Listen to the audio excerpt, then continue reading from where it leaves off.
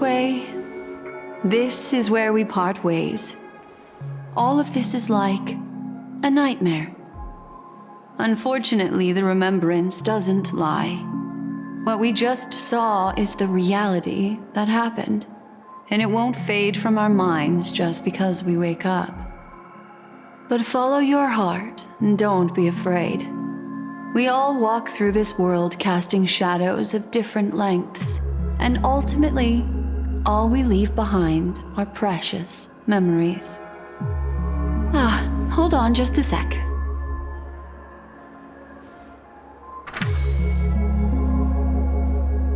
There you go, a small parting gift. If one day you unfortunately fall into the deep waters of the memory zone and there's no memo keeper to join you, hopefully it can guide you on my behalf. I also pay great attention to the ways of the world. Just think of this as an apology from me for hiding something from you. Then, I've something private to take care of regarding that Galaxy Ranger. Let's leave things there, shall we? What fascinating memories will you bring for me next time we meet? I sincerely look forward to them.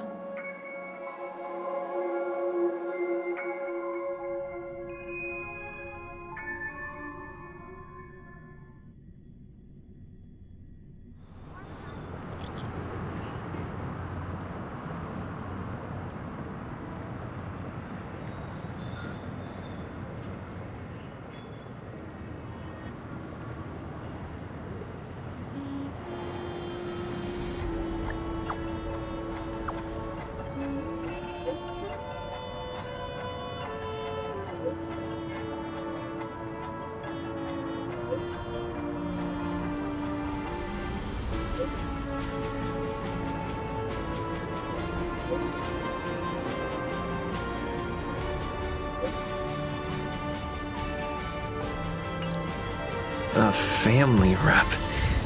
Is Himiko okay?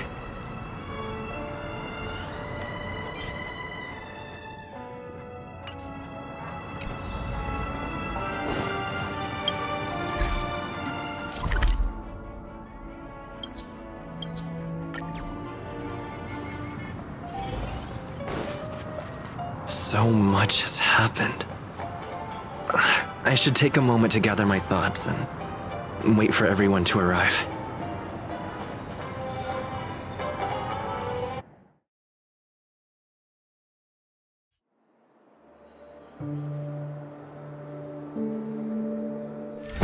Perish that blade now, Ranger. Do you still dream, Hunter? Of those slain by your hand?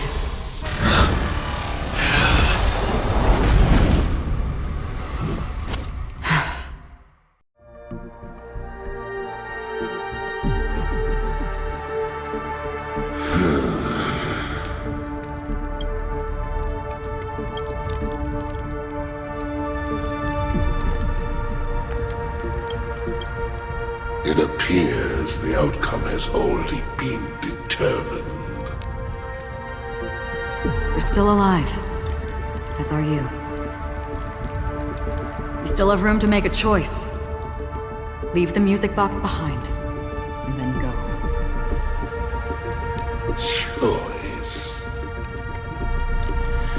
The bloody trail of the destruction leaves no room for hesitation. The Taurus Fire Demon. Even if you sacrifice your life for that Eon, you won't get special treatment. Ranger, you tread the narrow path of the hunt. You could never understand. We come from the fire, and are born bathed in fire. We spread, burn, and destroy, until all the kindling has burned out and we leave only ashes on the ground. Burning forms the entire life of a fire demon, from the beginning to the end. We are born to die, just to put into practice a profile of another universal truth. All things are created for the destruction. Your companions don't seem to think so. They fight for your chance at survival. They are my children, and just as I was, they are flames that have yet to burn white hot. They're still young, and I don't blame them. But my flames are faint, and time is running out. Can you see the planet of festivities in the distance? I plan to bring Purgatory with me there, and before that, I must surpass you. Why? Because on the path they have forged, you have traveled farther than I have. Emanator.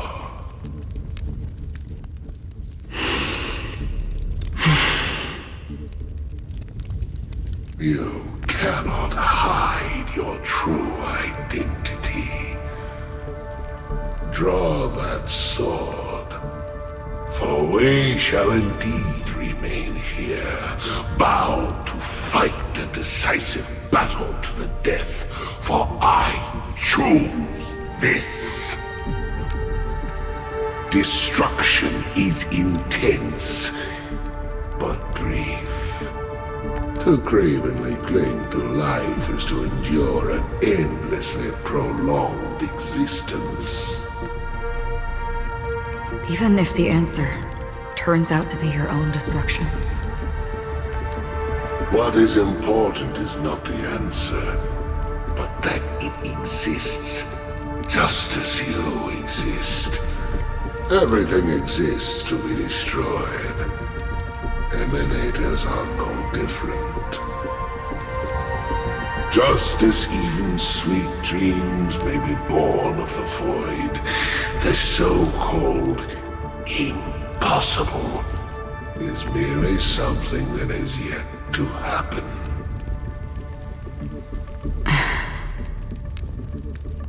All right. I accept. You shall witness the most brilliant and intense fire in existence. May this flame illuminate the farthest reaches of your bottomless dream. A bottomless dream. Yes, that's right. But you've made one small mistake. This blade remains in its scabbard not out of pity or scorn. It's a personal secret that I don't want to disclose, but perhaps out of reciprocity.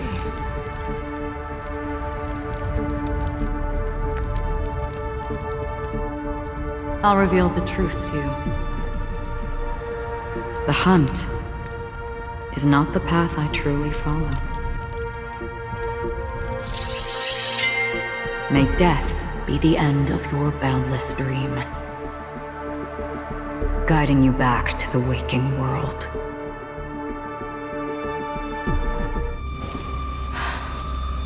I still see them in my dreams. Hold it. Your time hasn't come yet.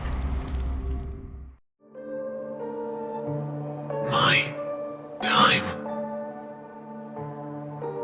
I've seen many clever disguises that can conceal appearances, but they can never cover up who a person really is.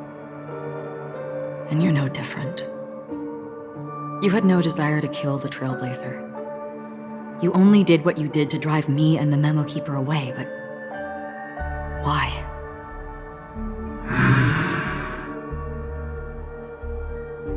Did Destiny's slave make you do it? You know, Elio. I thought this is just the kind of thing that'd get written into your script. My script has always been brief. Other than that, Anything beyond that is unnecessary. He knows my nature. There is but a single destiny from which no one can escape. And until then, I hold the privilege of choice. However, you appear to be ignorant of this, so it's time for me to inquire. Who exactly are you? Not your enemy, perhaps. That's not what I asked. I don't deserve your curiosity. Loners wandering the cosmos always have their secrets. Take me. I'm wanted by the IPC, so it's little wonder that I know something about the Stellaron Hunters. That's all. Maybe I can help. What reason would you have for doing that? I tend to forget things. Which is why, rather than memories, I'm accustomed to using my emotions to capture what I normally wouldn't otherwise. So, I know who is inside that cold armor. How about it? Ready to take off that armor and sit down for a talk? It's not yet time. I don't need help, but I can give you a suggestion that would make things better for you and me. If your goal is the Watchmaker's legacy, then go look into the family. Not only are they covering up the existence of death, but they're burying the past and the truth about what happens inside the dreamscape. Already on it. And the Astral Express is no enemy of yours. I know that. I just never expected to hear you say it. What's next, then?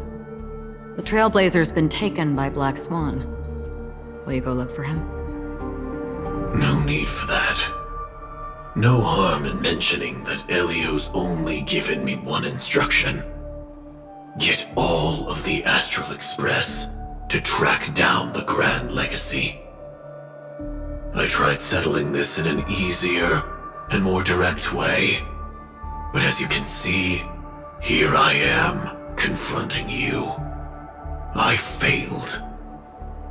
Can't ever go against the script. The so-called impossible is merely something that has yet to happen. That's it. Before we split, can I ask you one more thing? Is there anything else in your script about me? I'd like to know what kind of footnote I get to leave in that future foreseen by destiny. Unfortunately, not a thing came up. I knew it.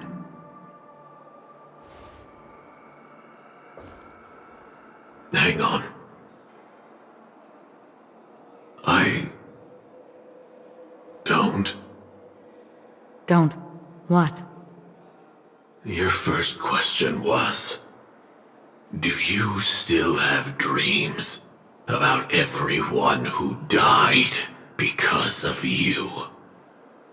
I don't. Never have. I was born without the ability to dream. I live for this cold, harsh reality, for a little light, and to burn, to keep on burning, until I turn to ash. So, I really envy you. Is that so? And you're already living in the waking world.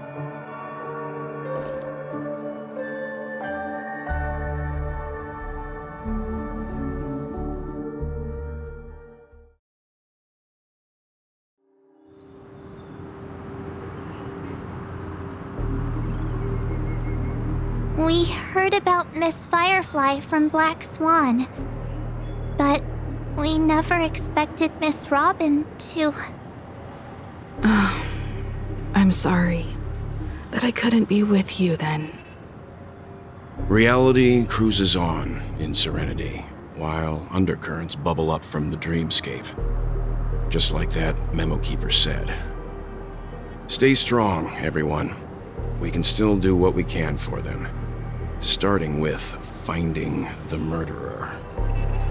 Let's recap everything then. The Trailblazer just reminded me of something. March, do you remember what that family rep who negotiated with us said?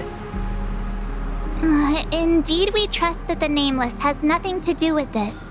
And we also beg each of you to help assist the family in verifying the identity of the deceased. That's how it was put, in reference to Miss Firefly. Looking back, he seemed a little evasive at the time. And he also failed to mention anything about the earlier murder, too. The family's planning on covering up all news about Miss Robin's death. If news gets out, Penacony's going to turn into a bloodbath. But the murder that followed closely after was obviously beyond their anticipation. The family had to try and turn things to their advantage by bringing in reinforcements from outside. The Charmony Festival is nearly here. They must be snowed under. It may also be that Miss Firefly's murder had so many witnesses that it couldn't be covered up. So they went with the flow and let more people on the scene to control the situation. After all, the nature of the two murders is fundamentally different. The family's first protective measure should be against malicious actors among the guests, such as that IPC envoy.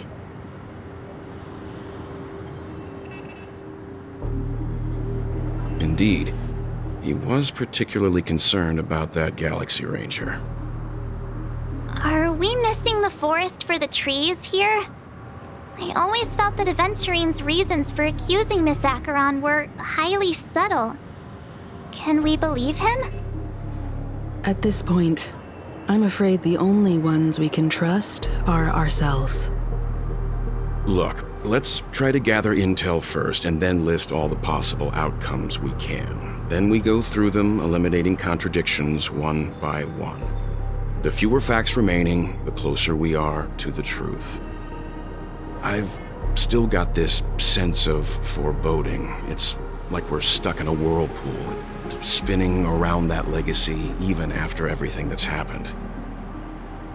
This time we're playing the role of a real detective. But before we start, what are we going to say to the family and Aventurine? As I see things, the family harbors no ill will towards the Astral Express. If they didn't trust the crew, they wouldn't have casually commissioned outsiders to investigate a case that's, in all likelihood, a scandal. Plus, this is the family's turf. Teaming up with them should make things easier for us in the future.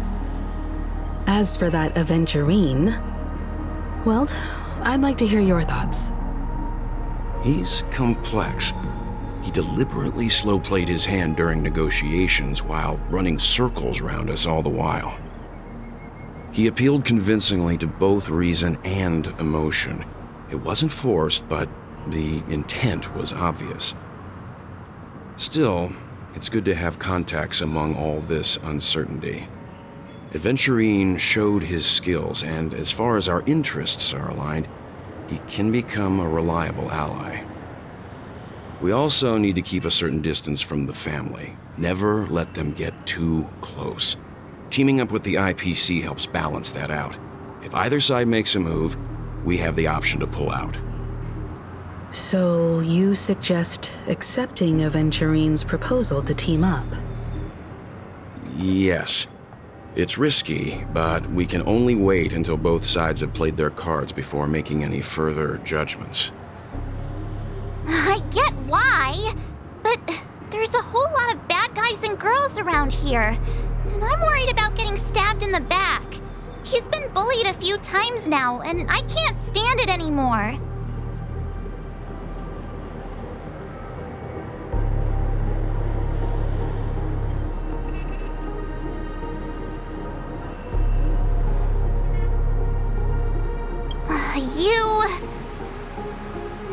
I can't accept this! Forget about it. Just let me keep an eye on him. If that doesn't work, we can just turn the tables and use him instead. Then, could you please reply to Aventurine? Everyone, take this time to put together your thoughts.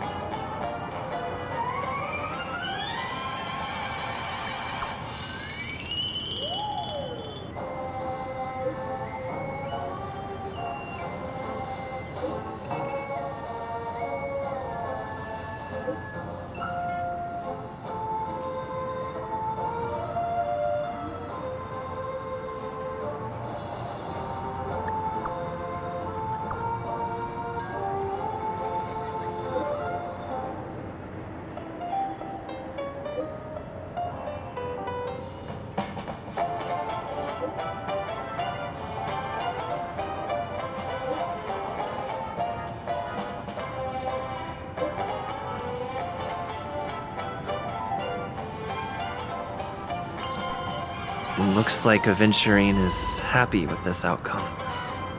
Let's tell everyone about it. Aventurine's goal is to try and recapture Penacony for IPC. To do this, he'll have to bring down the family in its entirety to create a big enough chance. The existence of death will be covered up by the family. So how does he plan on taking them down? It's gotta be something important enough that everyone will notice. But it also can't be anything too out in the open.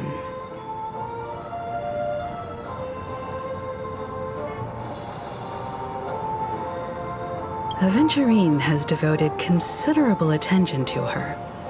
But this Galaxy Ranger, we know hardly anything about her and can't rush to any conclusions.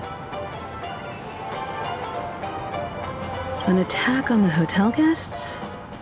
Unlikely. Penacony's guests include quite a few bigwigs known throughout the whole cosmos. People who not even the IPC would dare take lightly.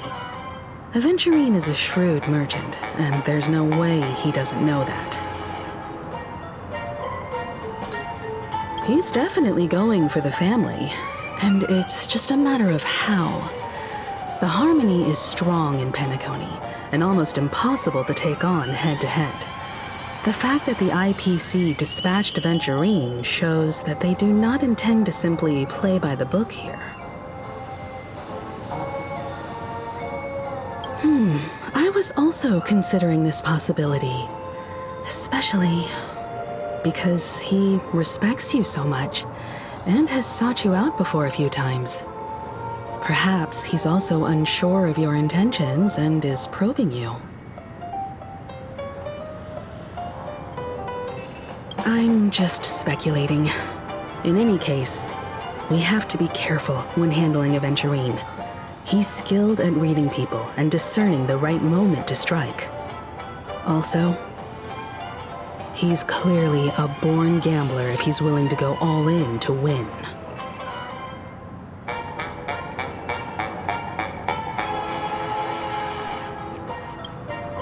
Aventurine said something that concerns me. He accused that Galaxy Ranger of killing Robin without any evidence whatsoever, but said nothing about her connection to that memory zone meme or why he was stalking you. It was a groundless accusation, which only serves to make him seem more suspicious.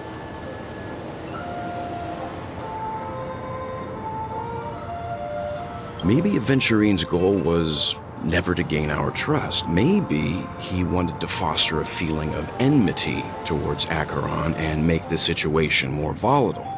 Two birds, one stone. However, I asked Dan Heng back on the Express to confirm that story about the Annihilation Gang and the lost messages. It wasn't something that Aventurine made up out of thin air. You've met her many times now. What's your impression of Miss Acheron?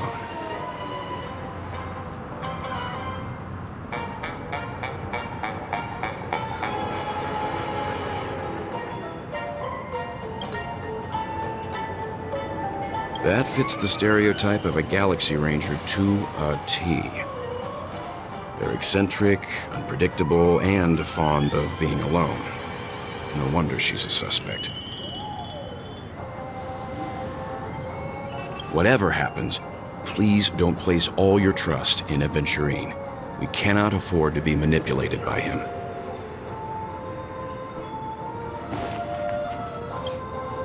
If Aventurine wants to bring down the family, he'll have to create a big enough chance. After everything he's done so far, what is his goal? I really love Plucky. A majestic hall of art. I hope it's not too soon to bring it up, but I feel like Miss Robin isn't actually dead, but that she's still alive and well. Somewhere. That everything's just some horrible prank. Because aren't we supposed to be inside a dream?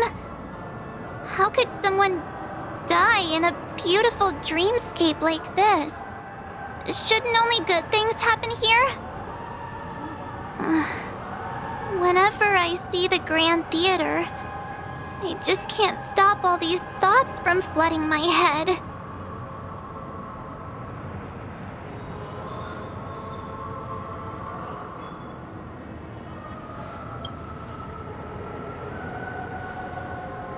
No. After all, they've brought everyone this sleepy dreamscape, which everyone loves. I just feel like I'm starting to understand them less and less. Everyone's still having a great time out there on the streets. Nobody knows what's happened. It's all so unreal. As if Firefly, Miss Robin, and us were all outsiders from another world. Aw, what a mess. I really want a nice cool drink of soda to help me calm down. But then I'd be just like everyone else out on the streets. Looks like Aventurine doesn't need anything else. Let's turn our attention to the family's assignment for now. Himiko, what do you think? Among our current clues, the two murders that he witnessed are the most directly connected. I suggest starting here. One thing I'm curious about is, if a person dies in a dream, what happens to them in real life? Seeing as we're at the family's behest, why not pop back out to reality and verify Miss Firefly's situation back at the hotel? Perhaps we could also make a few inquiries about her while out there. How about we split off into two groups? There are still some things worth focusing on inside the dreamscape. I'll investigate those, and we can link up again later. Worth focusing on? Oh. No problem. I'll leave it to you then. Huh? Aw, I thought I'd finally get to see Himiko and Mr. Yang go out on a mission together. Oh well. Take care then, Mr. Yang. I will. Keep in touch.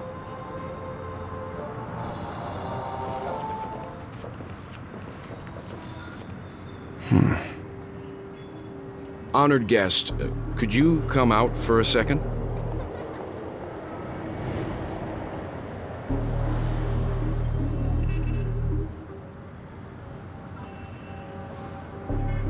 I'd be embarrassed too, getting stared at like that.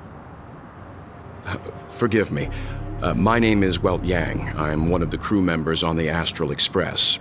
I believe you've met my colleagues. Welt. Is there something about my name? First, don't you want to know my name? I already do, Miss Acheron. You're a prominent figure in Penacony. What are they saying about me? Some claim that you're the real culprit behind these murders, that the Annihilation Gang's tragic fate at the banquet was a result of your blade, and that you're now attempting to unleash another bloodbath on Penacony. The Annihilation Gang. Ifrit of Everflame Mansion. Tragic fate. That Duke turned his dying body to flames and sacrificed his life as a martyr. He was a determined and heroic pathstrider. Not even a villain should be disparaged like this. And what's more, there were plenty of suspects invited. Do they really think that a blade is more dangerous than that black hole you're wielding? Keen intuition. Not even the family managed to point out the truth behind this cane.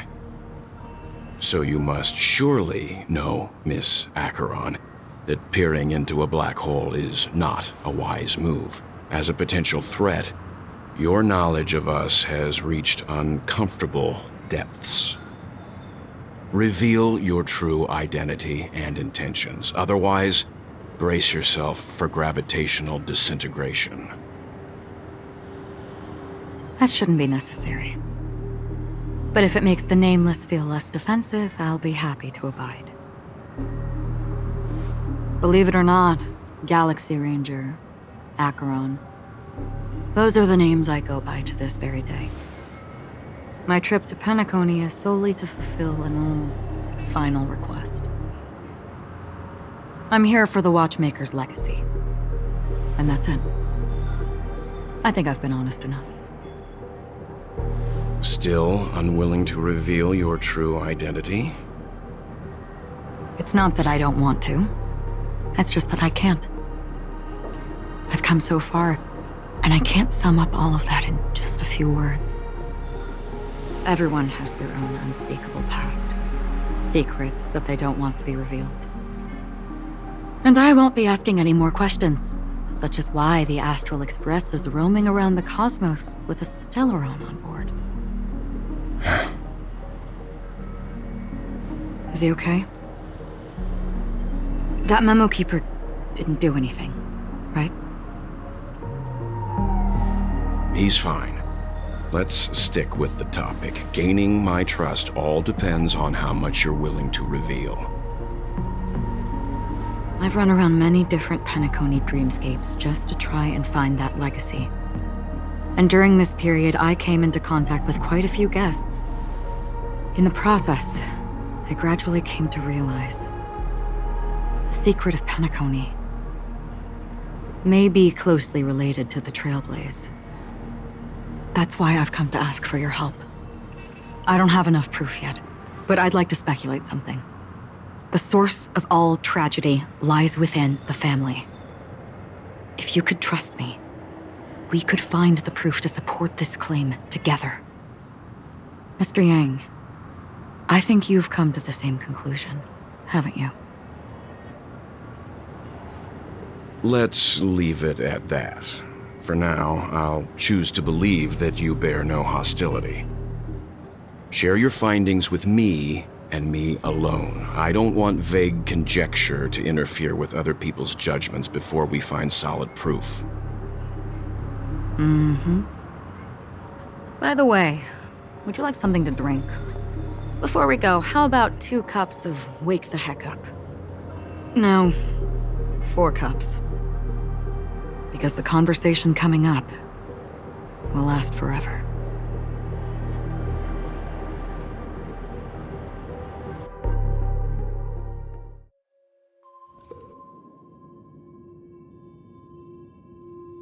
I've been watching her closely for a while now, and the first invitation was in the banquet hall of the hotel. She just sat in one corner, keeping silent, chugging down a couple cups of Wake the Heck Up. I told her it's a pungent, bitter beverage, not the taste of sweet dreams, only for people allergic to Soul Glad. And she said, Really? But I don't taste any difference at all between them.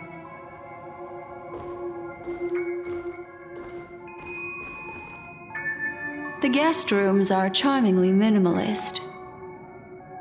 An aesthetic you share, Miss Acheron. It's a cinch. This music box. The invitation received by the Annihilation Gang. There are latent memories that linger on it yet. You see, memories of you are not yours alone. They travel in other people, other things. I know much, and I can predict even more. With some help, the dead can be made to speak. The Annihilation Gang, that band of desperados who all disappeared after meeting you. What exactly happened to them? Well, let me reveal all.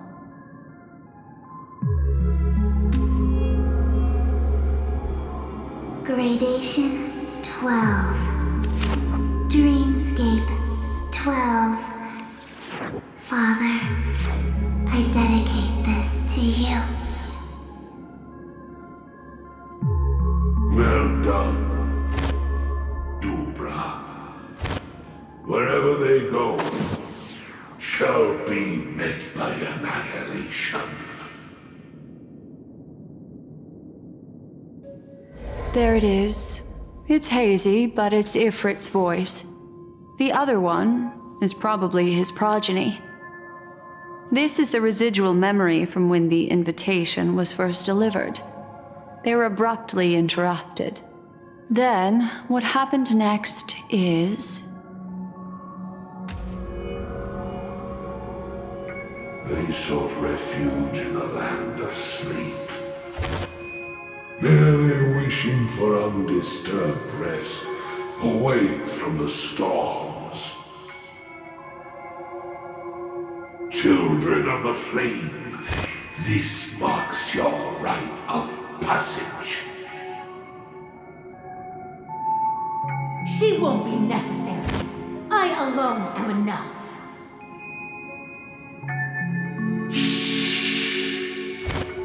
When have those on the path of destruction feared death? The Everflame Mansion has set out on a journey. Those poor people, they have no idea what lies in wait ahead of them. Memory recovery is going well, but slowly. She'll be here soon, and time is short. There's nobody else here, so there's no need to be delicate. In fact, I think I'd better go all out.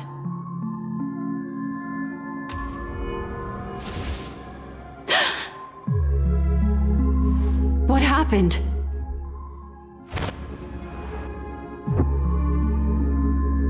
The memory after that is blank. How is that possible? This music box fell into Acheron's hands, and she brought it to Penacony. That's a fact, and that's how it should have gone. But along the way...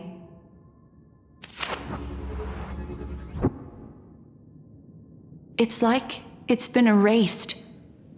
Who's done this?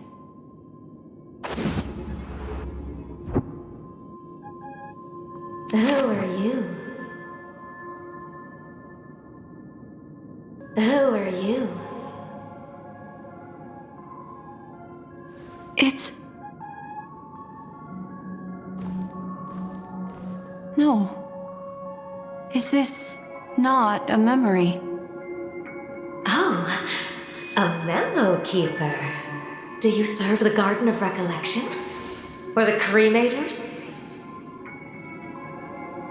My name is Constance. A pleasure to meet you. We were supposed to meet in Penacony and spend an unforgettable time together. But that seems unrealistic. Dahlia's not welcome on the banquet star, and I don't need a coming-of-age ceremony. And you, I know what you're looking for. Want her secret? I can give it to you, and then you can enjoy the banquet for me. I wish you unforgettable Memories.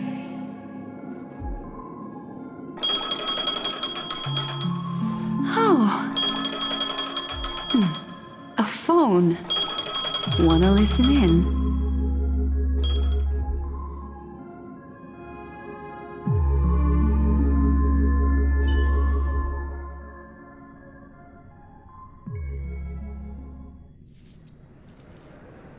A few days ago, the IPC made an announcement.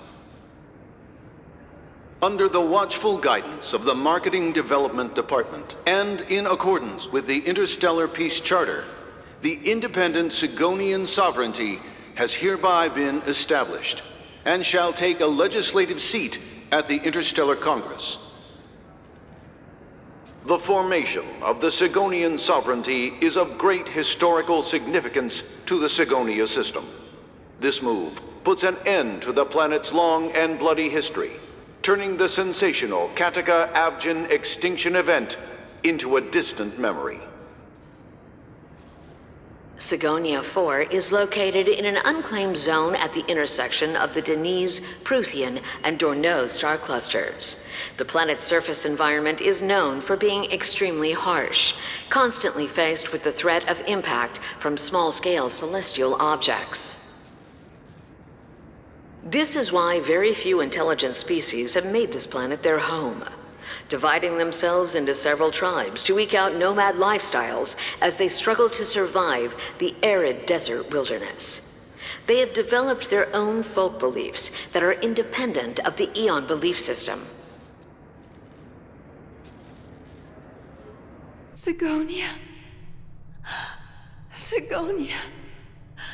Ravenous eye of the storm, spurned by all the gods.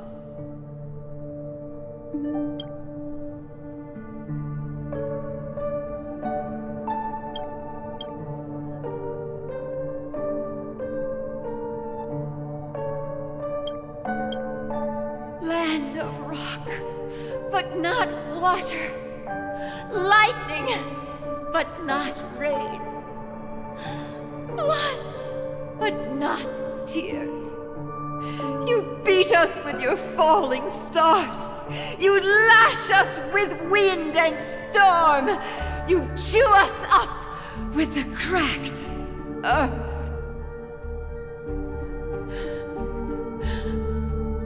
You promised us a land of honey, yet yoked us beneath a sword of bitterness. Oh, Gaiathra Triclops, if thou can hear me, please open up thy 3 eyes and gaze upon this child. When you took his father, my child was still sleeping in my belly. And where my husband went, I too soon must go. I don't ask for a peaceful death, just for you to tell me, does the baby swaddled sweetly asleep? Does he dream of his mother's heartbeat and the sound of falling rain? Please tell me whether this life is all just a fleeting dream. Otherwise, why would this child be born to face impending death? Mommy! Mommy! Mommy, the rain! It's raining! Raining?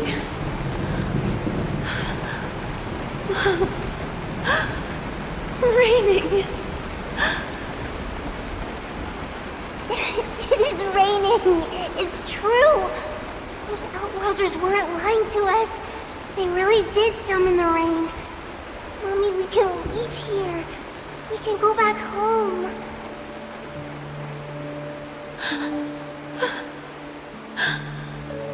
Back home.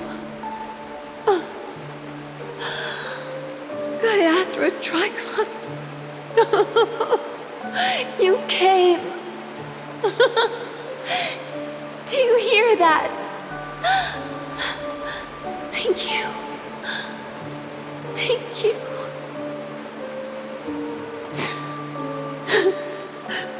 Darling, listen. This is the sound of rain. On the day you were born, the sky also sent down a gift like this from Gayatra.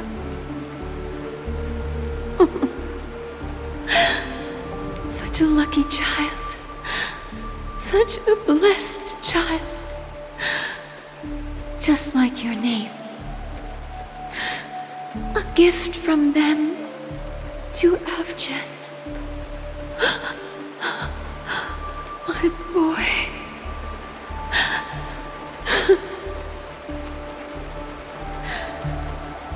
May the goddess Gayatra close her eyes 3 times. Keep your blood eternally pulsing. Let your journey be forever peaceful. And your schemes forever concealed.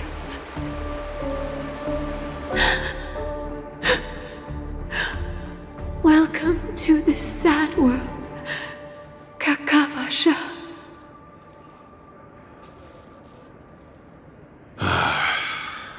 Time to wake up, gambler.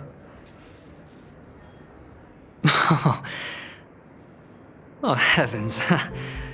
I must have drunk too much Soul Glad. Didn't expect you to be back so soon. How is it? Find anything? Just as you guessed. Nobody outside knows about Robin's death. There aren't even baseless conspiracy theories. They're still streaming the rehearsal for her ceremony, using a stand-in, I guess. They must be dreaming. Of course. Who could imagine that death would actually descend upon the idyllic dream created by the family? Let alone that the victim would be the female lead of the Charmony Festival. To be honest with you, I didn't believe it. I even tested it a few times myself, until I discovered that I couldn't actually die. Whenever there's any danger, I'm forced awake by the dream pool, and it's all as if everything were just a nightmare. That's why I'm convinced that there are a few big secrets lurking behind the scenes. Then you must have heard about the Memory Zone meme. When I graciously deigned to establish connections with the Oak family on your behalf, they were quite in a pitiful state of disarray. Besides Robin, there was another body. I don't know the exact details, just that it was a stowaway. 2 murder cases? I told you something seemed off about the Nameless. He must have come across the other one. This murderer is a psycho. But I have to admit, the case should be easy to crack. We can leverage the family's malfeasance and let the IPC use this as a reason to intervene. It's just that their trickery runs deeper than I thought. Robin's stand-in was all ready to go. These 2 murders are definitely getting hushed up. What should we do? Let me think. It's too rare an opportunity to miss out on, so I gotta be careful. Incredible, gambler. Have you already exhausted your limited repertoire of tricks so soon? There are plenty of chips, but it'd be best to choose carefully. The most straightforward has to be Robin. Remember? That masked fool once told me to find a mute as a friend. Robin is what she calls the mute. She has lost her voice, and while most people can't pick up on it, you and I cannot mistake that sound. Not produced by any voice box, but rather by the resonance of the harmony. If that girl hadn't gone hoarse from singing practice, there'd only be one possibility. Something was up with the family. Or Robin herself. To get to the bottom of this, I tried every way I could to meet her. But she died. Right before my very eyes. A complete and utter loss. Incidentally, it seems to have resulted in your rather undignified arrival on the interrogation stand. There were eyewitnesses at the scene, and the family, in their graciousness, has tentatively accepted your alibi. However, for the foreseeable future, you shall, regrettably, find yourself under the vigilant watch of the hounds. Well, things aren't looking too optimistic, Doctor. Starting to break out in a cold sweat. Do you reckon there's still any chance of a comeback, given how things are? A probability? Yes, it exists, but it verges on the infinitesimal. To phrase it in a manner more befitting the vernacular of Penacony, you're dreaming. But if you simply can't control yourself and want to try your hand, then there just so happens to be a suitable candidate. That man wants to see you again. Who? Sunday. Is this a public hearing or a private trial? If it were the former, it would hardly befit my stature to stoop to the role of a mere messenger. Fine.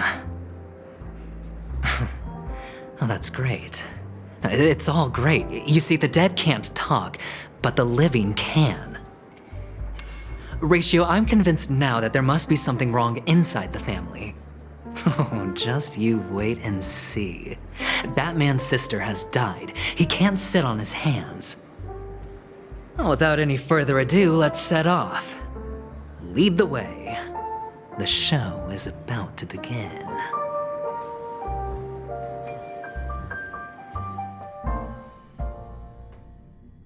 We're here. The Dewlight Pavilion is the Oak family's fortress and a place where heads of the families meet to discuss great plans for Penacony. Fortress? I like this metaphor. I dealt with the warlords of the Amanicus star system not long ago, and their synchronized orbital manor wasn't this heavily guarded. This mansion nominally belongs to Sunday, and is very befitting of its owner. Without his express invitation, the likes of ordinary guests would never grace these grounds in their lifetimes. Look around while you still have this moment of freedom. Hey, Doc, whose side are you on anyway? Who's to say I won't sell you out? We'll see. When we meet the authoritarian master of the Oak family, I'll pry an answer out of him. Follow me and I'll bring you to his parlor. Hold your tongue and let me deal with the members of the family.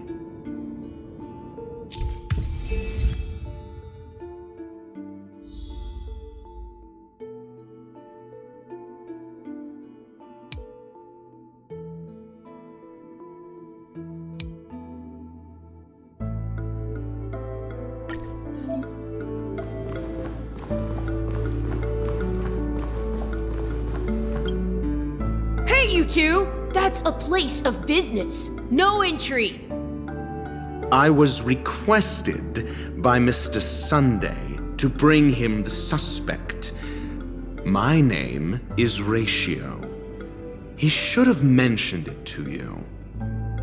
Oh, I remember you. Veritas Ratio.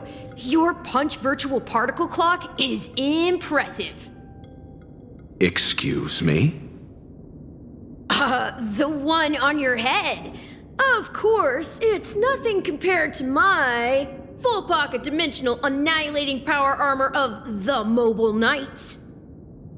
Right, and as I mentioned, that fantasy raiment of yours doesn't exist. That's because you can't see it. Like I say, only family can see the glory of the mobile nights. Enough. Get going. Don't keep Mr. Sunday waiting. It seems like the idiocy index here is no better than it is out there.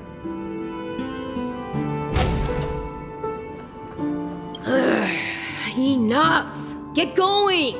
Hey, don't keep Mr. Sunday waiting.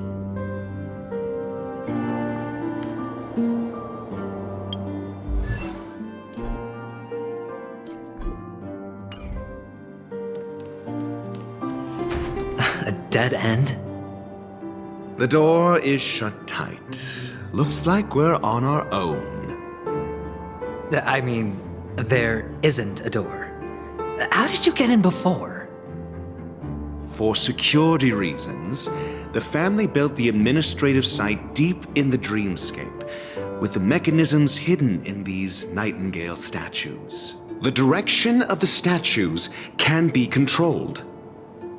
On the previous occasion, an attendant named Kona had gone to the side room to verify something before setting the statues in the correct positions. Well, maybe we should do the same. Let's go and take a look. Of course, we can also use brute force.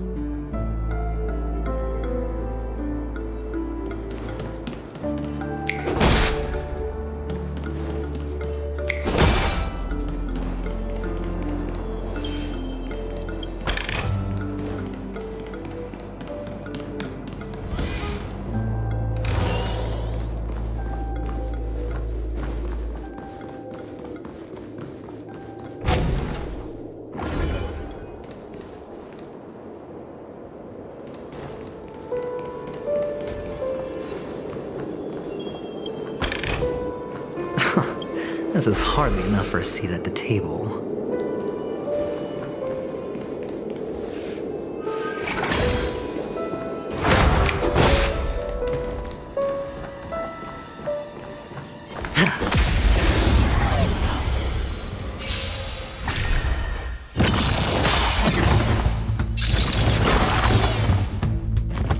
No dirty tricks. High stakes, high rewards. Spend freely. Time for a buzz.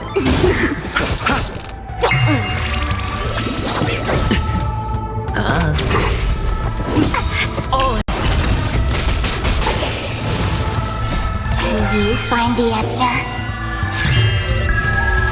Time for a buzz. Feeling spiffy? It's on me. Bust. Or maybe I'll take it off! Time for a buzz.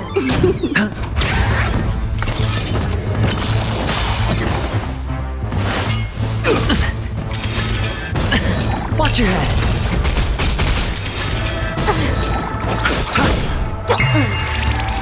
Spend freely. Bust. Or maybe I'll take it off! Time for a buzz. This is double speed.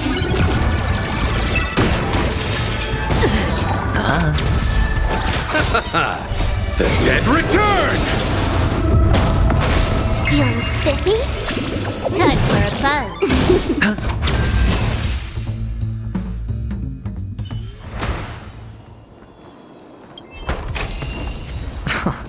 This is hardly enough for a seat at the table.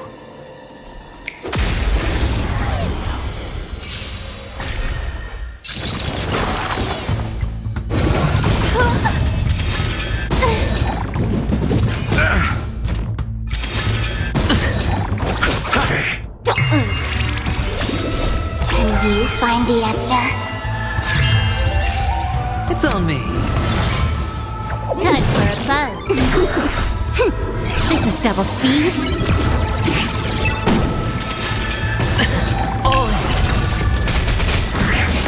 Bust. Or maybe I'll take it off. Like that, huh? Feeling spiffy? Spend freely. Time for a buzz. Watch your head.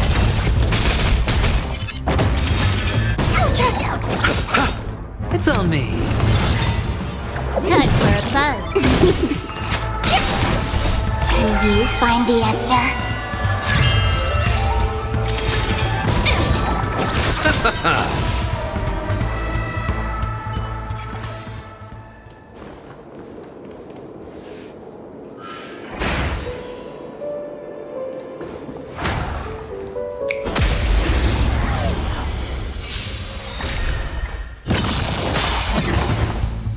The dead return!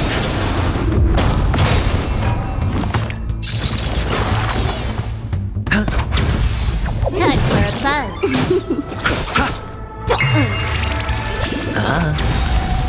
Bust. Or maybe I'll take it off!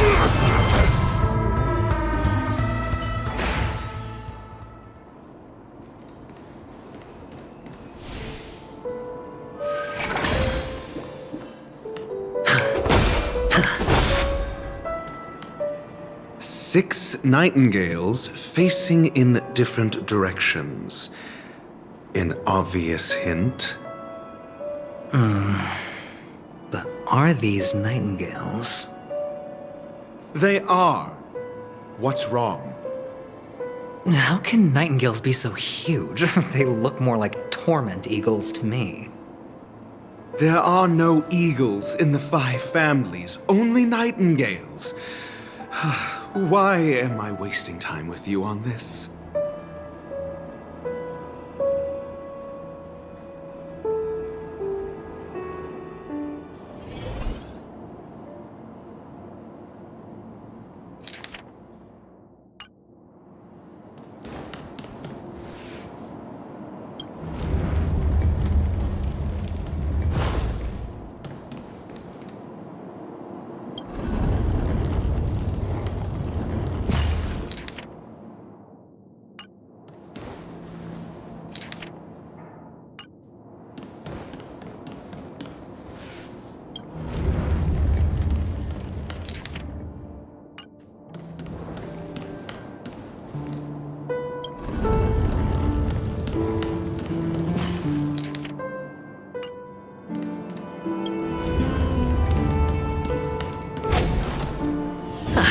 Just as I thought. Here's the correct answer. A truly miraculous discovery. Perhaps I should offer you the chance to join the Genius Society. Really? I thought you'd given up on that already. I was being sarcastic. Can't you tell?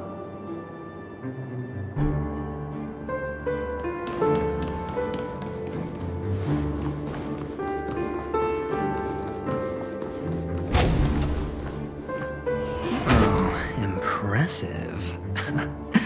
So much for Mr. Sunday's reserved, virtuous image. Do you need me to remind you? We're in a dreamscape. No matter how grand the mansion looks, it'll not affect Penacony. Stop wasting your time nitpicking the family here. Yeah, you're right. The only way to destroy the family is death. Sunday must have thought the same. Let's head down.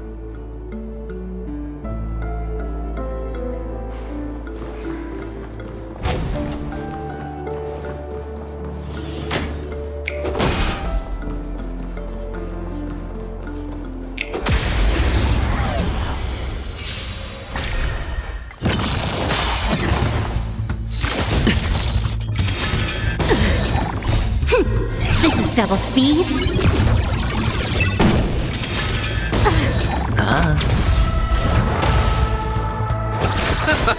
Feeling spiffy? Time for a buzz.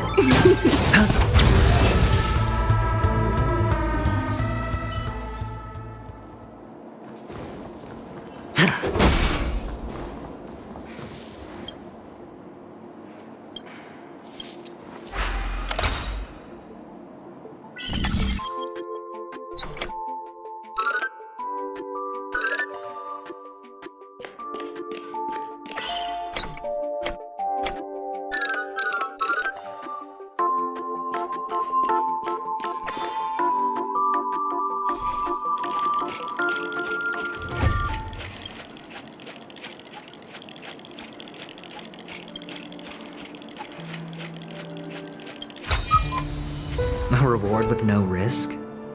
I'll take it.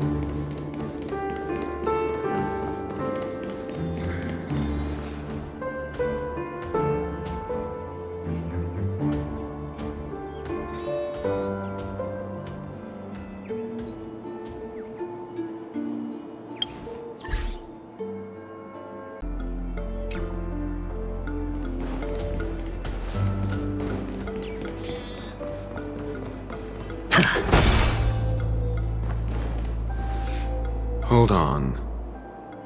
Huh? What's wrong? Are we heading the wrong way? No, but this door is locked. My friend? Did you really make an appointment with him? It's a trial.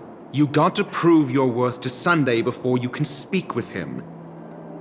If I'm not wrong, we need to find a way to open this door in the hall, or this place will be our prison.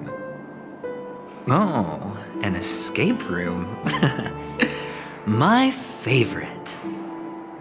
Get serious. I've no time for games. Let's head back. The hint is probably in that prominent sandpit. Wow. That's an enormous sandpit. I'd love to build a tall building for myself, once I have enough savings.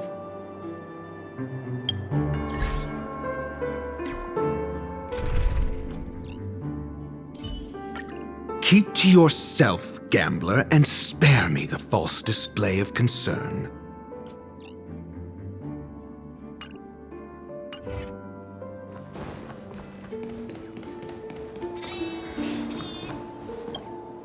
Oh, look. There's a noticeable gap in the model. I believe you're right. There wasn't a gap before. That man must have done it intentionally. Well, with your brilliant mind, you shouldn't have any trouble recalling what was here last time. Right, Doctor? Of course. Let's look around. When I see it, I will know it. Fine. Fine. Why do I feel that we're pursuing a degree in burglary now?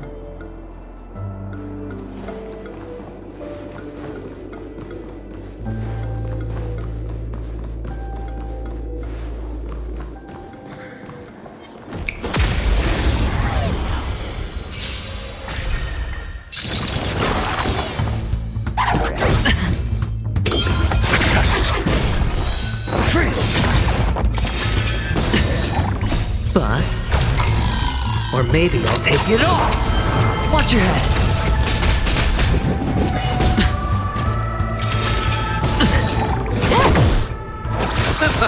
Spend freely.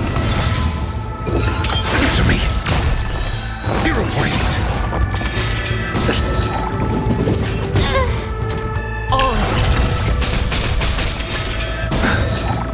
The dead return!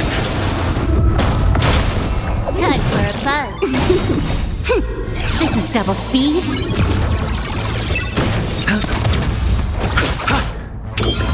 Test. Time for a buzz. Answer me.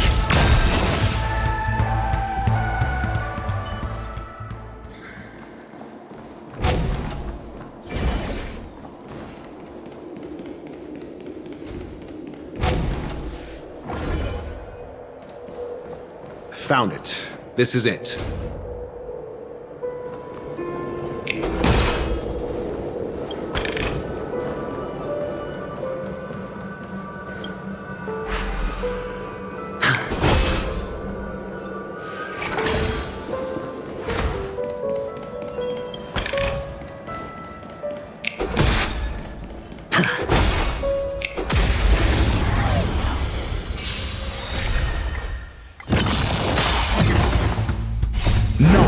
the measure of truth and falsehood.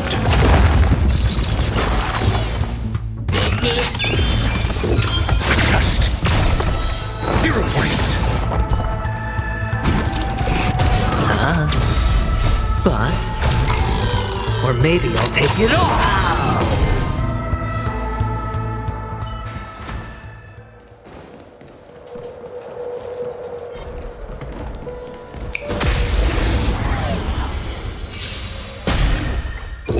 Answer me. Free.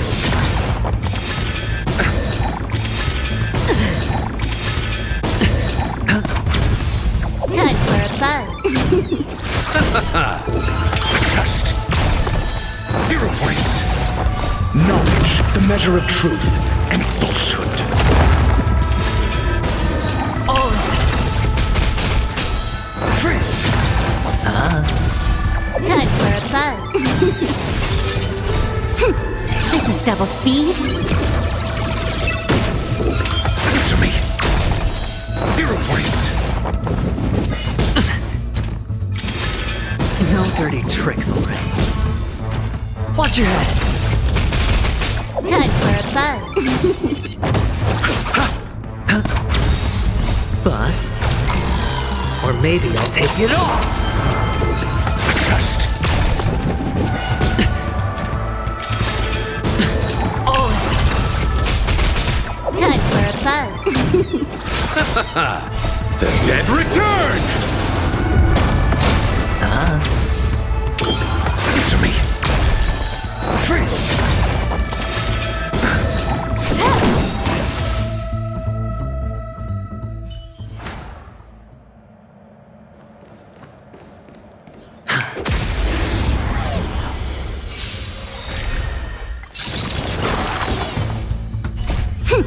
This is double speed. Test. 0 points. Knowledge, the measure of truth and falsehood. Time for a buzz. Free.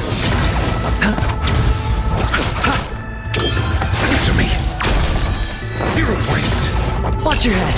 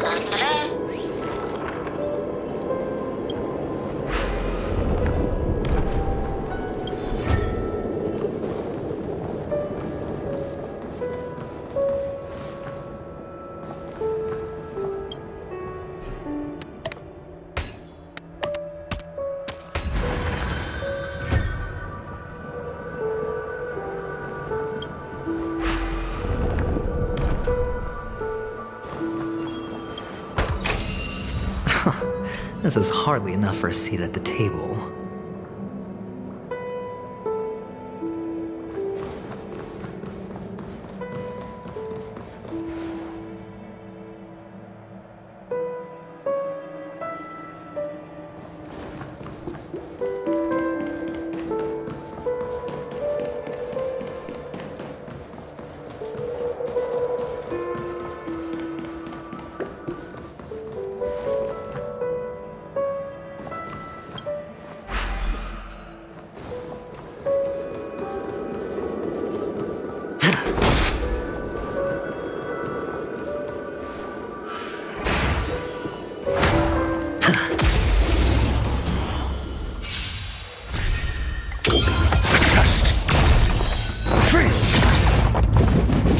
No dirty tricks, all right. Bust. Or maybe I'll take it all.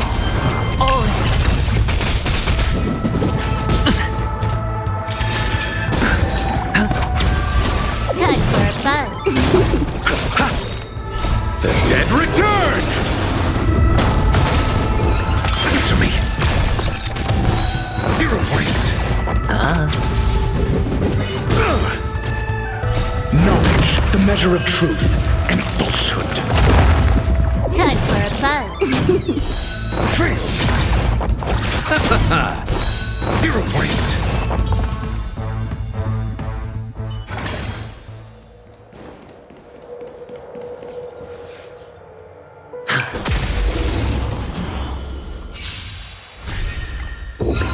Test. This is double speed.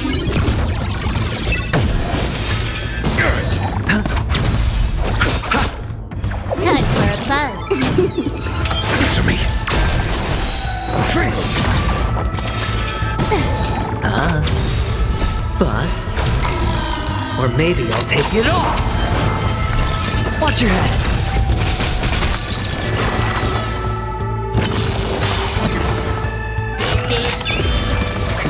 Mediocre.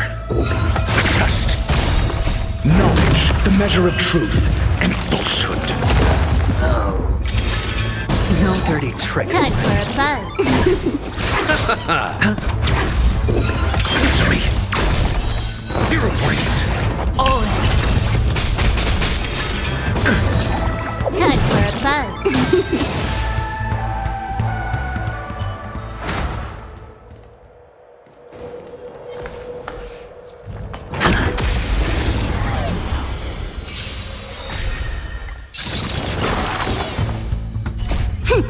This is double speed.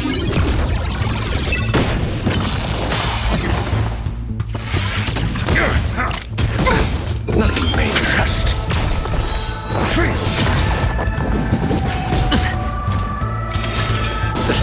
Watch your head.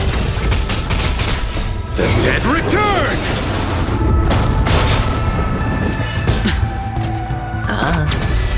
Time for a buzz. Answer me. 0 points. Knowledge, the measure of truth and falsehood.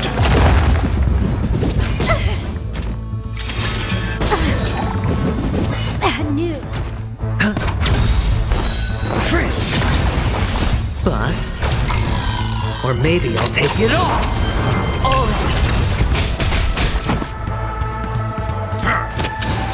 Time for a buzz. This is double speed. Test. 0 points. Bloom.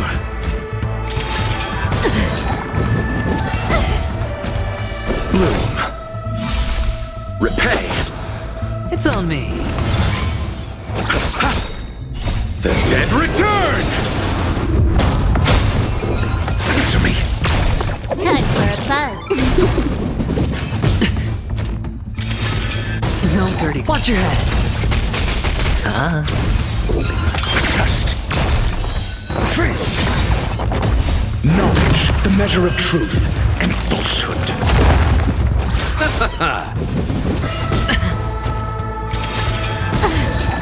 Time for a buzz.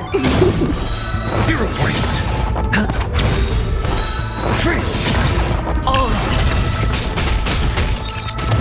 Bust. Or maybe I'll take it all. Answer me. 0 points.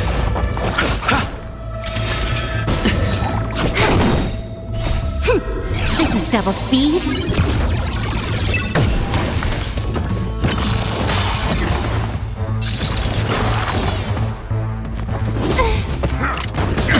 Watch your head. Test.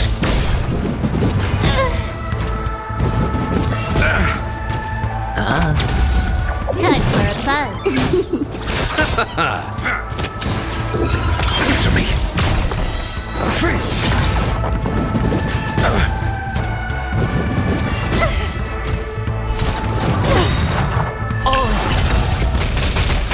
The dead return. Knowledge, the measure of truth and falsehood. This is double speed.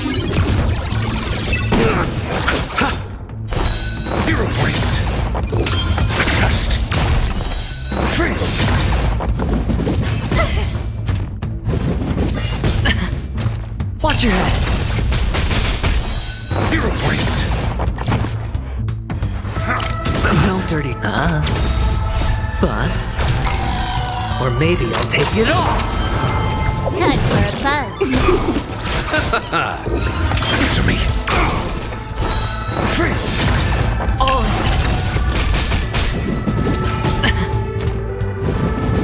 You fool!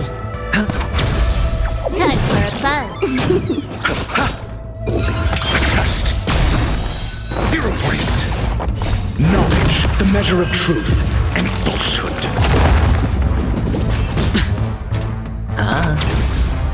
Time for a buzz. Free! Watch your head! 0 points!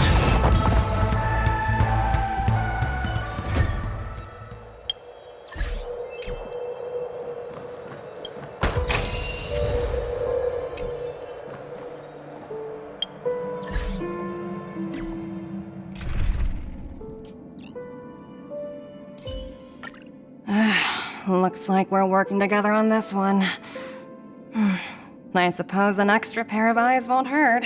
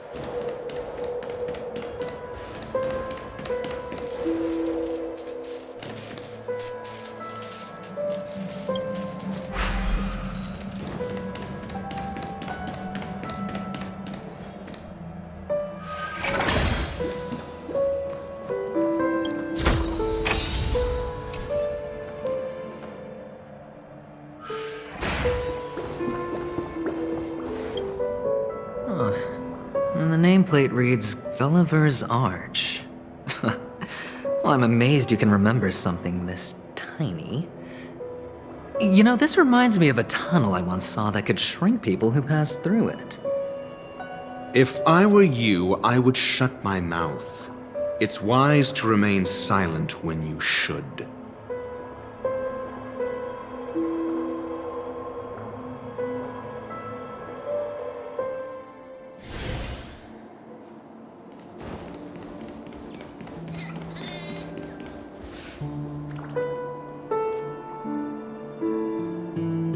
Oh, this reminds me of one of those building toys. You know, with the blocks. I've never played with them before. I wonder if it's more interesting than stacking chips.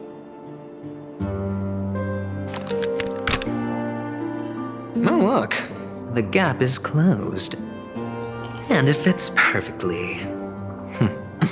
So, what's next?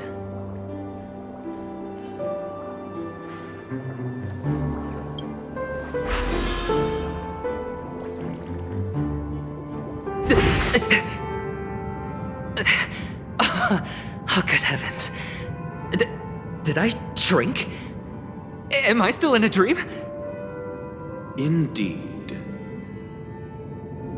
Oh, Doctor, you're huge. It's me! Down here! In the sand pit! Oh, actually, I think we could make this work for us. Just find a way to slip me into Sunday's collar, and I'll infiltrate the family just like that.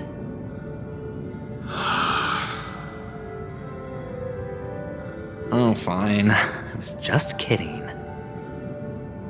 Let's find a way to open the door.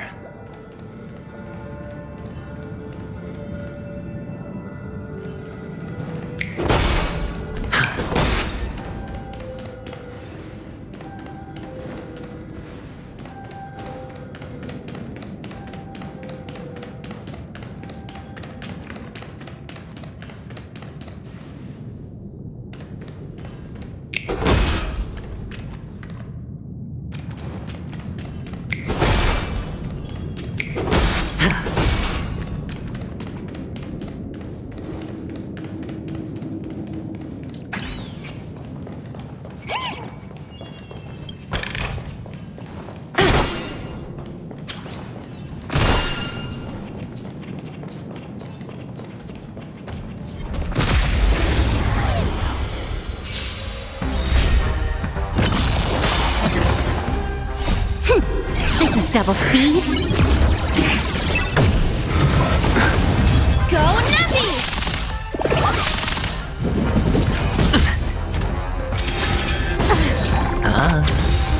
Bust. Or maybe I'll take it all. The dead return! Time for a buzz. Liquidation!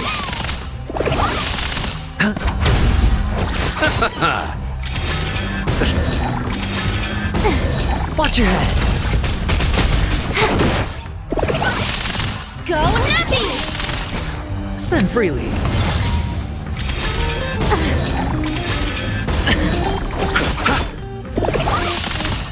Time for a buzz. This is double speed. Liquidation! Right! Investing in victory means playing the long game! Bust. Or maybe I'll take it all. Ribbit trip!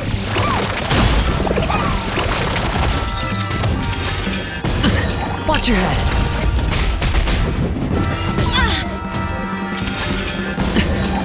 Time for a buzz.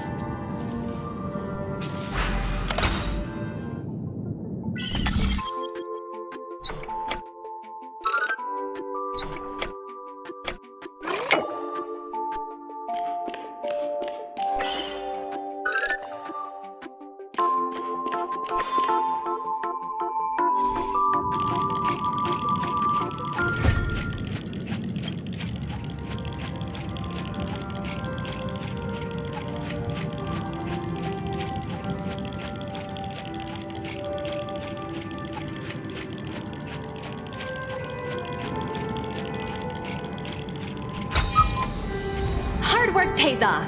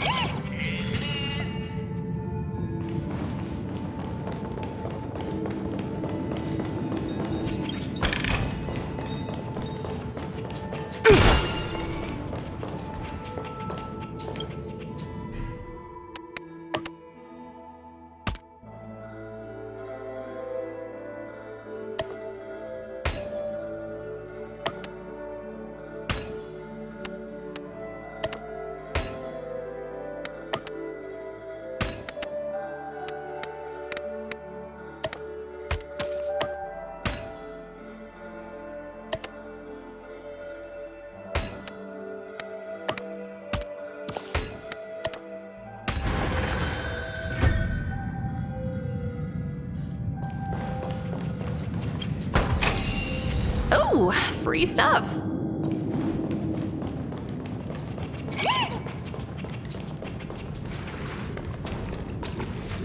Hello! Welcome to the Golden Hour base model. I am an Oak Soldier. I will be here to guide you through the tour of the base model. Happy to be of service.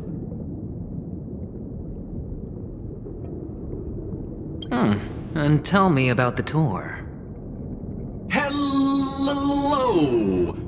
Welcome to the Golden Hour base model. I am an Oak Soldier. I will be here to guide you through the tour of the base model.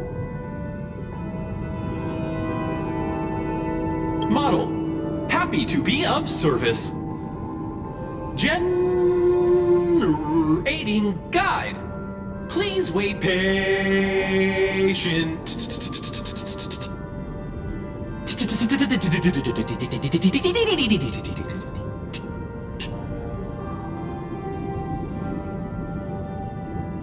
Found the nearest check-in spot.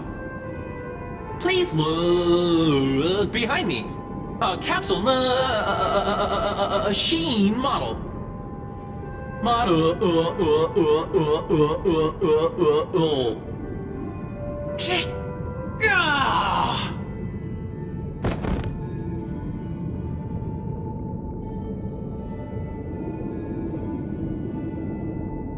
What's up with that? Now the family's toys are trying to frame me? I didn't do a thing to it, Doc. You've got to be my witness. I saw nothing.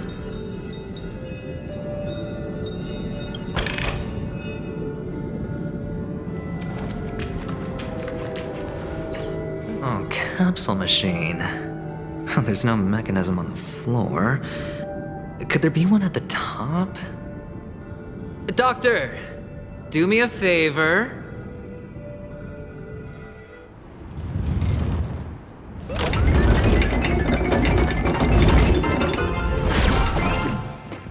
So, I was right.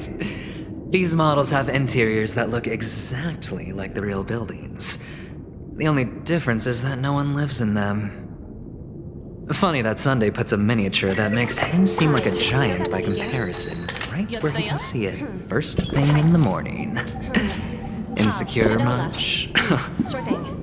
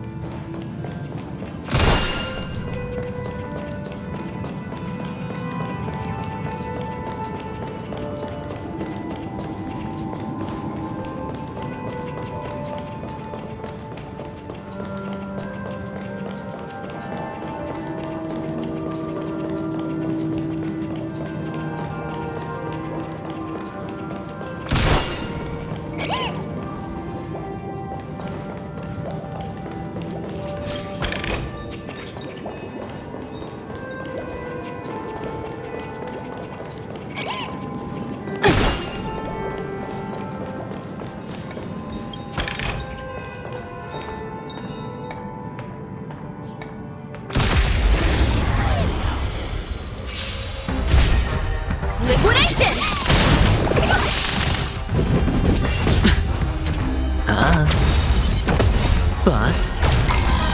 Or maybe I'll take it all!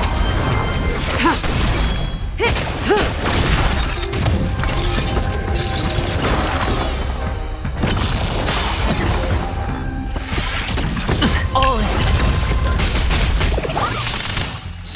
No dirty tricks. Stand still. Right! Investing in victory means playing the long game! Watch your head. Blade of moonlight. In lunar flame.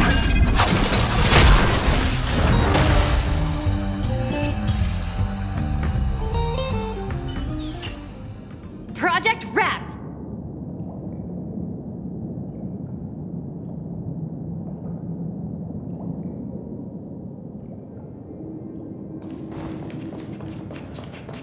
Oh, one of the fragments flew upstairs. I'll need to use the pinball machine to flick myself up there. But it's tough.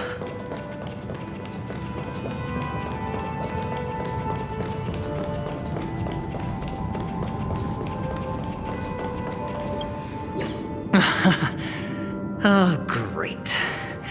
There's another pinball machine base here. And it's empty too. Doc! I'll need your brain power again. There's no need to yell, I can hear you. The pinball machine must be hidden somewhere in the hall, like the arch. Wait here, and I'll be back in a minute.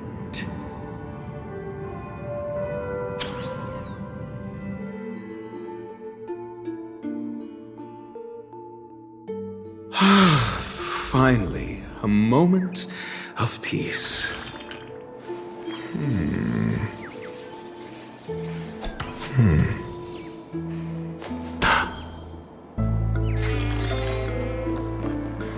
Doctor! Shake a leg?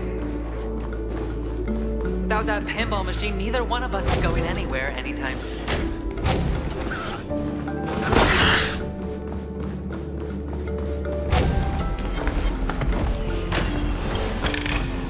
For the theater of the mediocre.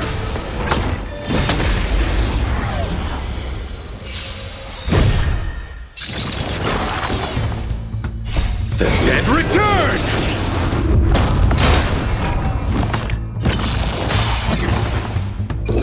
Answer me! Time for a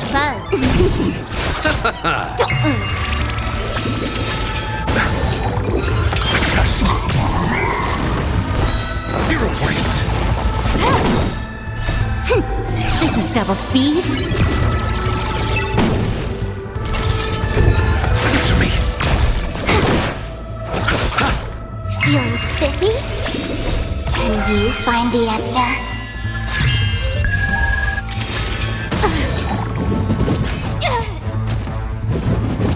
You fool! Knowledge, the measure of truth and falsehood. Bloom. Repay. The dead return! Free.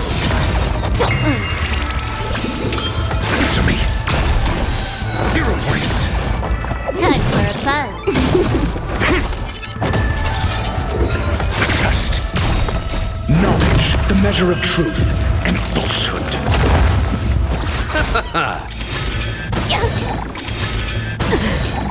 Time for a fun. This is double speed. Answer me.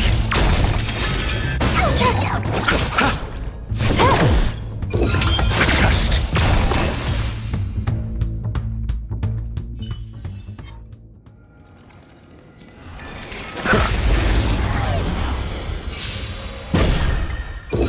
Answer me. Free.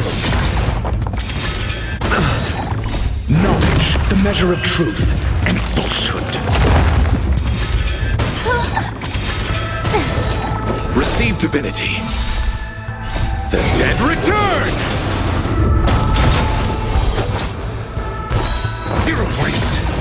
Feeling spiffy? Can you find the answer? Test. Finish.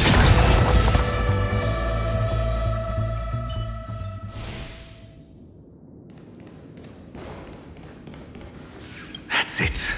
Pleasant moments of solitude are always fleeting.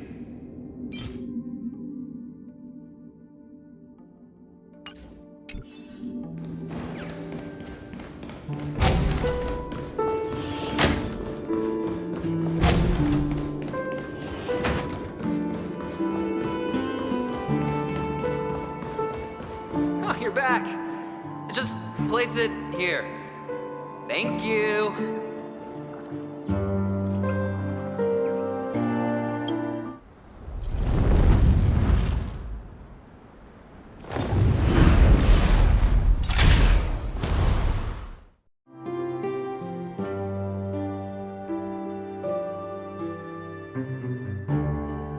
Thanks, Doc.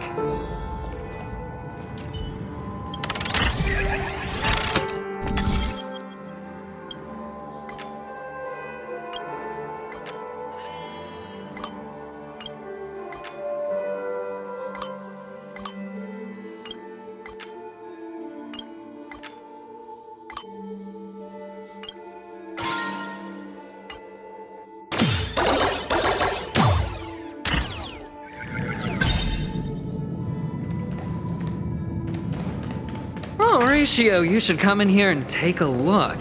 The view here is breathtaking. Honestly, you could easily squash me with just a pinch. If that is your wish, I will do so without a moment's hesitation.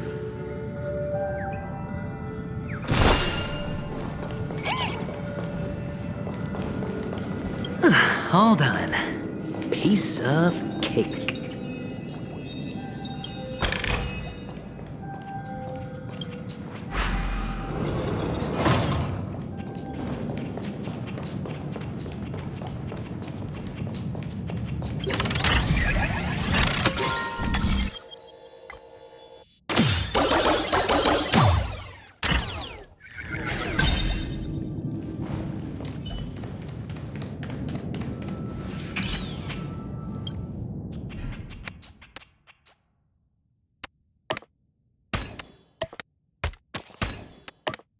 And the joyous tour of Toy City has come to an end. Makes me feel sad. Penacony isn't all bad, right? I'll use this interesting experience as a talking point at the poker table.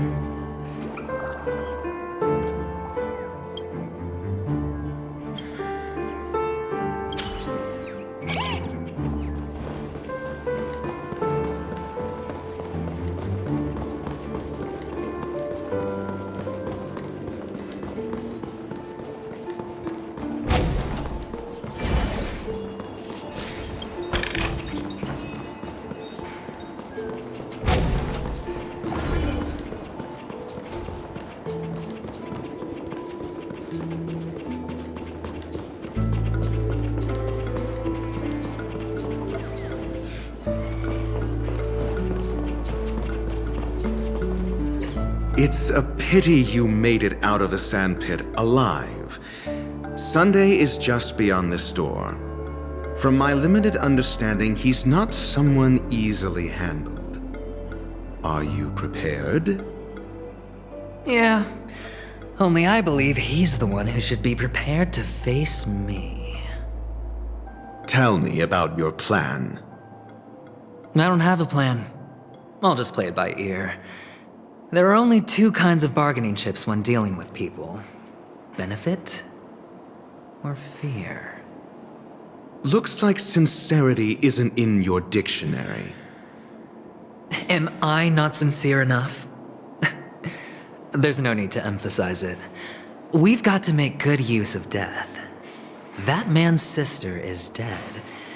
He won't be able to turn a blind eye, and that's fear. And I'll help him find the murderer. He can't do it due to his status and position, but I can. And that's benefit. On what basis do you believe he's incapable, necessitating the delegation to someone from a rival faction, the IPC? Simple. Because that murderer could very well be a traitor hiding inside the family. Do you mean the Galaxy Ranger whom you accused previously? That was just an excuse, good doctor. There's something wrong with that woman. We need someone who can keep her in check. It's better to minimize the variables outside our control while we execute our plans. Moreover, I need to know her identity. If I'm lucky. She could be an important pawn. And it's good to have more helpful friends when dealing with this matter. But honestly, the murder case is likely unrelated to her. I believe my standpoint. There's a rat in the family. Otherwise, why would Mr. Sunday arrange a private meeting with us? This isn't an interrogation, but a secret negotiation. We'll see. Using Robin's death as a bargaining chip, I'll win back my freedom and power. In the end, I'll ruin this beautiful dream and create the grandest death. If the chance of winning is just beyond this door, even if that chance is close to zero, well, you can't win if you don't play, right? Ah, the charming audacity. To think that you, of all people, might emerge victorious, dear gambler. 3 chips are enough. All or nothing.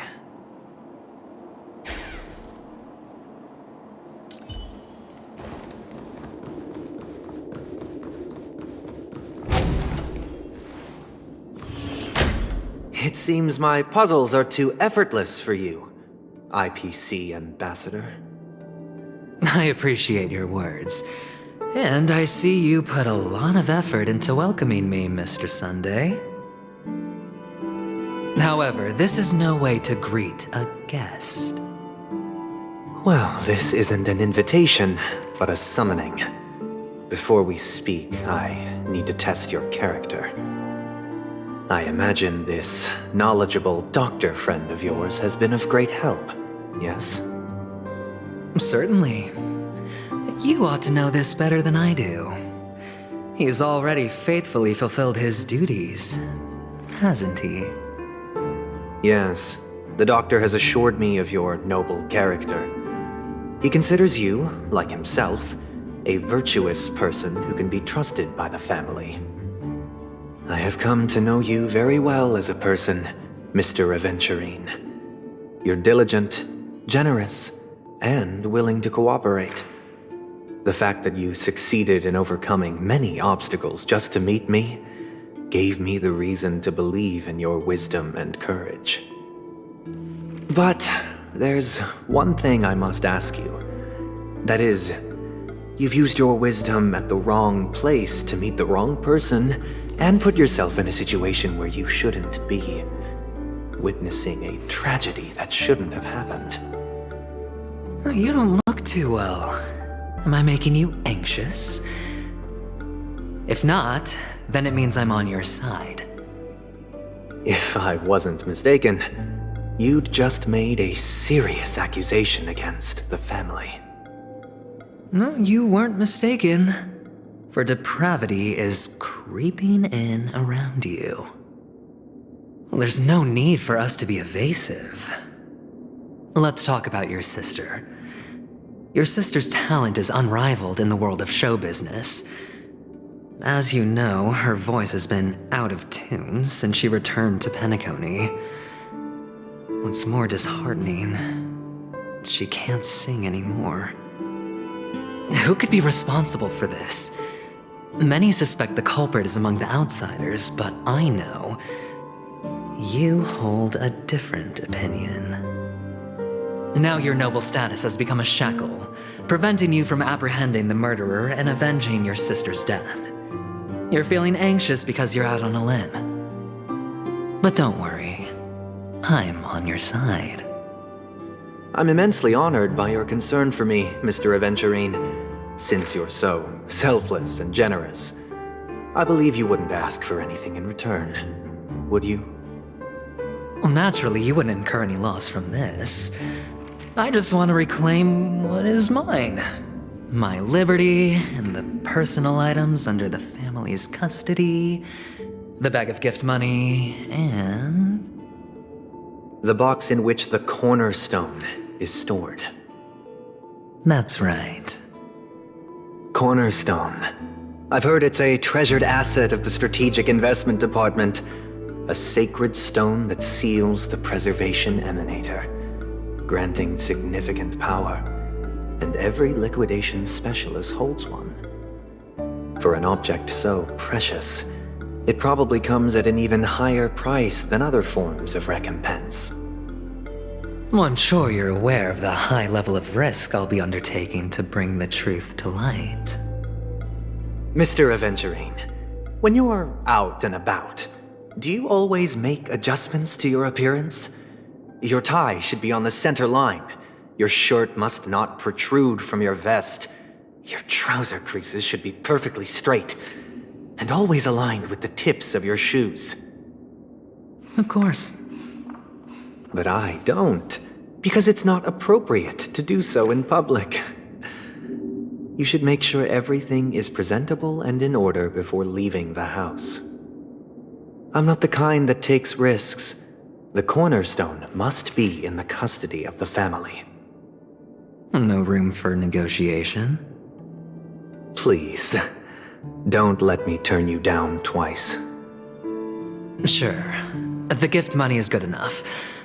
I suppose you wouldn't mind that. After all, a merchant can't function without a bargaining chip.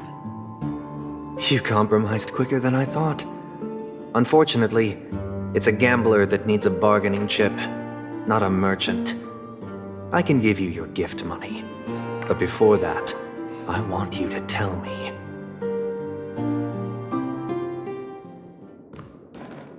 The fact that you can decisively forsake the box you asked for, what exactly is stored in it?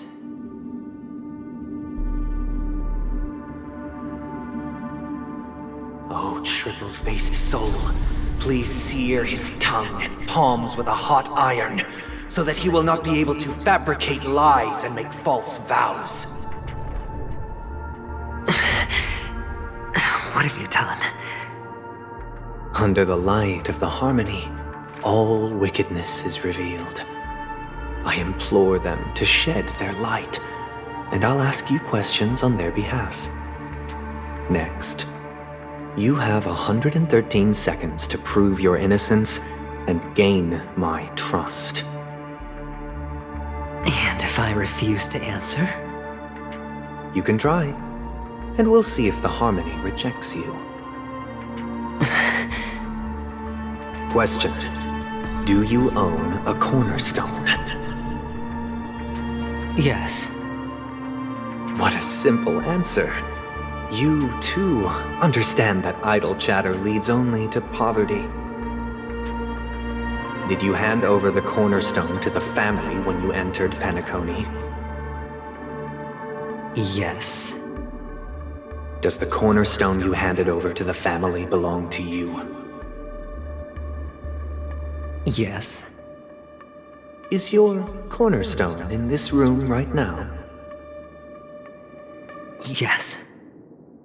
Is your memory free from any kind of tampering or deletion, encompassing but not restricted to the techniques of the Garden of Recollection? Yes. Are you an Avgin from Sigonia? Yes. You even know about that? Do the Avgins have any ability to read, tamper with, or manipulate one's own or another's mind? No. Does it matter? Do you love your family more than yourself? Yes. All the Avgens were killed in a massacre. Am I right? No. Are you your clan's sole survivor?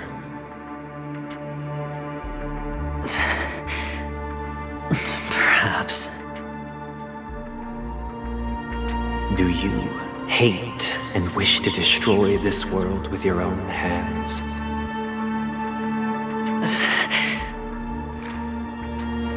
I don't know. Interesting. Now, the final question. Can you swear that at this very moment, the Aventurine Stone is safe and sound in this box?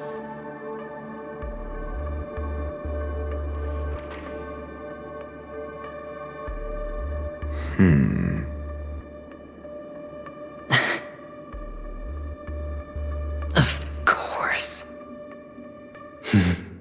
Looks like we can get an answer. Open it, Mr. Aventurine. It's your last chance to defend your honor.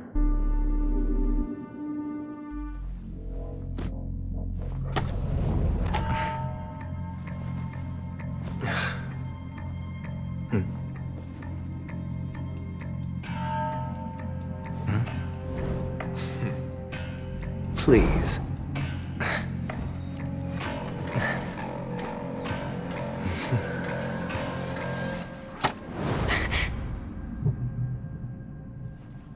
Are these what you're looking for?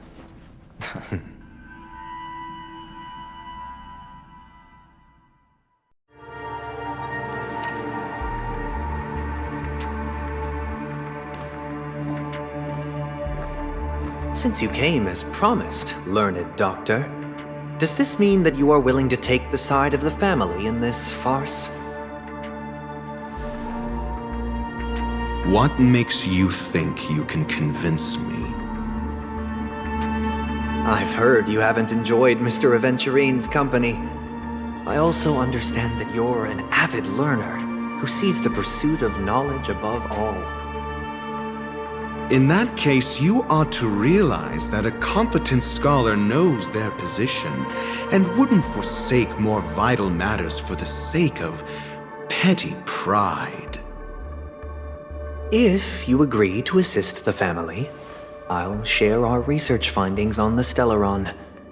You must be quite aware that, besides the family, no other faction is willing to share such information.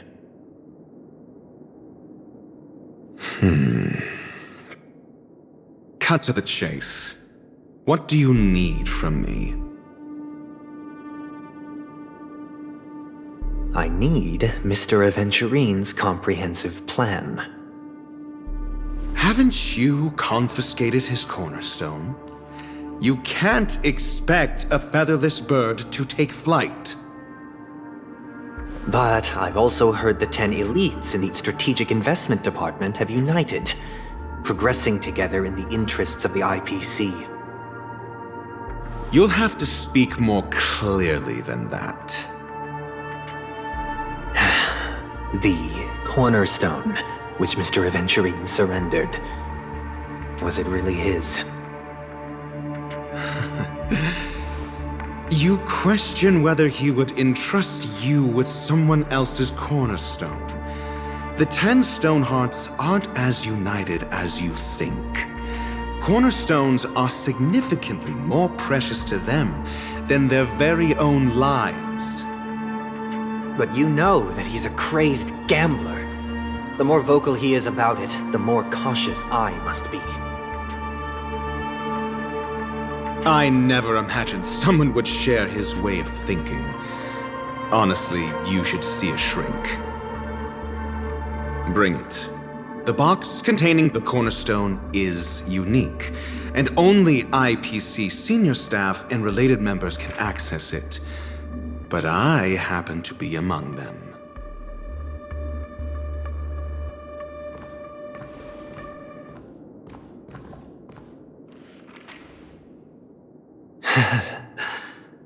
appreciate it.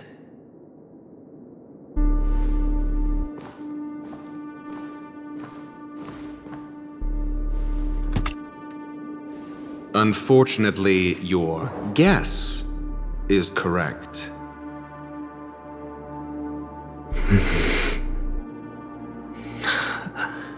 The golden stone.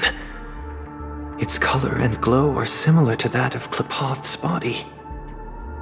This is the very ruse he intends to use to fool you. He won't reveal to you that the 10 Stonehearts chisel their own will into the cornerstones, granting them an unparalleled radiance. And this golden statue is also known as Topaz, not Adventurine, and it belongs to Topaz. So, do you wish to confront him? Not at the moment. I'm more interested to know the location of his cornerstone.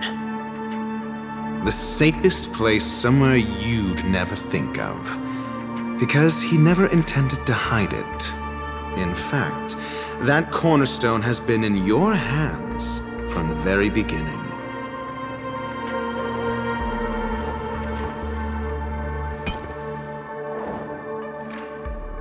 I see. This bag. Mixing a cornerstone, more precious than life itself, with a bunch of worthless jewels, disguised as a gift of money waiting to be confiscated, is indeed in line with Mr. Aventurine's style. Then he makes up some trivial excuse, downplaying the matter, and requests the gift money. This is a gamble, one he's all too familiar with, betting on your single misstep, leading to a total loss. Learned Doctor, I am grateful for your help. The family will surely reward a righteous person like you. As for the villain, I hope he retreats in humiliation. It was all thanks to your friend with a keen eye that I could add a blot of utter failure to your storied career. Ratio, you wretch. Finally shown your true colors, huh? Oh, and just to remind you, you currently only have 17 system hours left to live. Treasure your remaining time, and savor the delectable aftertaste of defeat. You might as well explain yourself a little more clearly. What I performed on you just now was the Harmony's consecration. You were to show allegiance beneath the illumination of their grace.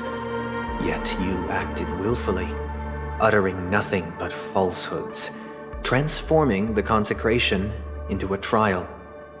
I genuinely see no reason to absolve you from it. Is this what the Harmony represents? But is it built upon constraint and coercion? You misunderstand, Mr. Aventurine. Punishment is meant for the irreverent, but I have seen your resilient spirit, and thus I offer you the possibility of a new beginning. Throughout these 17 system hours, you will be unable to escape the dreamscape or contact any of your companions. You only have 2 paths before you, and it all depends on whether you can complete my test within the time limit. Should you succeed, you will be able to coalesce into the Harmony and be with your family. If you fail, you will suffer the wrath of the eternal Centurion and fall into an abyss of doom. Sounds like I'm gonna end up the same either way. I indeed do need a servant to help me uncover the evil hidden in the family from an external perspective. I will purge the evil from the inside and bring the real culprits to justice within 17 system hours. When the time comes, compare your findings with mine. If both our findings align, or if you can provide me more insights, then they will truly be able to grant you mercy and honesty. Shameless hypocrites. You took everything from me and still demand the truth? That isn't fair. Your carnival reeks with the stench of cash. Nothing is achievable without it. This is meant to be an act of personal virtue, not requiring the family's support. Your bag is over there. Do as you please. I believe you can trade this bag of worthless jewels for everything you need. That's what gamblers excel at, isn't it?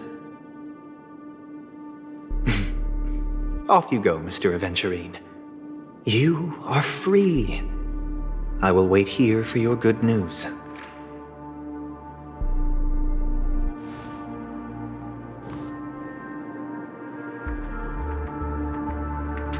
This meeting isn't an interrogation or a negotiation. It's an outright execution. Why would I do that, Mr. Aventurine? I'm just wondering what a passerby who stumbled upon a scene of a murder could have found out. That's all. By the way, before you go, I have a personal question. What is it now? Do you truly wish to bring about the destruction of this world?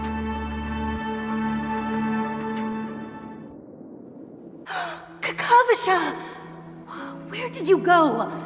Oh, are you injured?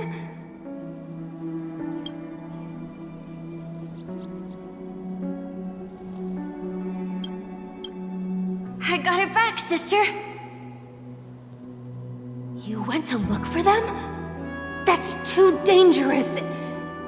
It's just a necklace. It's neither food nor water. We can survive without it. But I can't live without you, little brother. Promise me not to look for those catechins again, okay? Sister, don't be afraid. The catechins are fools, but I'm smart. I played a game with them, and I won. Won? What happened exactly? Tell me. I made a bet with them. The two birds in the desert and me. Who will die first? I won. They suspected me of cheating, but I didn't. I won fair and square. Of course you'd win. You've always been a lucky child. Gayathra Triclops must be watching over you. But that's no reason to push your luck by going up against those bloodthirsty, cruel catechins. Have you forgotten how Mom and Dad...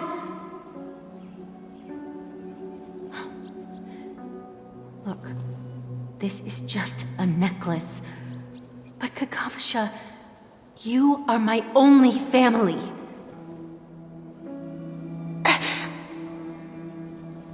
I'm sorry, sister. I thought you'd be happy. Because Mom left you this necklace. There'll be no next time. It is important, but not as important as you, my dearest brother. I don't blame you, but you must remember what Mom said. Pain and poverty are the trials of Gayathra Triclops. She has also granted us a chance. And that's your good luck, Kakavasha. Your good luck is the most precious wealth we, all Avgin, have. You're a child blessed by Gayathra Triclops and can lead the clan to happiness. So always remember to protect yourself and never resent the pain and poverty you're going through, all right?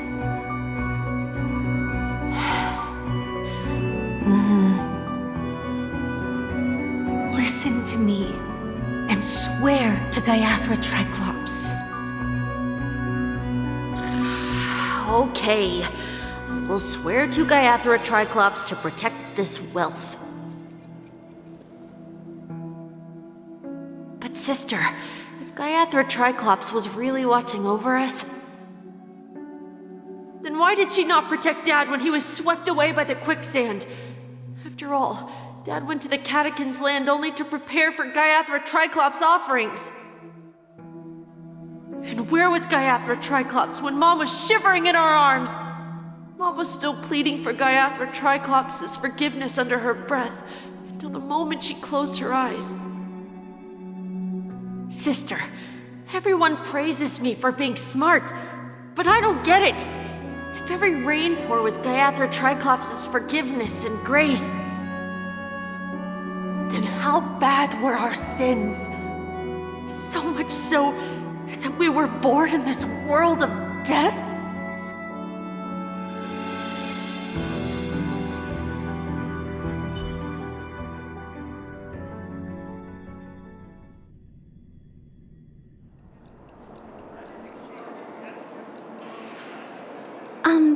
Excuse me. I can't seem to find any information on this artist in the Iris family archives. The photo you provided also doesn't show any matches. Just as I thought. I'd like to ask, what kind of traces do people leave when they enter a dream? Are you referring to the records when you enter the dream pool? The equipment will monitor physiological indicators such as heart rate, blood oxygen levels, and body temperature in real time. This data will be included in statistics and handed over to the family for the screening of any data anomalies. Immediate action will be taken once any illegal behavior is detected.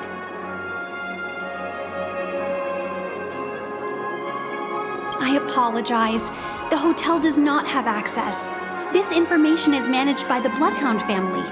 We can only gain access if there's a problem. Looks like nothing can be found here. At least we know who to look for next. We can ask the Bloodhound family for information. Thank you for your assistance, Miss Allie. By the way, is Miss Robin doing fine? We are looking forward to her performance. Fine? What does that mean? Is there something wrong with Miss Robin? The preparations for the Charmony Festival have been proceeding smoothly, so I guess things are pretty good. I believe she will be able to put on a spectacular show for all of you. I'm sure. Sure enough, no one knows about Miss Robin. I'm not surprised. But that Miss Firefly is truly mysterious. There's no information on her in the hotel system. Even if she's a stowaway, she should have a disguised identity after entering the planet.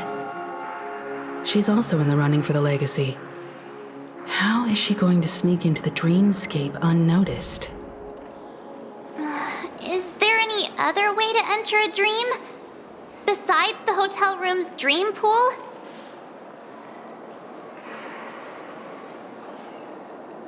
The Memo Keepers have abilities that are difficult for normal people to comprehend. In the memory zone of Penacony, they thrive effortlessly, a fact proven to us by Black Swan. The hacker girl from the Stellaron Hunters used extraordinary means to unlock the Dreamscape Hotel's seal. According to the scene witnessed by him, it is likely that they are behind Miss Firefly's case. The Garden of Recollection and the Stellaron Hunters. Both are possible, but what about the IPC? Since they want Penacony all for themselves, they're bound to have a plan. Who are you guys?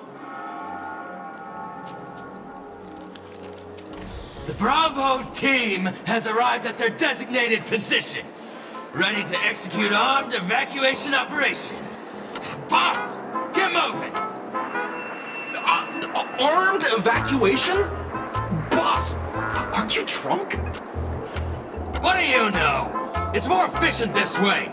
Just don't let the director find out. Act first, report later. Understood? Help! Help me! I spent all my year-end bonus on the snowball! I don't want my name on the department's major disciplinary notice! Hey, check it out! That voice. Could it be the IPC workers from Bellabog? To all guests, the IPC will be conducting special operations within the hotel. Please follow the staff in charge of evacuation to the designated safe zones, or compulsory measures will be enforced. I'll request a beating for you lot! You've been told not to drink during work hours. Take him back to the hotel room. I'll organize a meeting later to properly go over how this incident report should be written. Miss Topaz? I never thought I'd run into you on Penacony. Long time no see, Astral Express crew. Aventurine has told me a lot about your happenings.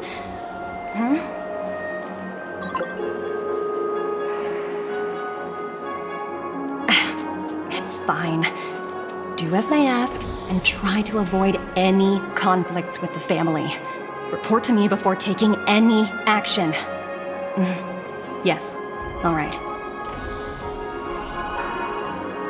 As you see, the IPC isn't very popular here on Penacony. Cordiality from the family is a mere facade. The former frontier prison has turned around and cuffed its shackles on the IPC staff now. Only Aventurine, who carries an invitation, is allowed to attend the banquet. An entourage like us, we can only sit around in the reality hotel, unauthorized to even enter dreams. No wonder Aventurine's scrambling to partner up with someone. The IPC can't back him up in the dreamscape. His situation isn't optimistic, I hear. You're all helping to investigate some dirt on the family, are you not? Let me know if you need anything outside the dreamscape. The IPC always treats its partners well. Thank you, Miss Topaz. We're on our way to the Hounds to verify some intel.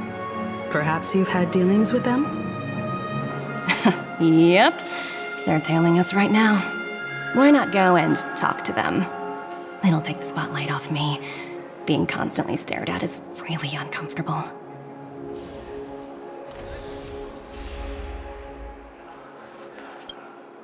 How does it feel to be in business with Aventurine? I bet you're not used to it. That's just his style. All or nothing is his mantra. He's always cozying up to his clients while egging them on to undertake some dangerous assignment with him. But everyone has their merits, so I won't comment further. But Aventurine's luck has always been good. He's always closed all his cases without a hitch and basically never lost a gamble. Which is why, on the issue of retaking Penacony, I'm watching with keen interest.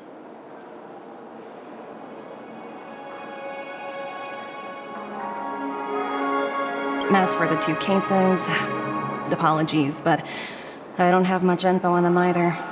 All I can do is ask you to keep digging for more details. Please, continue to investigate the case. All I can do is sit tight in the real world. I look forward to hearing your progress.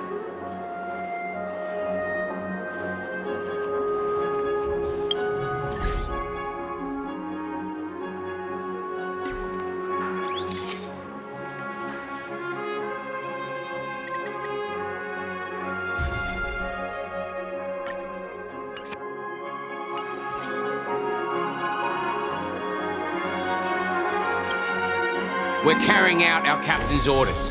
What do you want? We made a mistake last time, and we're working hard to rectify it now. We don't have time for anything else. Surveilling the IPC executive Topaz, ensuring that she stays put at the Reverie Hotel during her time on Penacony. We've got the right one this time. So that's it. They were the pair who were after Firefly at the time.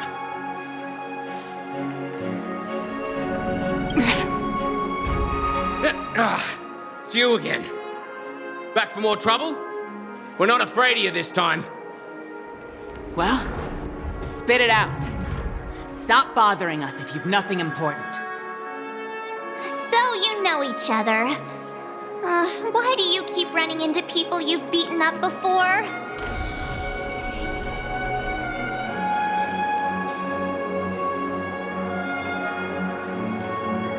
That's right. We're investigating a murder for the family. Can we speak to your captain about the case? Well... Hey! The security officer instructed everyone to shut their traps before he returned from Dream's Edge. What murder? You'd better stop spouting nonsense. Yeah, that's right. We have nothing to report. Please leave. Looks like they're not going to cooperate. But they did at least tell us that the captain is at Dream's Edge. Why don't we just look for the security officer then? It's probably Gallagher, the one he mentioned, right?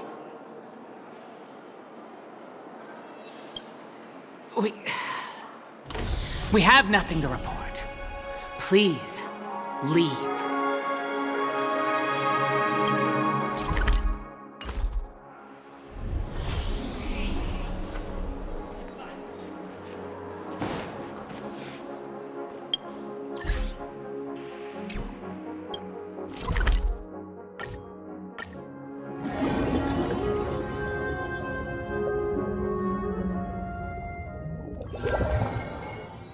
Such tight security.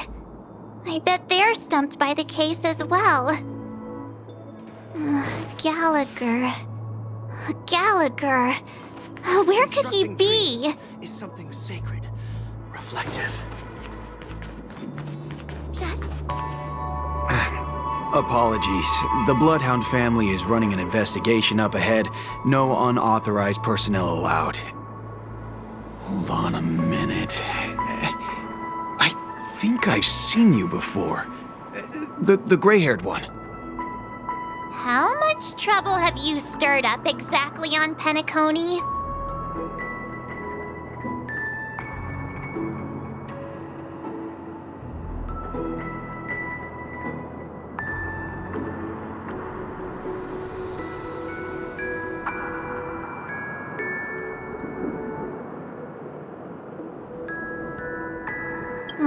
You think you look alike?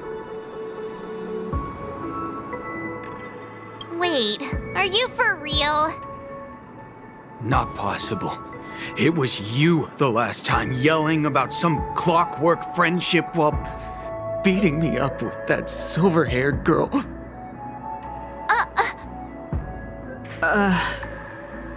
I'm not letting you get by this time. Please leave, or I'll have to get on my knees and beg you.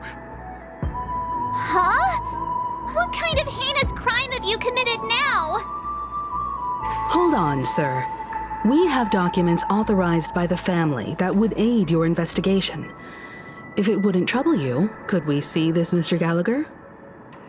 Who exactly is this Gallagher you keep talking about? There've been a few people mentioning this name. Even the one with the gray hair. He didn't send you all here? It was the security officer who dispatched us. That's all I can divulge. He'll do. He's the one we've been looking for. Sorry, no can do. The boss said that since it's a matter of the family's reputation, no one's allowed through. Everyone, please leave. There's really no need for us to make things difficult for each other, right? We're really sorry for troubling you. Let's think of another way. Another way? That's it! Didn't they say something about that... what was it? Clockwork? That got this guy to change his mind? Can you perform it again? That... clocky magic.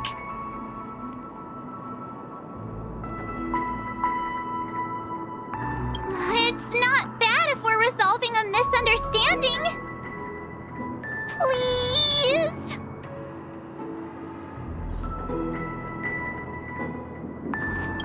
Sorry, No can do. The boss said that since it's a matter of the family's reputation, no one's allowed through. Everyone, please leave. There's really no need for us to make things difficult for each other, right?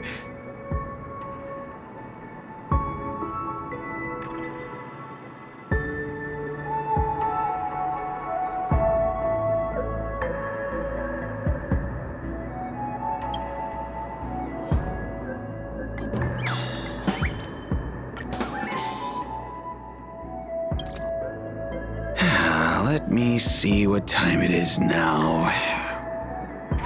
Whoa! It's this time already! What? Time to clock out! And no one's gonna stop me.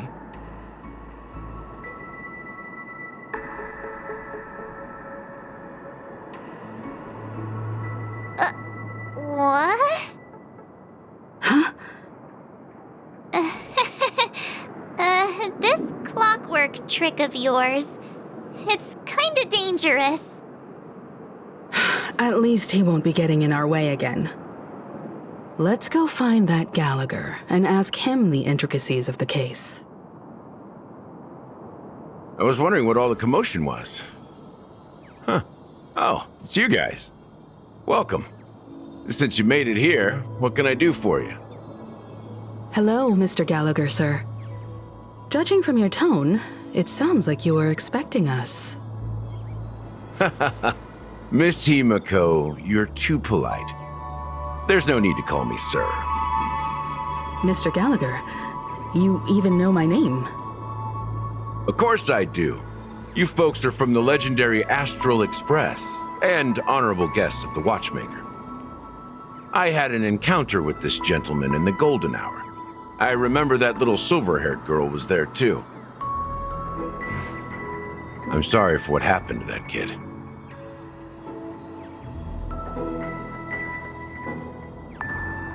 This is also the reason why we've come to visit you, Mr. Gallagher. The Express can't just overlook the death of that child. So we've decided to help the family get to the bottom of it, in the hopes of getting justice for her. The Nameless involved with the family. What an unpredictable twist of fate. Why? What's wrong with the family? It's nothing. On Penacony, everyone loves the family. No matter how much one resists the beautiful dream, when the time comes, they too will find it hard to let go.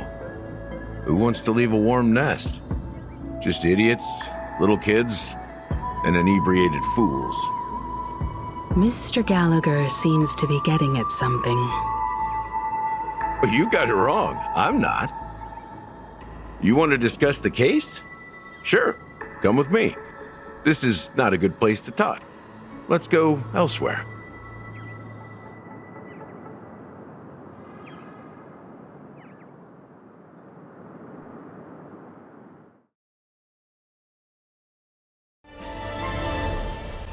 Even after that chilling tragedy, this dream is still running effortlessly.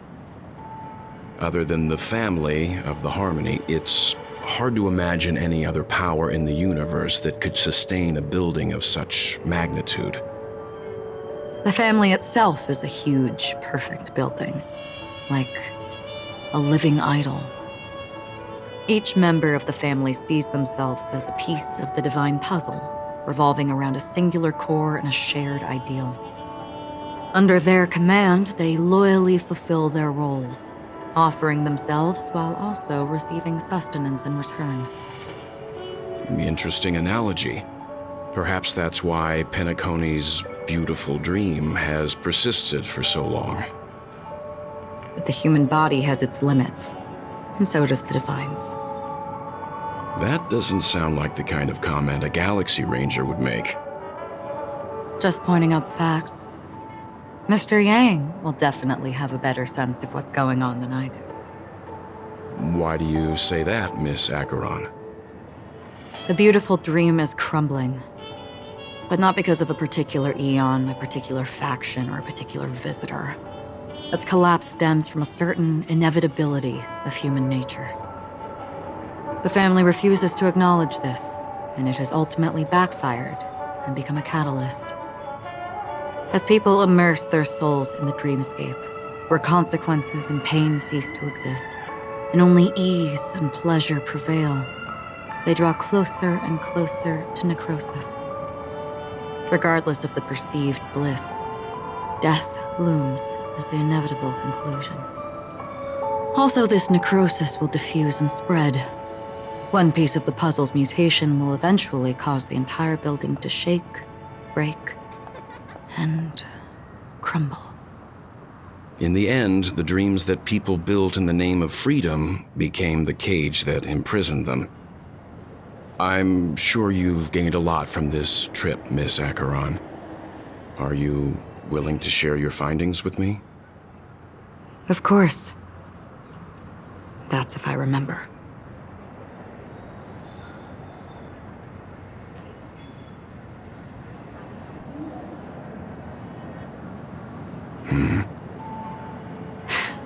Don't mind me, it's just a habit.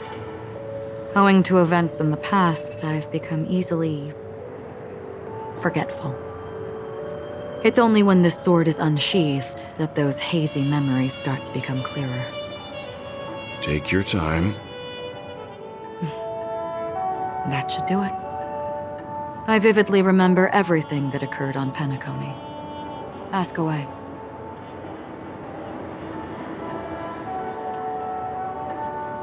The moment of daybreak. I've heard that's where the Dawn Factory, which processes the foundation of the dreamscape, is located.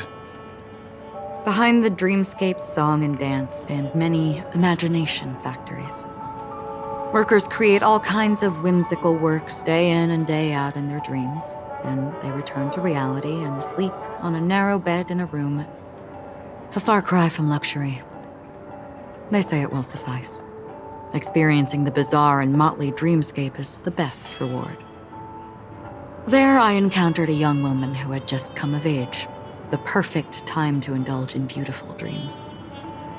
Her greatest wish was to one day move to the golden hour and see the magnificent garments she had woven with her own hands. For certain reasons, her wish was difficult to fulfill. But I managed to bring her a garment.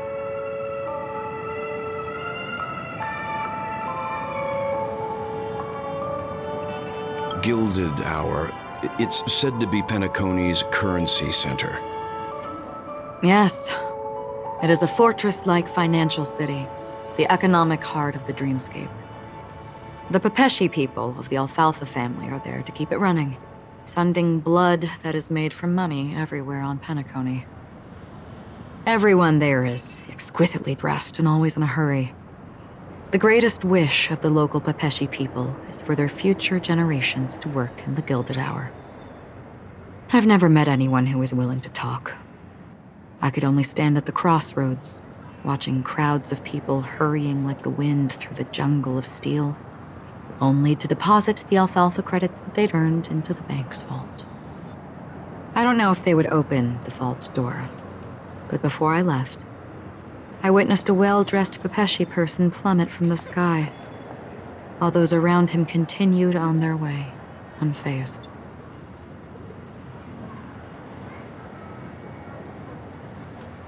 I hear the Blue Hour is very romantic.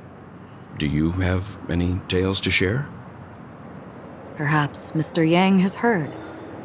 There is a large boat called the Eventide anchored along the Sea of Dreams, where soft music and dancing persist endlessly every night. I ran into a wizened lady there. She was at the dock, waiting for her long-departed lover to return, waiting for countless hours within time that stood still. In the humid sea breeze, she spoke of her own youth. Like many who desired wealth and love, they came to Penacony to pursue their dreams.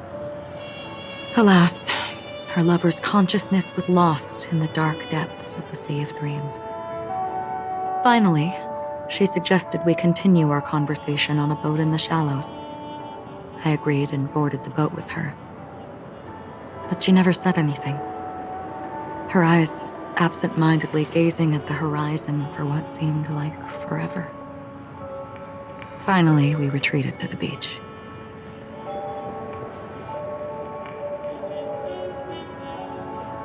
The dreamscape of chic, luxury, and consumerism, the moment of dusk. My companions have been there too. Then you all must have seen those who are attempting to realize their dreams. Or have realized them.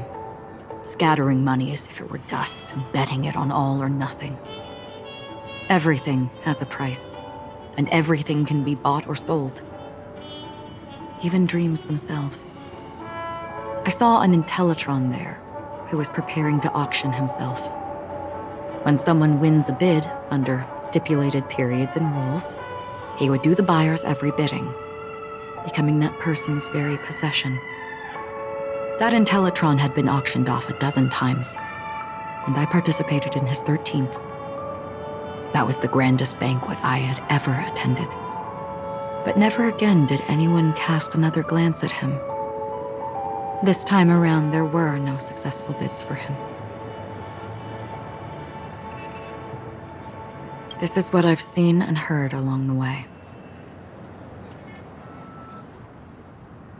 Someone once said to me, Penacony wasn't like this a long time ago, nor should it be. I've traveled through the reality and dreamscape of the planet of festivities, watched the tides of night rise and fall when time stopped for people, where the spirits of the rich and impoverished remain forever fixed on their own scales. This is why I think the collapse of the beautiful dream is inevitable. There might be a way to change everything. Perhaps. But if this is indeed the world that people desire, if this is precisely why life chooses to slumber, should we still seek to change it?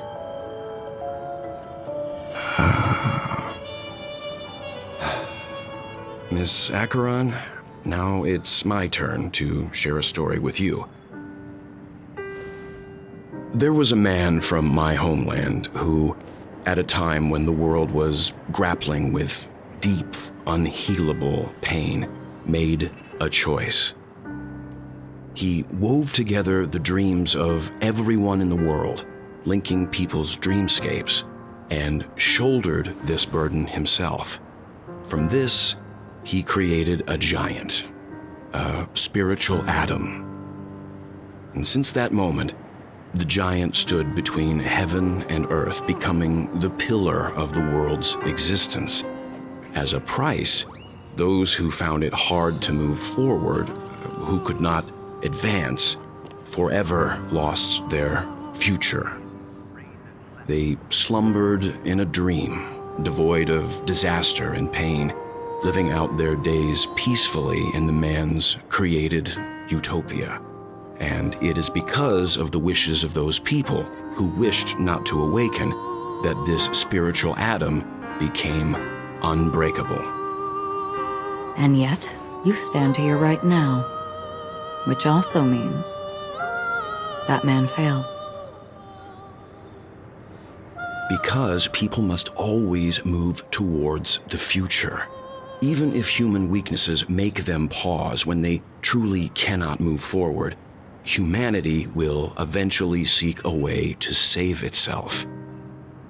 And that man, he was never a failure. Like everyone in that world, he etched the possibilities of human nature into his heart.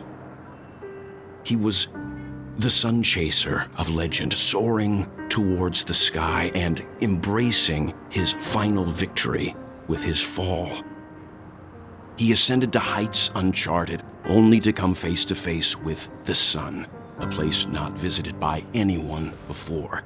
His wings would melt because of it, only for him to fall into the sea. And after that,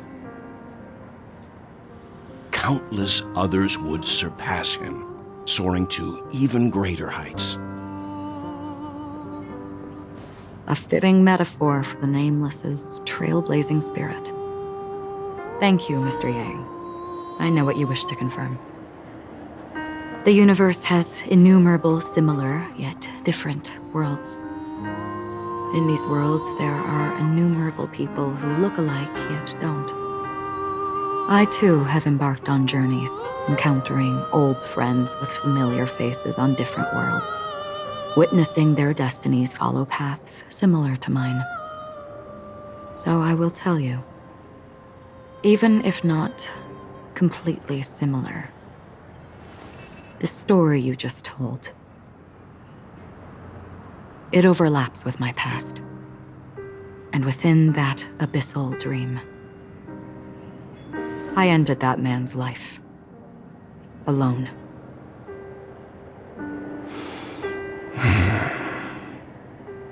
I am not who you think I am. Nor will my home be as fortunate as your world. I am sorry. It's fine. I don't mind, so long as I can alleviate your suspicions. There's something I still wish to know, Miss Acheron.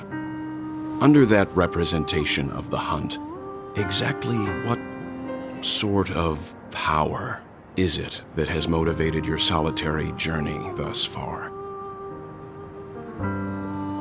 Mr. Yang, before answering that question, I wish to continue the previous topic. I like your analogy very much. Indeed, birds are born to fly. But in a distant past, their ancestors could only gaze at the sky in envy. They saw that faraway ray of light from above the heavens, piercing through the clouds and blanketing the earth. And so, time and time again, generation after generation, the birds spread their wings and took to the sky, attempting to touch its ceiling, all because the sun was there. Then, what if the last bird finally soars into the sky, only to realize that the end of the light is not the sun, but darkness? Then why, exactly, do we even walk towards the light?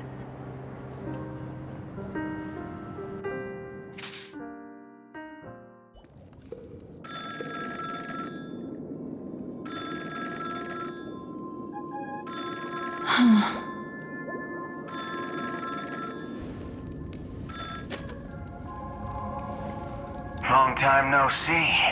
Having fun on Penacony? Acheron? This voice, it's not Constance.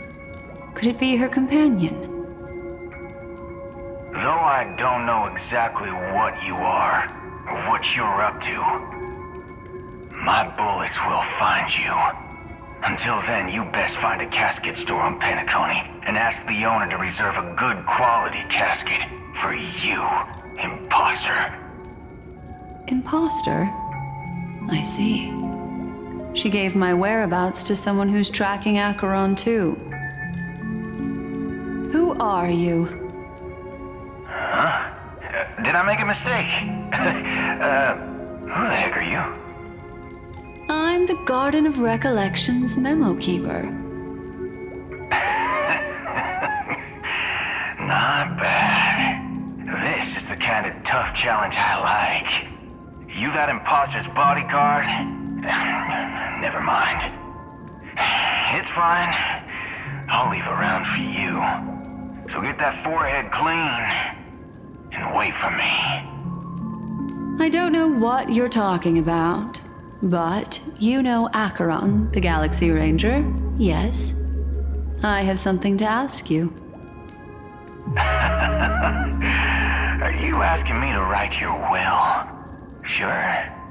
Go ahead. Not quite. I only want to ask, how exactly did she become a Galaxy Ranger? She's clearly not a path strider of the hunt, but you are, aren't you? Tell me, what's Acheron's deal? Sure. Heck, never thought I'd come across an ally. What a stroke of luck. Well, I'll be on Penacony soon. Memo keeper, go buy a bottle of Hasdana's white oak and warm it up, and I'll raise a glass to you. That lady's passed. Well, nobody knows. But if all you want is a simple answer, sure, you best get a chair and take a seat. That woman, named Acheron, is an emanator who should not exist.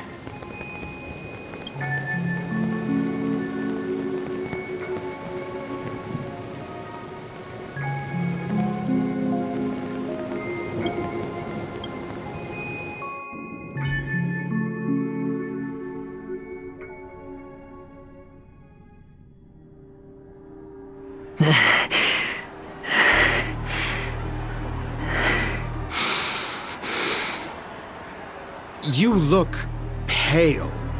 Or is that also part of your act? I didn't think you'd have the nerve to show yourself.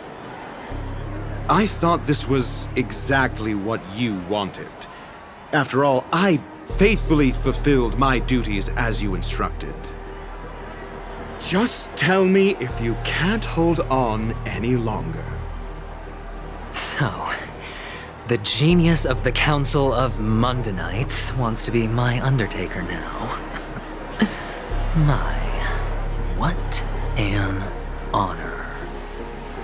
Yes, and I'm pretty sure the people at the Strategic Investment Department would love to be notified of your death in due time. But let's not forget, you won't be seeing them, because I'm the manager of this task. Great. Then tell your people that Aventurine is ready to go in 17 system hours. Oh, you've got a lot of nerve. How exactly do you plan on completing your task while your hands are tied by the Harmony? My conversation with Sunday convinced me that there's a traitor in the family, and that they hold the secrets of Penacony. So, I took the opportunity to set everything in motion. I even managed to recover the gift money. Things haven't gone this smoothly since I walked through the doors of the Reverie. Now I'm only one step away from victory. Let's just wait and see. Sounds like a very elaborate way of saying that you failed. That's all I can say. Have you forgotten, Doctor? You betrayed me. Go. Do what you must. I look forward to the sight of the IPC fleet surrounding Penacony. You've achieved what you desired, haven't you? That's true, but what's your plan? Did you conceal an orbital support beacon in that gift money bag? Well, who knows? Maybe that's why I'm handing out cash even when I'm about to bite the dust. You are indeed a gambler. An insane one at that. Maybe I am. Who knows? Fine. Here, take this. Open it when you're on your last legs. You'll thank me. What's this? Medical advice?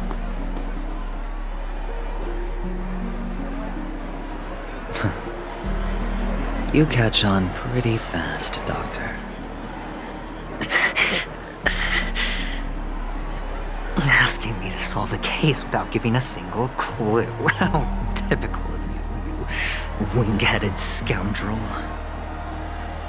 But the way you're all on edge about that stowaway, it's just as I guessed it would be. As for now, let the rain of wealth from the IPC fall evenly on everyone.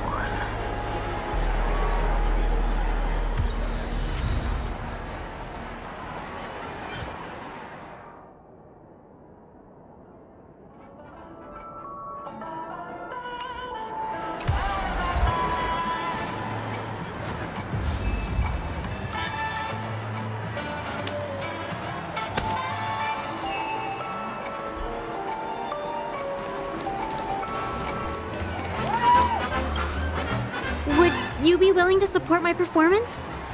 And keep the Song of Beauty alive in the cosmos? Wow, how fabulous! But why would you give such a wonderful gift to a random stranger like me?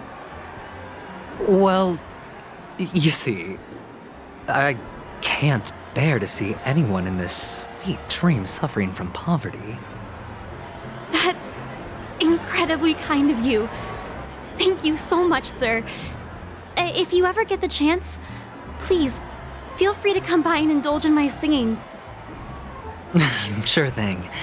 Oh, by the way, do you happen to know anything interesting about death? Death? That's a pretty scary topic, and it doesn't really match the mood of this sweet dream. Oh, you see, I'm a tabloid reporter collecting ghost stories in Penacony. As you know, the more chilling the stories, the more attention they get. Maybe you could help me out. Well, if you're up for some gossip, it's not about death, but there have been some rumors about a guest at the reality hotel who fell into a deep sleep and didn't wake up. It was like they were in some sort of coma. Nobody knows what caused it, but luckily the customer eventually regained consciousness. Well, all customers are under the protection of the family, after all. Thank you. This will make for a very juicy headline. May Xipe protect us. Unexplained coma. That's actually what happens to your body if your brain dies in a dream. But unfortunately, the customer ended up waking up in the end.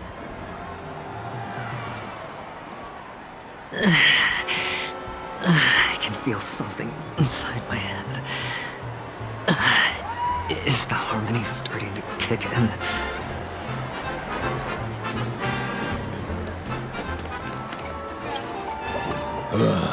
The world has truly lost its way.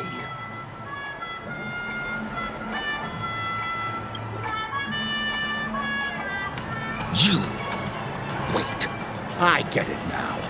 This is some sort of prank show, right? You must have some cameras set up around here to film yourself doing good deeds, right? You youngsters are always looking for a quick way to get an audience. But you know what? A truly great show never comes easy. A great show will start soon, old man. But before that, I need to ask you something. Do you know where I can find death in this dream? Ah, I see. Another fearless youngster looking for death, huh? Well, let me give you a piece of advice. Don't think you're the first one who's ever thought of that idea. Death?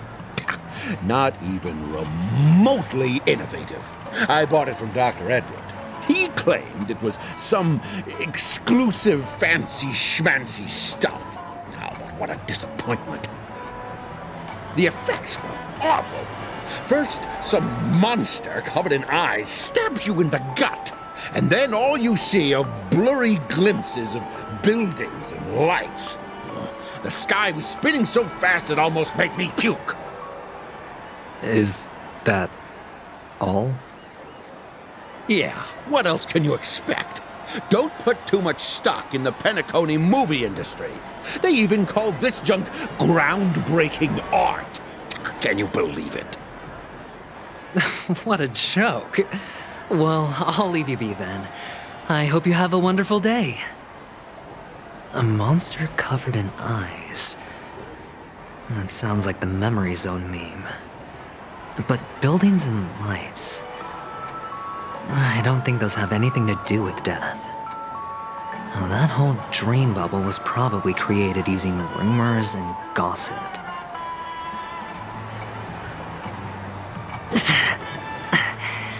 The disturbing voice in my head.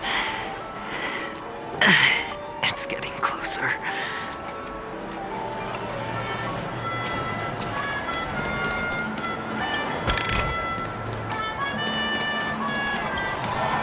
A sip of liquor, a blissful reprieve, to drown 1,000 sorrows, let worries leave.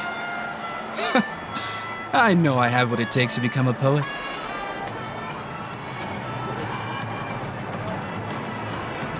Oh? You're giving these gems to me? Didn't expect to meet such a generous soul in this place. Or are you just pitying me? Well, it really doesn't matter. As long as I have Soul Glad, that's enough. This is just a dream after all. You really shouldn't drink so much Soul Glad, my friend. It's not good for your health. Oh. Maybe I really should quit. But not before meeting the Devil of Soul Glad. The Devil of Soul Glad? Care to elaborate? Yeah. It's a seahorse with a long neck. They say it loves to appear to drunk people, especially the ones who are passed out on the side of the road. How funny. Yeah, very funny indeed. Thank you.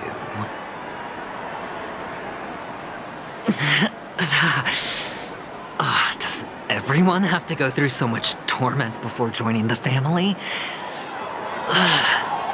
Darn it. Now I just want to dig out my brain and use it as evidence. Who cares if everything's full of sugar? Take care, my friend. If you ever find yourself in danger, remember that the hounds are always ready to help.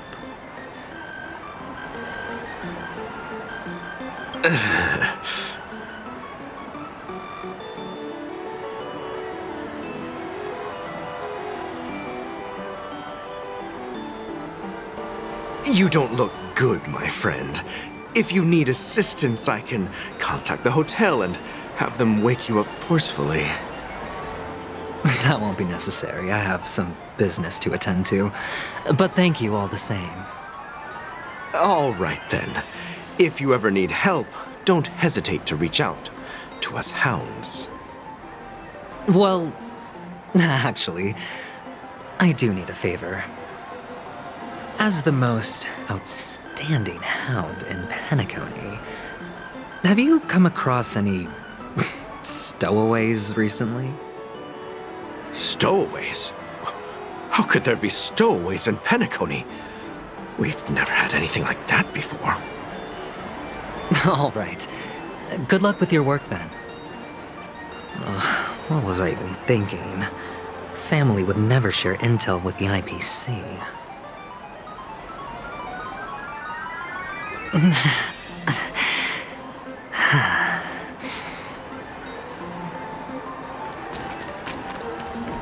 This is the one.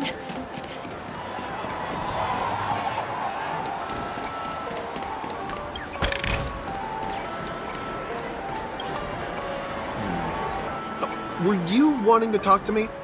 Sorry, I thought you were checking out something behind me. Is this a gift? For me?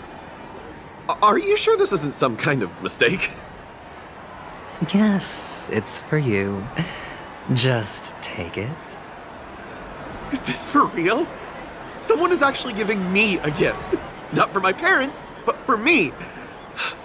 Thank you. Thank you so much. Oh, it's not much. I just want to ask you something. I knew it. What's on your mind? Are you trying to ask about my father or my mother? Neither. I just wanted to know if you've ever heard about death in the dreamscape. Oh, you sound just like my father. Always warning me about danger, even in dreams. He's an Intellitron, so his dream entry methods are different from us organics. Can't count on him to protect me if something does go haywire. Funny, right now I'm still under his protection. How ironic. Hey, stay positive. Gold will always shine one day, right?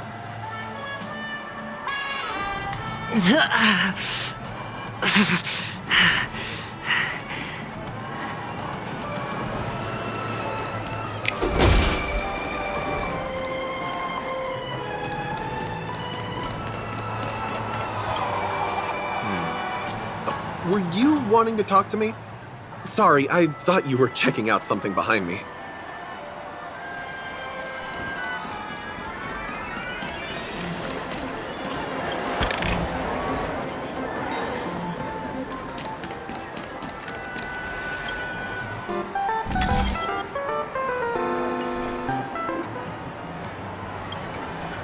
You want to talk to me?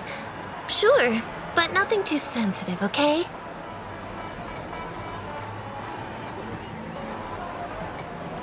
Huh. Wealthy people have fancy ways to enjoy this dream. But to be honest, I've never seen anyone who gives out money to others like you. So, are you trying to be the prince from the tale, handing out his gold leaf garment and melting his lead heart in the fire? I'm flattered. I'm no prince, and I just thought these gems would help you speak. So, as an investigative reporter, maybe you've heard something about death? Ah, another curious soul. I see. Well, that was actually the topic I was most into when I entered the industry. But my boss shut it down. How did your boss talk you out of it? Well, she simply said, covering baseless urban legends like that would make us look like some third-rate tabloid. I thought about it, and she had a point. Reporting on stuff like blowing out birthday candles and getting spooked by nightmare ghosts isn't exactly professional material. Guess she's got a point. Thank you for sharing. The Devil of Soulglad, Dangers in the Dream, and Nightmare Ghosts. Well, surely death is a popular topic in this sweet dream granted by the family. Well, I've collected a bunch of rumors, but no useful clues. The gems in my bag are running low. Well, let's see if my last lucky interviewee brings some surprises. Come on, give me that grand prize! Please.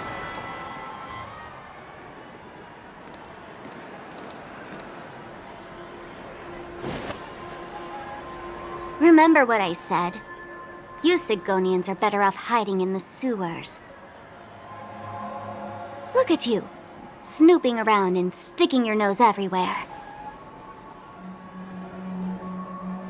Is the smell of death so enticing, my fine fellow? Oh, it's you, masked fool. I should have guessed it.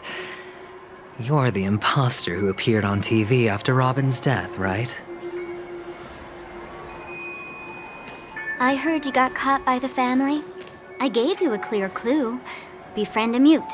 Simple and straightforward, you know? And what did you do? You messed it up and ended up as their prisoner. I told you to make friends with a mute, not become one yourself. You really let me down. What do you mean? You know better than I do. Who watched the little songbird that couldn't sing perish right before their eyes? You did, Blondie. No, I mean... What did you mean by becoming one myself? Well, it means you'll soon end up like her, unable to speak ever again.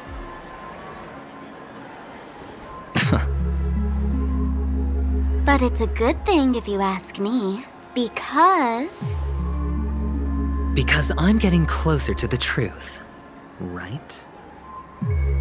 Oh? Why else do you think I'm handing out cheap trinkets all over the streets, fool? All part of the act. Fool's bait. The more pathetic I seem, the more likely you'll come sniffing around.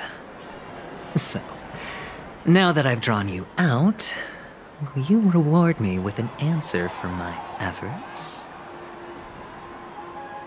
Why should I help you? Don't you want to see Penacony descend into chaos? Well, I can make that happen. I just need an answer to one question. Back then, when you asked me to find a mute, did you really mean Robin?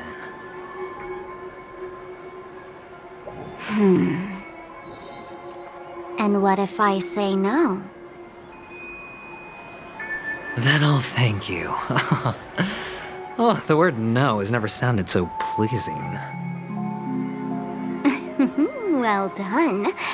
I admit I underestimated you, but what difference would it make? Let me tell you something. There were 2 mutes, but one is dead now, and the other, though he's still in Penacony, I'm afraid you'll never find him again.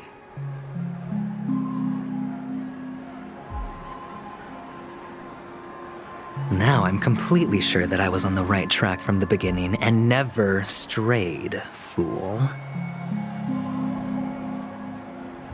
Right now, there are only 2 things missing from my grasp: the meaning behind the truth and the means to expose it. How impressive. That's quite a fancy way of saying I haven't learned anything so far. Not exactly. I've gathered enough clues to prove its existence, and that's enough for me. As for the answers to my questions, I'll find them within 16 system hours. Oh, really? Only 16 system hours? Well, let me lend you a hand. Here you go.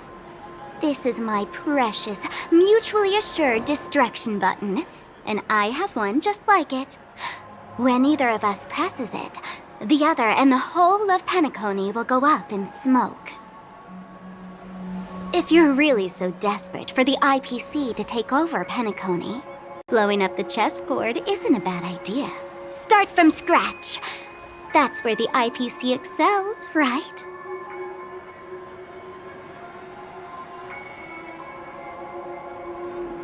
Just press the button when you're at your wit's end. And of course, feel free to reach out to me for my hospice care, too. Oh, a deadly button, huh? Well, I guess the family didn't take your threat seriously at all. Otherwise, how on earth did you manage to bring it in here? I have my own ways. That's all you need to know. Well, I'm afraid I'll have to decline your offer.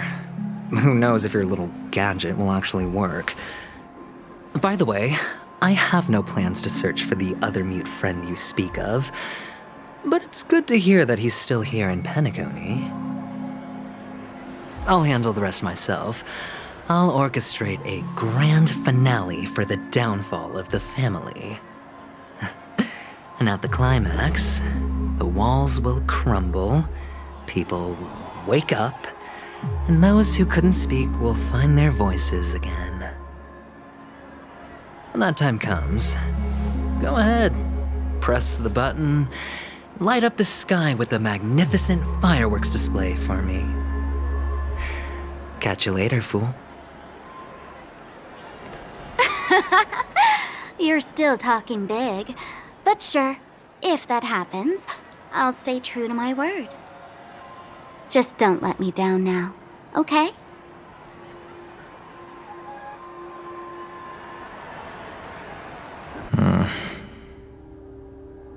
So, number 35. you're back. Like your new lucky charm?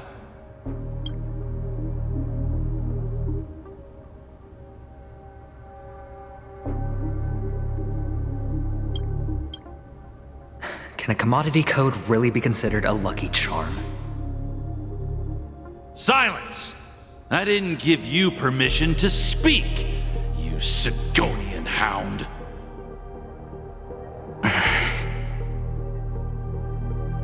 The guys in black didn't say much, so I've no idea what you did to save your skin in that massacre back in the day. But I figured you must have had good luck, so I bought you. From now on, you and your good luck are my assets. Are we clear? Your first task is simple. In addition to you, I've purchased 34 other slaves. Go and play a game with them. You came out alive after 2 days. It proves that you are the real deal. You're insane. Testing out if you're a good product. Aren't you worried that the money you spent on me will go to waste? I've got stacks on stacks, Blondie. The slave market is never short of self-righteous brats like you. But you look good, and that's why many customers are betting their fortunes on a scrawny brat like you. So go along now and don't let your master down.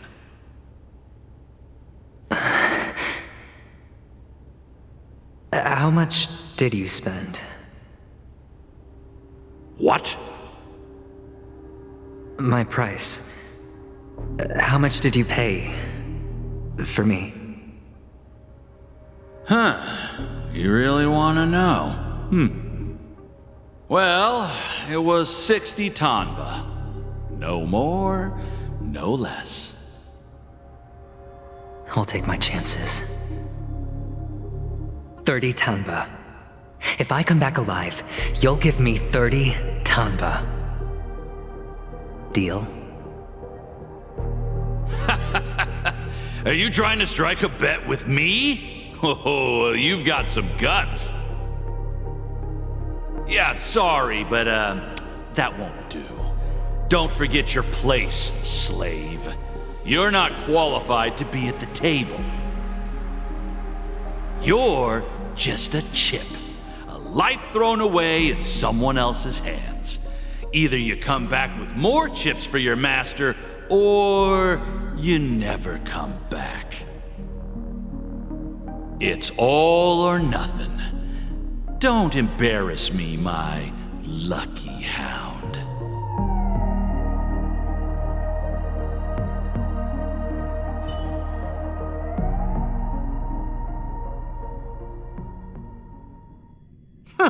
What brings you here, Gallagher? Some friends from the old days. Do you have a moment to spare, Siobhan? Oh, I have the whole day to spare. Ladies and gentlemen, welcome to Dream Jolt Hostelry. This bar offers a wide variety of drinks, but we draw the line at Soul Glad. Why settle for ordinary when you can experience extraordinary? We're dedicated to serving up nothing but pure joy and laughter. What would you like to drink? I'll whip it up for you. Oh, look! A lady as cool as Serval! Who's Serval? Will you, introduce me to her? Huh? Oops. She's heard us. Just spare them, my esteemed bartender. I'll take over the bar today. I'm getting up there in age, and I need some practice before I forget the skills that used to put food on my table. Where did you stash the ingredients? They're all under the counter. Since our guests have traveled from afar, shouldn't you whip up some special drinks? That's exactly what I had in mind. Hey, my friends, do me a favor. Go around the bar and bring me any ingredients you fancy. The discussion might take quite some time, So I'll prepare some customized, non-alcoholic drinks for you. In the bar? But aren't all the ingredients right there on the counter? Why, we're in a dream, my lovely lady. You can help yourself to anything if you wish for it. Comfort, hunger, confusion, or even boredom. It's all within reach, right at your fingertips. Oh, did you hear that? She just called me my lovely lady. Even in reality, mixing drinks is more than just throwing ingredients together. A bartender needs to capture the bar's atmosphere, master technique, and spin a tale of mystery and anticipation. Only then can a perfect drink crafted with a customer's life story be created. In other words, what you get from your drink is down to luck, so don't overthink it. Indecisiveness has no place when it comes to enjoyment.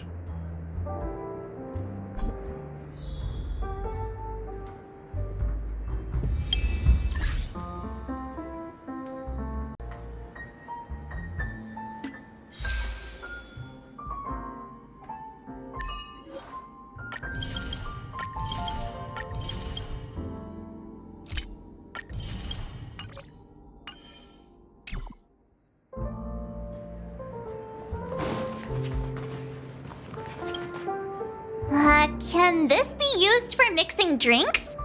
Oh, and there's a note underneath. Exchange with your precious things. Oh, what should we exchange for it? And who should we give our stuff to?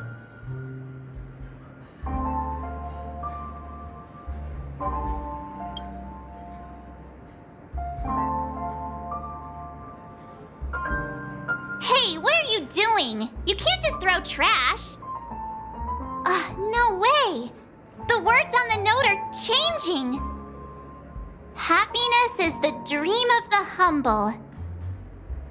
Does this mean we can take it? Something feels weird about this.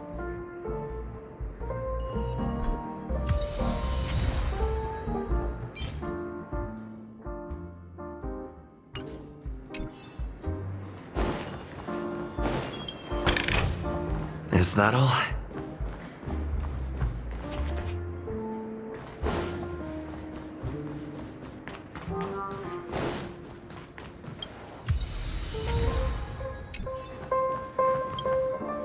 Hey, look at all these chips scattered everywhere.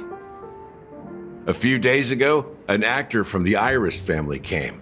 Caused a ruckus with Siobhan.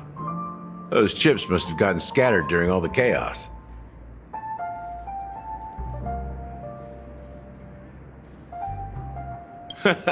That's a clever metaphor. That being said, opening a bar in this place, filled with monsters, is quite a feat. Siobhan must have a lot of tricks up her sleeve, right? You'll have to ask her yourself to find out. But I have a feeling she won't budge unless you impress her with an incredible drink.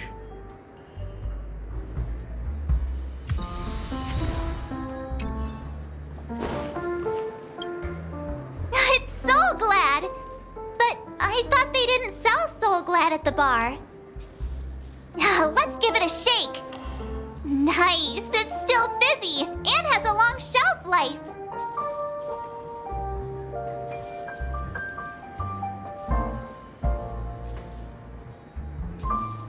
That's possible. You see Soul Glad everywhere these days, so it wouldn't be a surprise if someone brought a bottle here. Why don't they sell Soul Glad in this bar? Did something happen? It's all about the bartender's pride. It wouldn't make sense for customers to come here and order drinks they can find anywhere else. That's the mindset I use when I brew my coffee. You're right, Himeko. That's quite a stash. Not sure if it's enough. Stay out of my way. I'm looking for Siobhan. Huh? What's all the commotion about?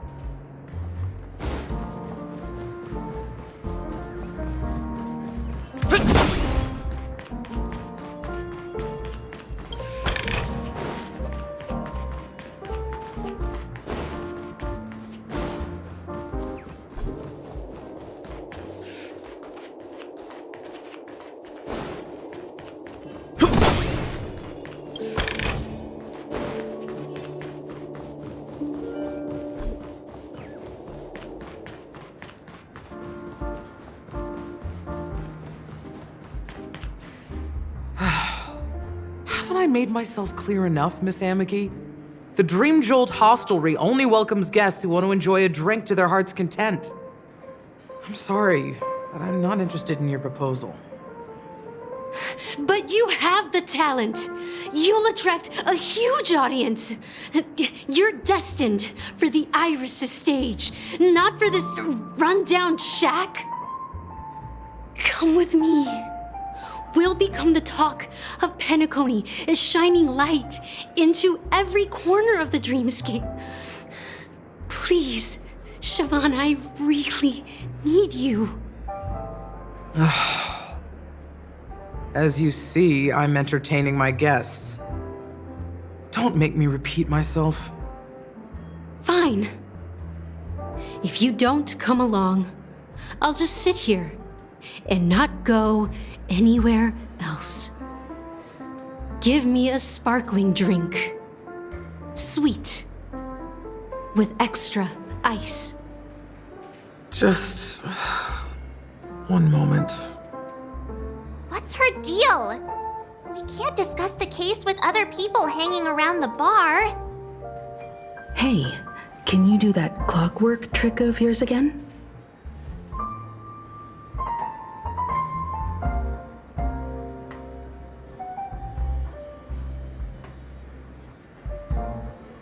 Time is running out. We need to hurry. Yeah, I'm counting on you.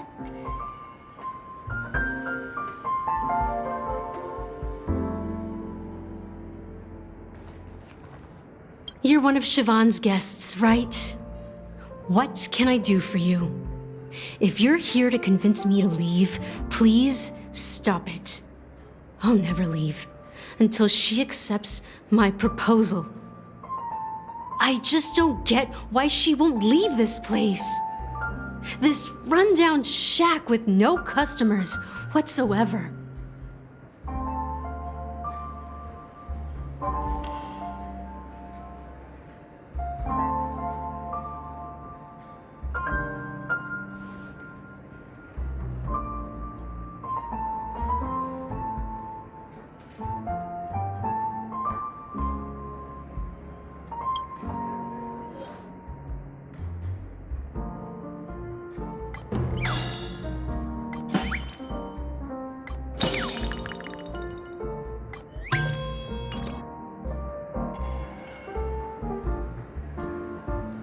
You're one of Siobhan's guests, right? What can I do for you? If you're here to convince me to leave, please, I just don't get why she won't leave this place.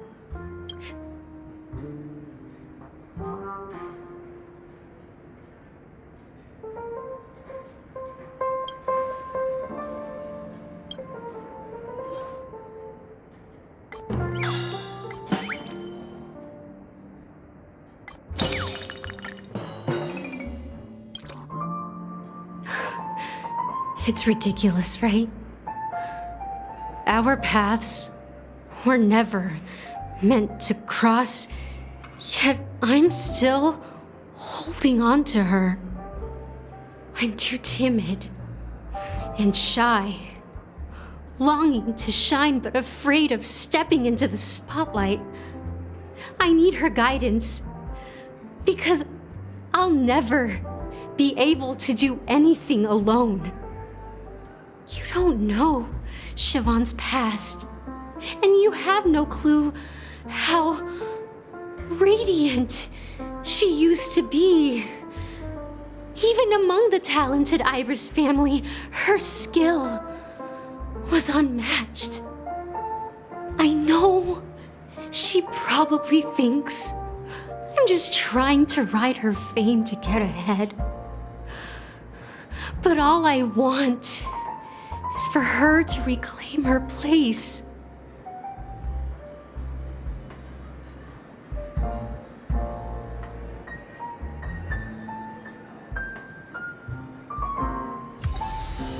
She's still not leaving. Maybe I'll have to try again. I just don't get why.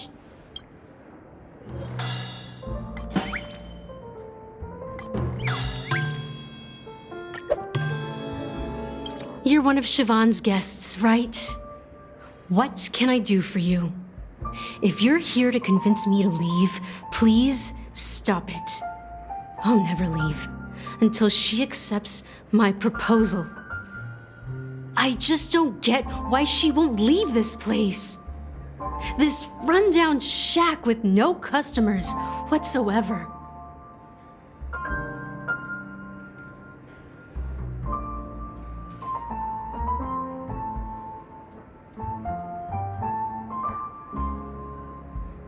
You're one of Siobhan's guests, right? I just don't get...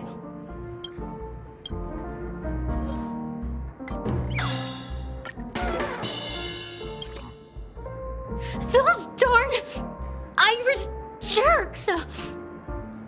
They're the ones who forced Siobhan into hiding here, running this pesky bar. It's all their dirty scheming. I get it now. She's not leaving because she doesn't want to run into them again. I can help clear the way for her. I can do her a favor. I'll go back and write a letter to the Dream Master exposing the crimes committed by the Iris family. Siobhan will definitely appreciate it. Things might get out of control if she gets any angrier. I need to... I just don't get what...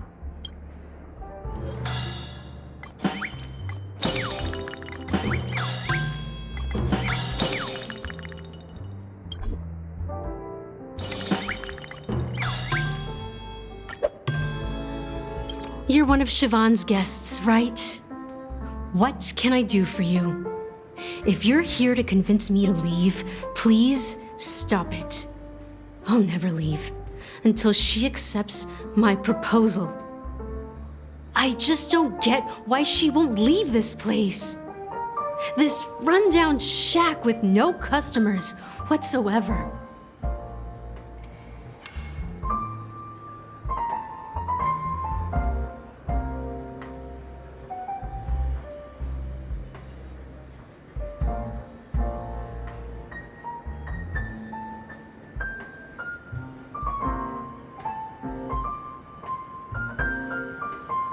You're one of Siobhan's guests, right? What can I do for you? If you're here to convince me to leave, please stop it. I'll never leave until she accepts my proposal. I just don't get why she won't leave this place. This rundown shack with no customers whatsoever.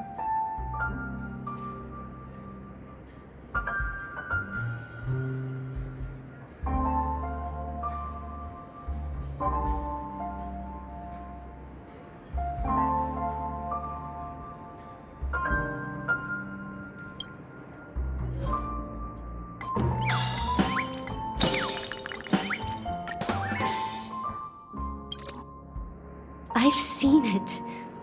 The moment when Siobhan and I share the stage. The crowd is going wild, applause crashing like waves, the aroma of irises fills the air. A beautiful melody playing, ribbons dancing around us, and the taste is sweeter than honey.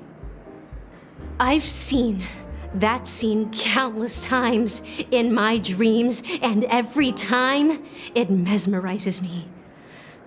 That's why I have to bring her back to that world, no matter what it takes. Want to raise a glass, my attentive listener? Let's consider it a toast to my far-fetched dream.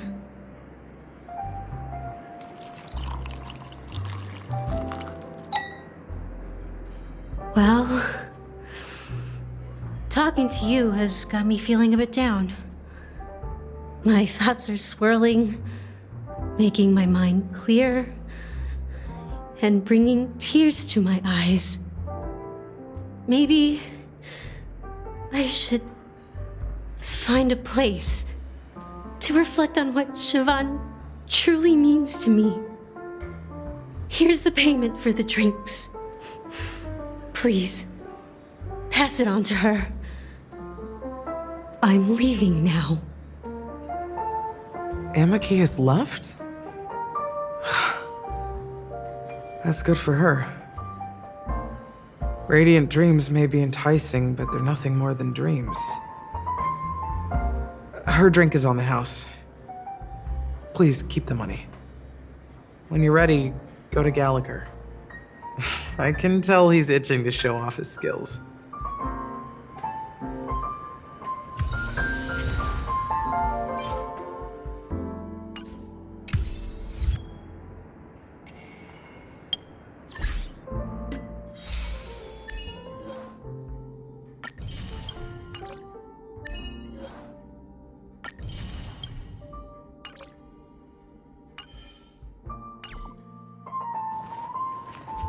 That being said, mixing a drink is way simpler than you'd imagine. Just pick your favorite ingredients, toss them in a glass, mix it up, and it's done. So go ahead, explore the bar, and bring me any ingredients you prefer. Nice work. Let me take a look. You found some interesting ingredients there. Now take your pick. Each drink has its own unique flavor, and the base ingredient sets the tone for the initial taste and the lingering aftertaste. So, which one would you like to use as the base?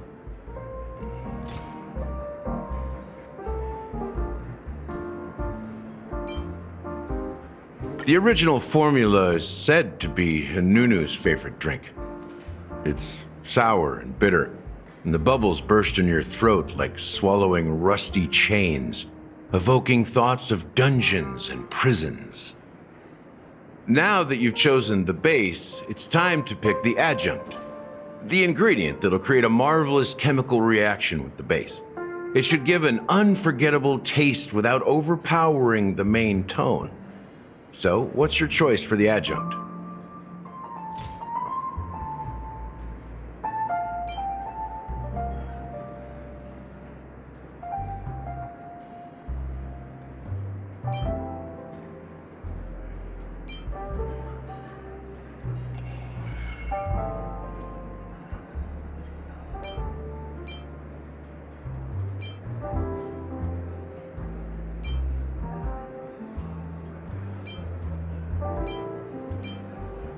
Bright future. A taste that's been a long time coming. I'll never forget the flavor that danced on my tongue as Mikhail whisked me through the dreamscape wilderness. Those were haunting times. Too beautiful to be real. Mikhail. Almost there. Let's pick a decoration. Which style do you prefer? Anything you need, I've got it.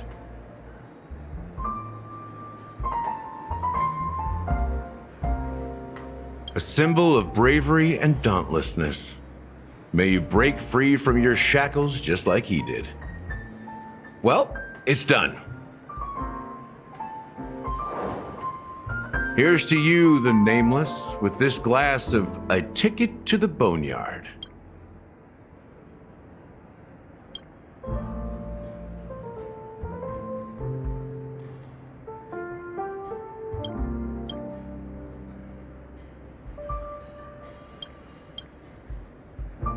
To the dead and the dying.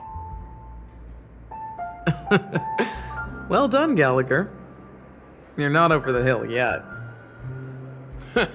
So, are you satisfied? Oh, the flavors! They're way more sophisticated than Soulglad.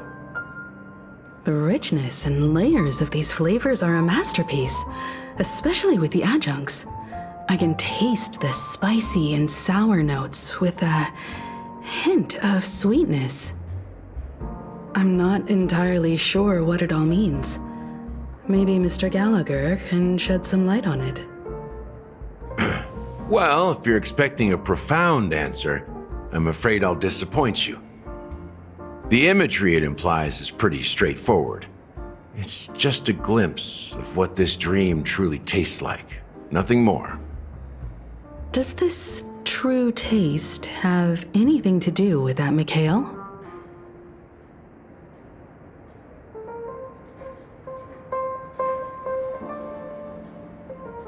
Yeah, that name does sound familiar. When you got knocked out by that masked fool girl, I think I heard someone calling that name. Do you remember?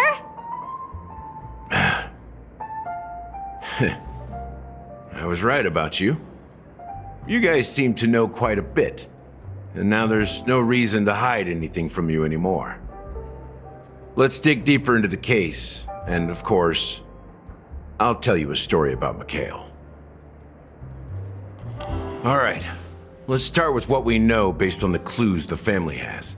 It seems that Firefly isn't a local or an invited guest.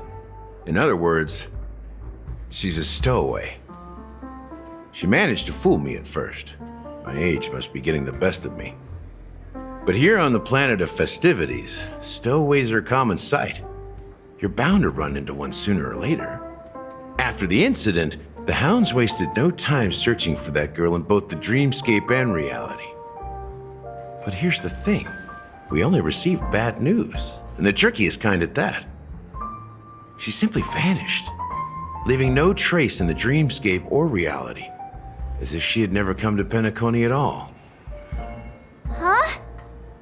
Does that mean...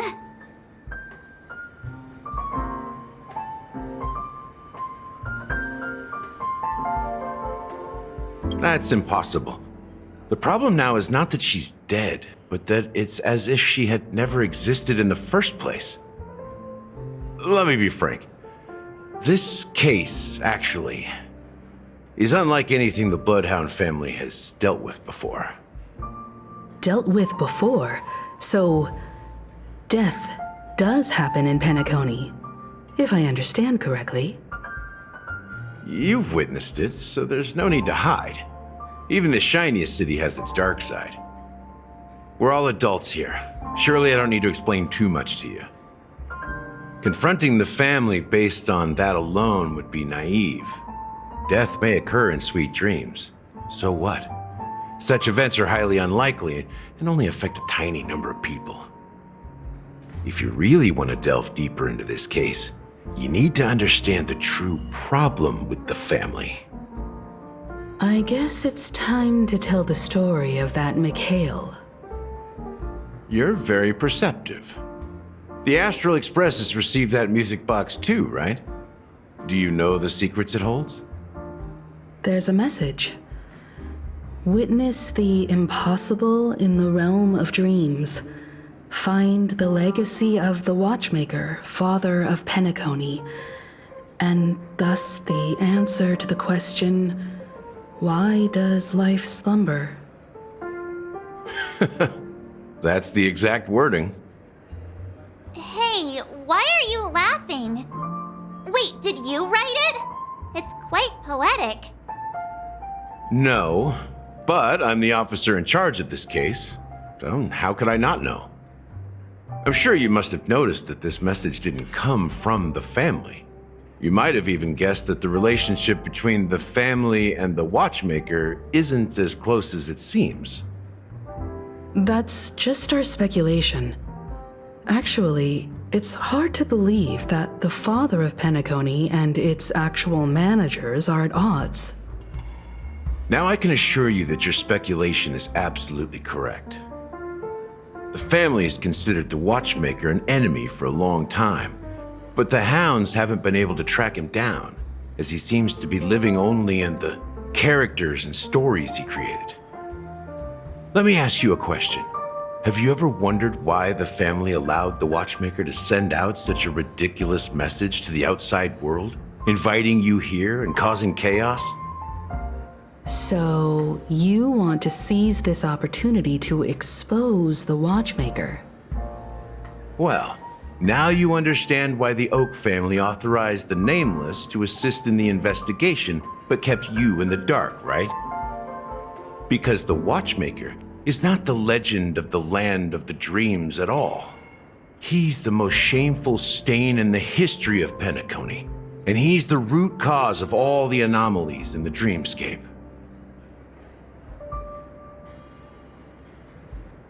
You don't get it?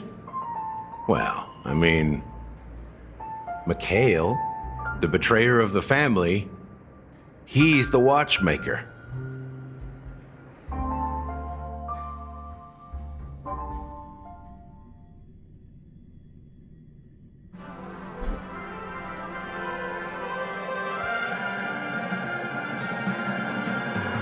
Here we are, Clock Studios theme park, the most popular entertainment center in Penacony. Wait, aren't we supposed to be discussing the watchmaker?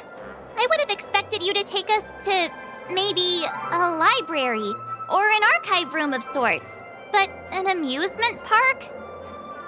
The culture of a city reflects its history in the most authentic way. To you, it's a fun place.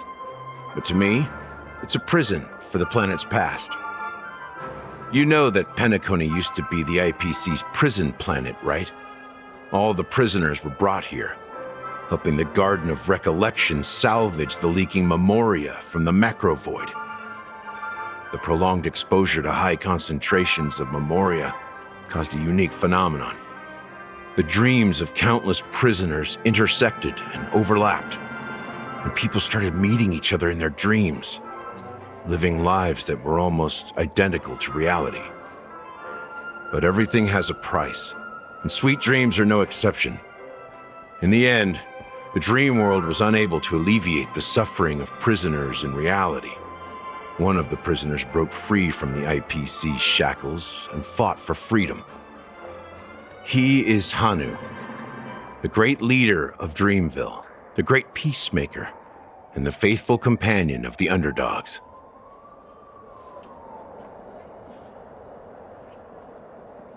History is always written by the winners. However, it's undeniable that Clocky is an animation that draws from Penacony's actual history. These characters not only exist in Dreamville, but also in the distant past. Once you realize this, you'll understand why we're here. There are so many members of the Bloodhound family around here.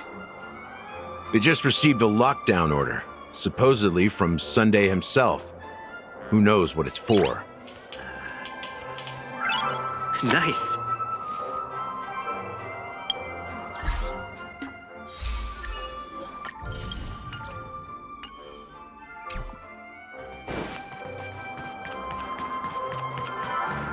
What's going on? Why can't anyone go in?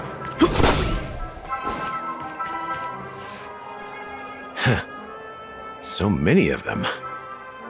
I've never seen anything like this, even when they're tracking down suspects.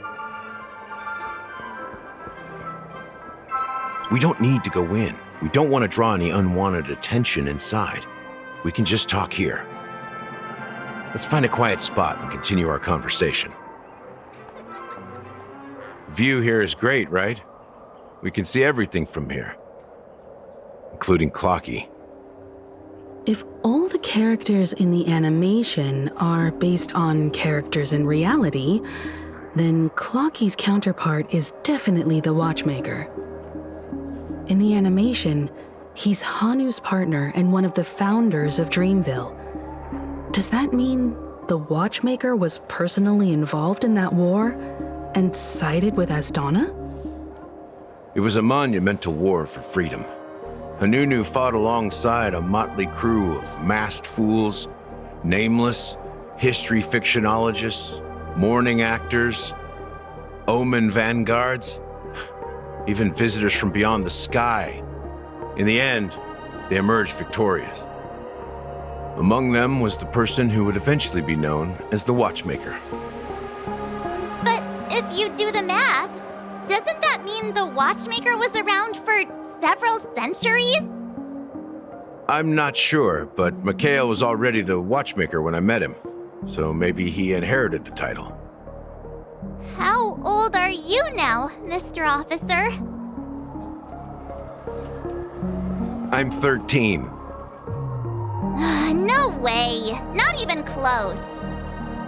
Anunu freed the frontier prison, but peace still eluded him. With limited resources, threats from the outside world, and internal conflicts between major prison districts, the future of Osdana was uncertain. It wasn't until the Watchmaker approached the family with the idea of turning the prison into the planet of festivities that Penacony finally gained its name and glory. Thus, he became known as the Father of Penacony. But didn't you say the Watchmaker betrayed the family? And you said you were his companion, so that means you... No, I'm not his companion, but rather one of his many children. But I am indeed a traitor. Not to the family, but to Mikhail. What did you do? I did nothing. And that's the worst betrayal of all. Just like you, I had close companions. We dedicated ourselves to Penacony. But the Oak family, they set us up. Mikhail was too old to protect his children anymore. So we left the family to find our own path. We were branded traitors of the Harmony, even though the true traitors were someone else. While they continue to praise the Watchmaker's name in the world, behind closed doors, they condemn him on a pillar of shame. Nevertheless, we wanted to clear his name. We intended to find the real traitor, the one responsible for all this, and restore harmony to Penacony. But we failed. Too much time had passed, and the land of the dreams had become deeply corrupted. After countless fruitless pursuits, I gave up. Like a lost dog. The family accepted me and made me an officer, supposedly as a form of forgiveness. But it was actually a punishment. Since then, I've been completely cut off from my partners and my past. As for Mikhail, I heard he died in obscurity, in a place where no one could find him. That's when I realized that the Penacony I once knew would never return. We're truly sorry for what happened. But this is not the end of the story, right? Apparently, someone has inherited the title of the Watchmaker and has been secretly working against the family all this time.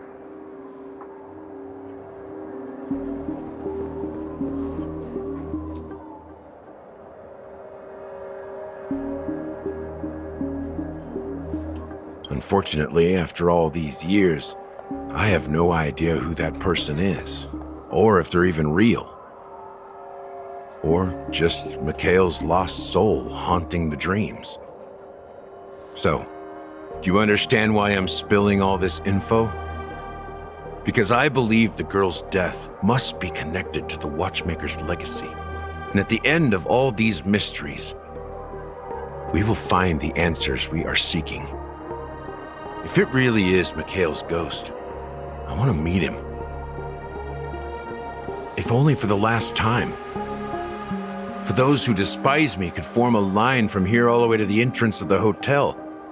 But those willing to look me in the eye and hear me out? Let's just say, there won't be many. I've told you all I know is a sign of gratitude. Thank you for listening to this old dog. Bark and all. Something just happened at the theme park. Now if you'll excuse me, good luck to all of you. How ironic. What's so different between the stowaways rejected by Penacony today and the dream seekers once hailed as pioneers several amber eras ago? Gallagher does have a troubled past, it seems. While Firefly's whereabouts remain a mystery, his stories shed light on our suspicions about the true identity of the Watchmaker, his connection to the family, and the power struggles hidden behind sweet dreams and death.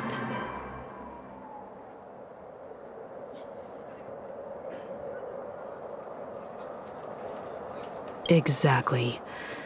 Gallagher suggests that the real traitor is someone else, probably within the Oak family. That lines up with what we've gathered so far. Firefly got involved in this mess because of the legacy, and now we're sure that Aventurine's accusations against Acheron are baseless.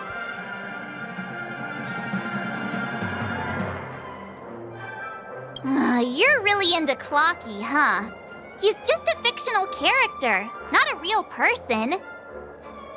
Speaking of which, that Clocky who only reveals himself to you is quite intriguing. It's a shame we've never met him since then. Now that we've confirmed a lot of our suspicions, let's take a moment to think about the clues we have. Send a message to Welt and see how things are going on his end.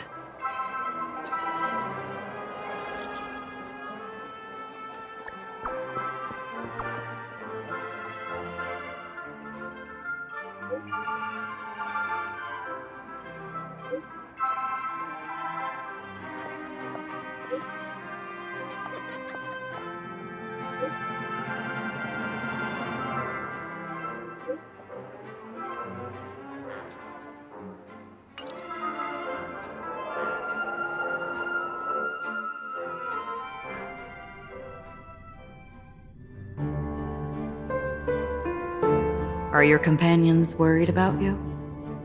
They're just checking up on me. Let's get in and get out. Seems they've made some progress. Looks like we're about to enter the depths of Dewlight Pavilion. It's been a smooth ride.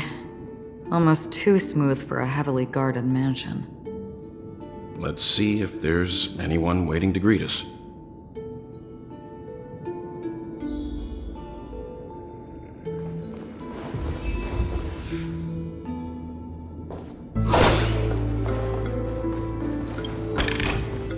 Seek, and you will find.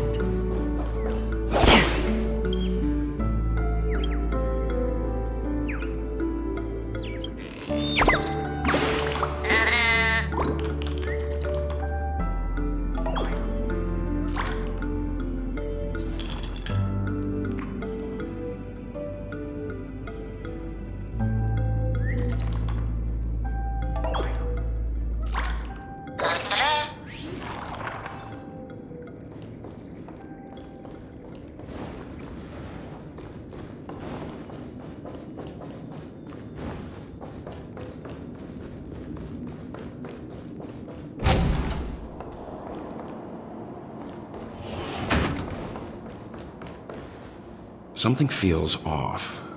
A grand mansion like this and not a butler or servant in sight. Could it be due to the disruption caused by the emergency? Well, this door is open. Looks like we'll have to investigate ourselves. Let's proceed with caution. Just one moment.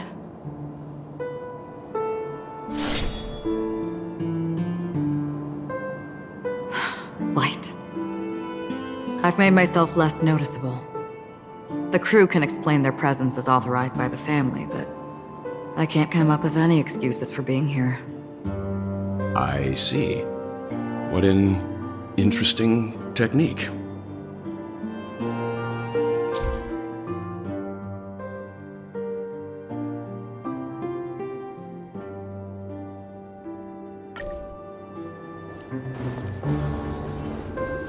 Stream forth, gleam of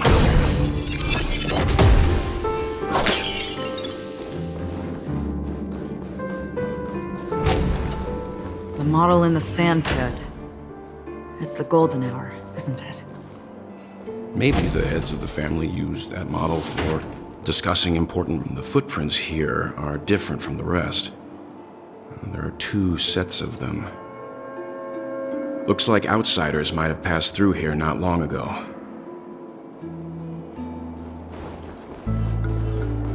Stream forth, the gleam of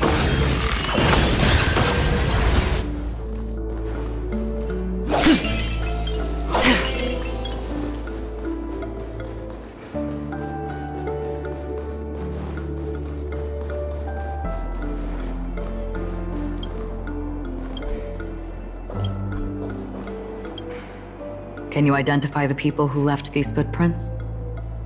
Well, there's a unique pattern here. Flamboyant, even. And judging by the size, I'd say these were men's shoes. If I'm right, it could be the IPC ambassador, Aventurine. Aventurine. What about the other set?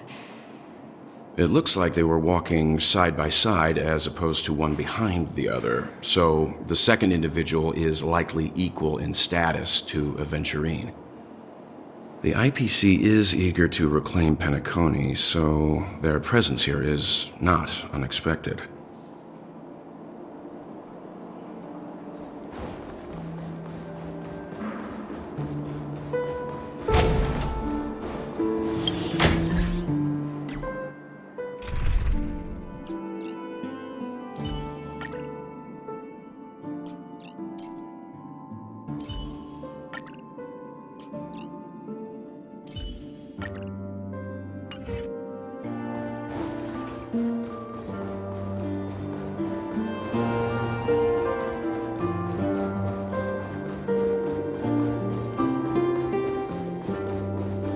Stream forth, gleamful flames.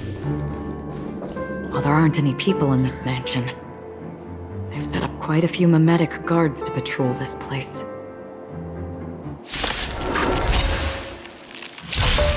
This is where it ends. Destined for oblivion. I weep for the departed. It too shall fall. Fine. You chose the wrong enemy. Bloom. Don't worry, it's Let's just a begin. scrape. You took the bait. I'll see you off. Stand down. Another journey begins.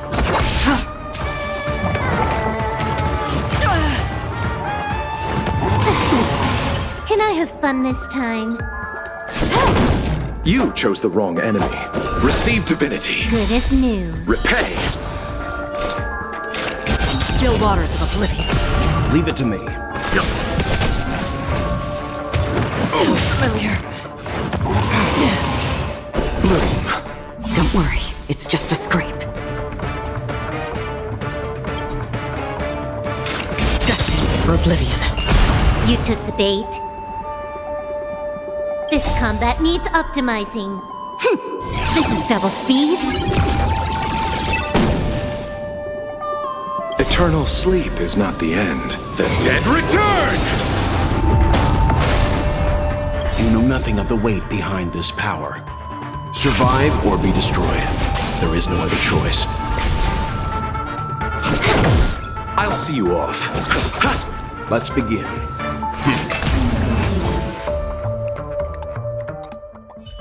Look, it dropped something. A note. Looks like instructions from the butler for the other servants. Seems like the mansion's entire workforce were assigned other tasks before Robin's death. It must have been a big project to require that much manpower. The Charmony Festival, perhaps. But no matter what their main priorities are, there should always be someone left at the mansion, right? So you're saying someone deliberately cleared the place out? Yeah, but I don't know why.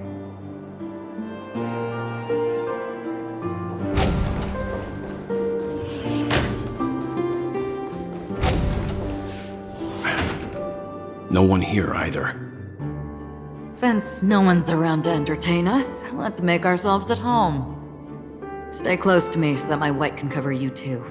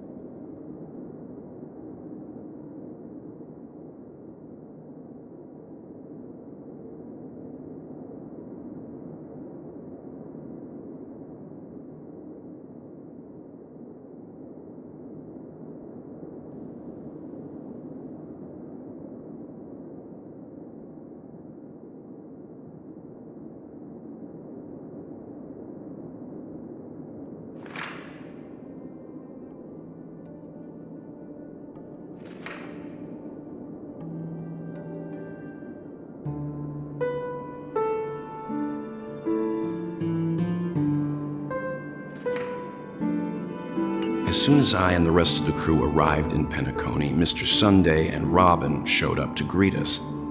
I remember hearing something unusual in her voice, and now it seems I was right. Robin believed it was because the harmony had been tampered with somehow. But as far as I know, there aren't many entities capable of interfering with the power of paths. Meaning? If there really is a traitor within the family, that person must hold a high position or possess unimaginable strength. That would explain why Mr. Sunday has been having such difficulty in catching the traitor.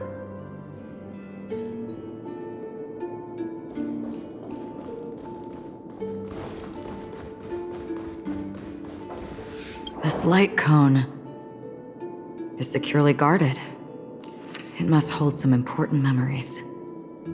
According to Robin's interview, despite having performed on so many grand stages, her favorite performance was a pretend show she put on with her brother when they were just kids.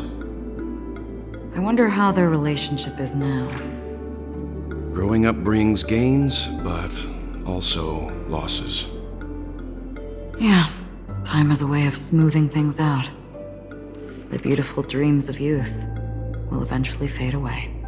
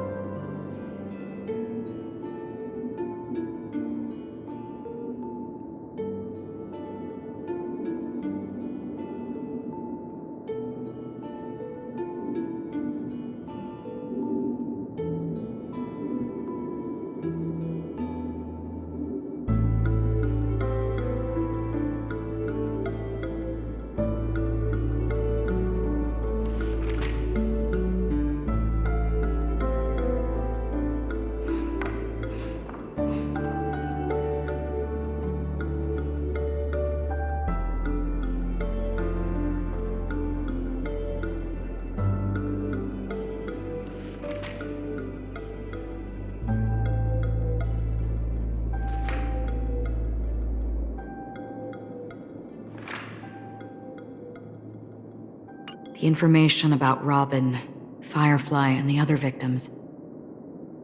I don't see any commonalities among them. Looks like the rumors were right. Death does seem to be targeting random victims. And based on Sunday's notes, he's no stranger to death. He's just surprised that it has resurfaced.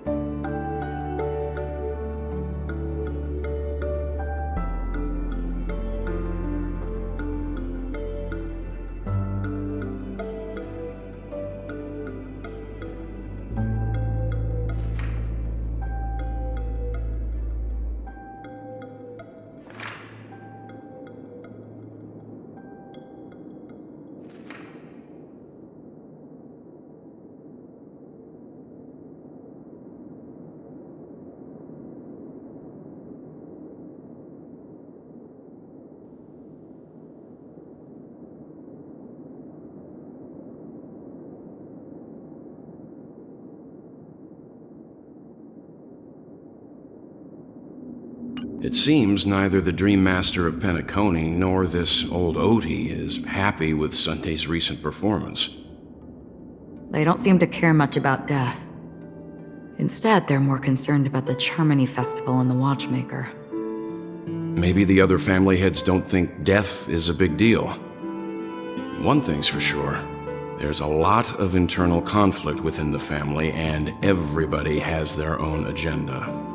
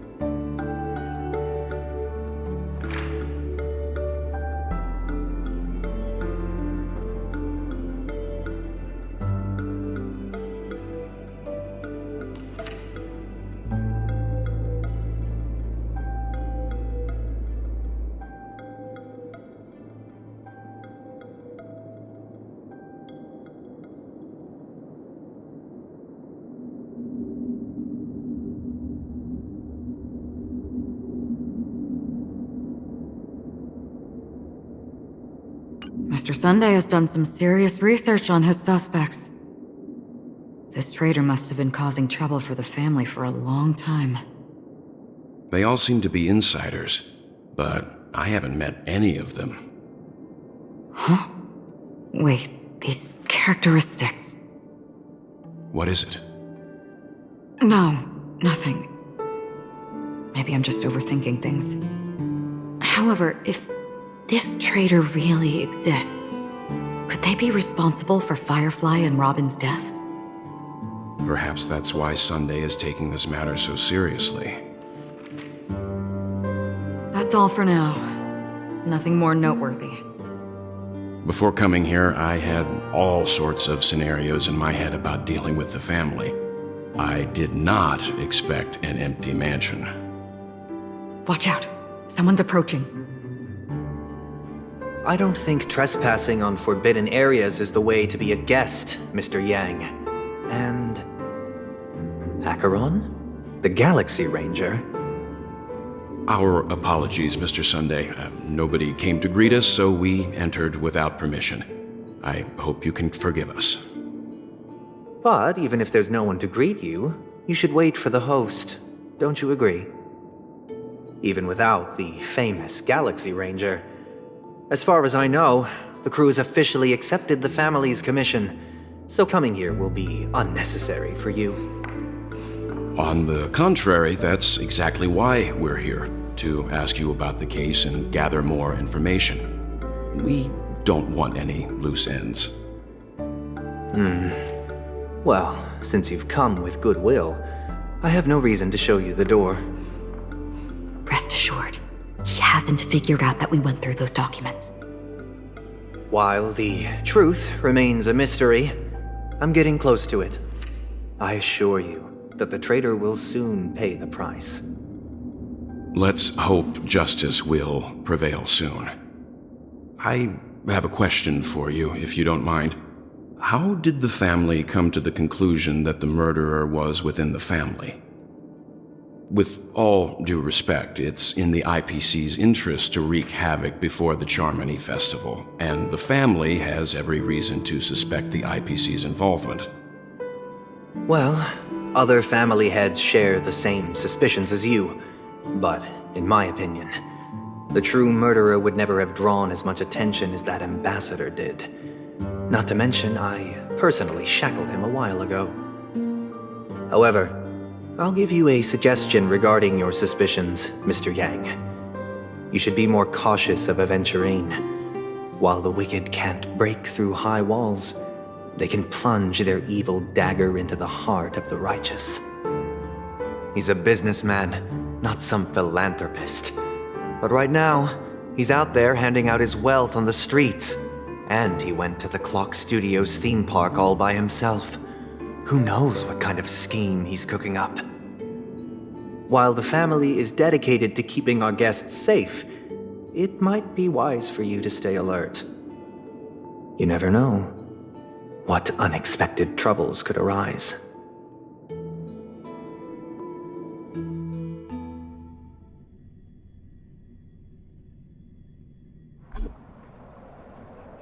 According to a Pierpoint hotline tip, there was a major breakthrough in the shocking HoYoverse Aventurine case.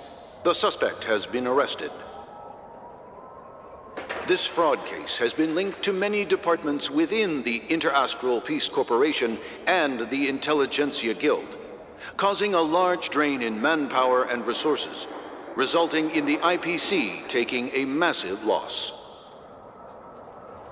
The case's main suspect originates from Sigonia 4 and is one of the survivors of the second Kataka Abjin extinction event, who does not carry an interstellar refugee travel permit.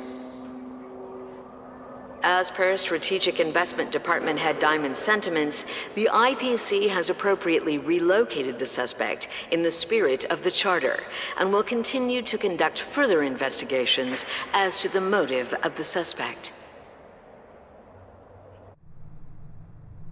What pretty eyes.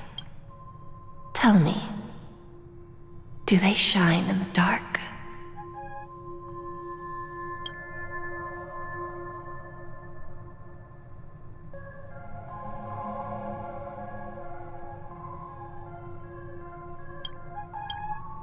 Well, if they did, I'd sell them in a heartbeat.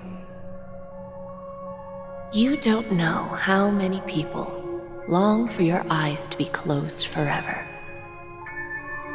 As a servant, you should not resist your master.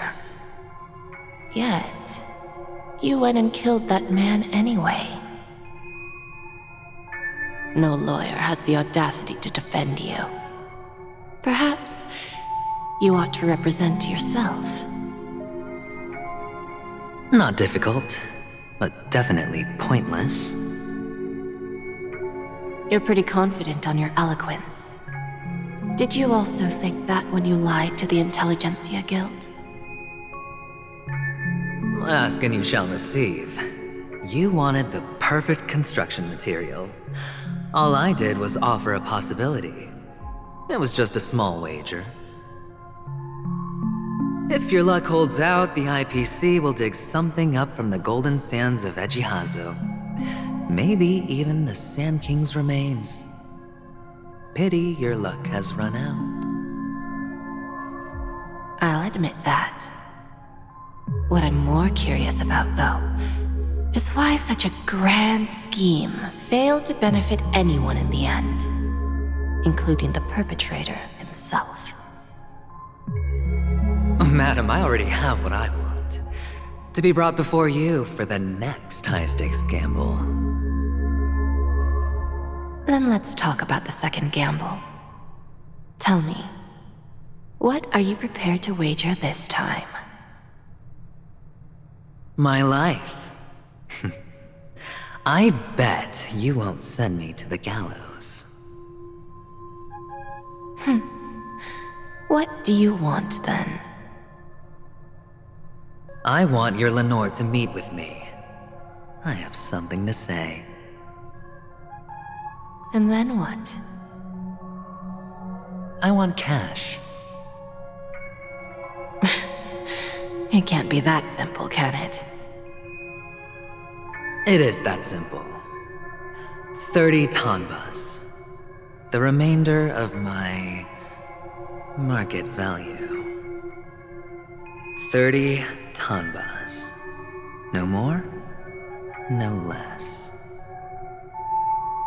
With this money, I'll climb to even greater heights than you. Grasp even more riches than you.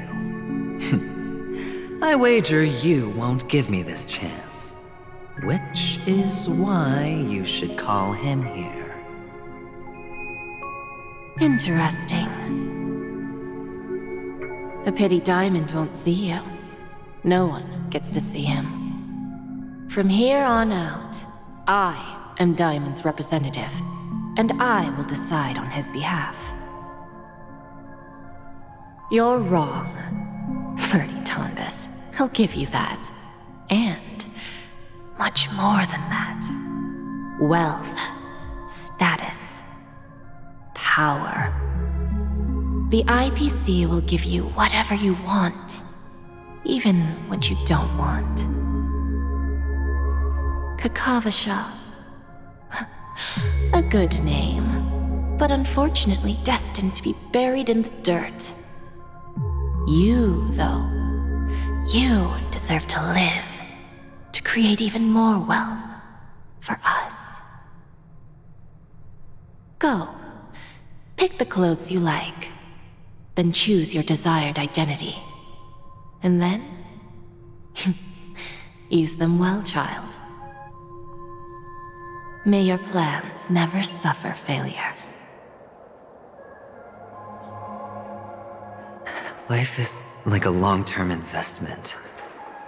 Those who choose correctly, do the correct things, reach the correct outcomes, and show the world their value. People can't always make the right choices in their lives. But luck has always been on my side. I've never lost. Is it because Gayathra blesses me? Well, if that's the case, she must also be looking upon me right now. My success is inevitable. But what then? even if I overcome this difficult trial, what would come next? What awaits me after this glorious gamble? An even more glorious one? Will I return triumphant with unending riches after countless successes, or will I encounter failure, never to return?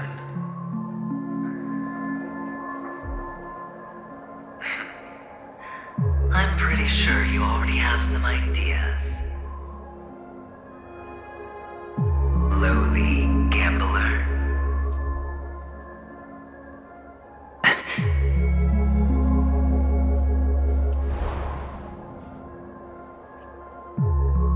What?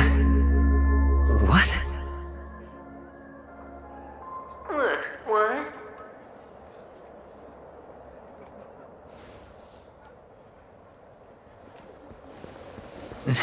Am I dreaming, or have I gone completely insane? Perhaps both.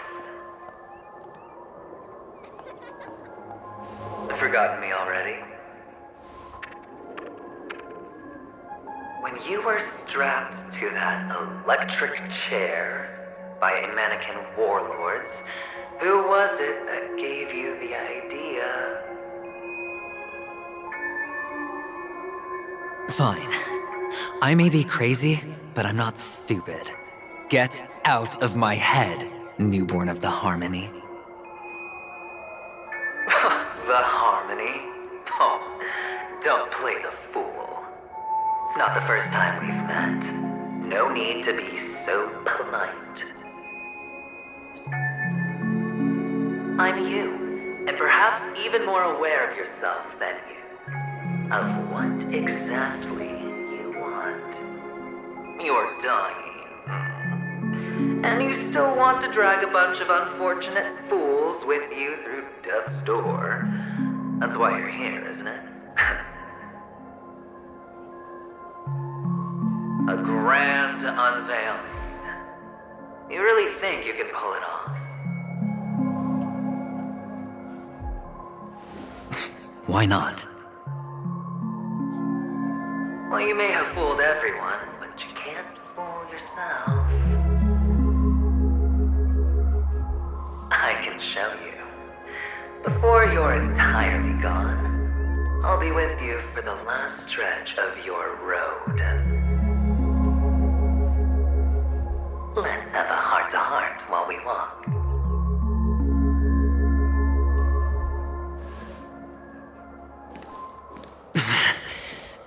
What exactly are you? Most people in this world spend their entire lives just to reach one outcome. And I am that outcome. Kakavasha, I am your future. First I'm hearing things, and now I'm seeing them. Great. Am I going to be elevated into the Harmony's Emanator next? Why are there no guests here? What's that featherhead doing?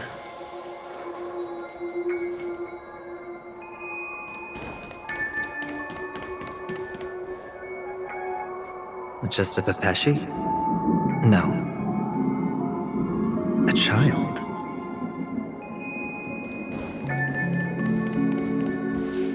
I thought minors weren't allowed in Golden Hour.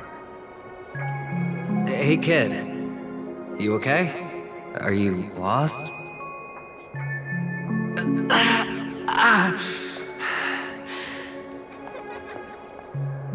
What's wrong, mister? You don't look well.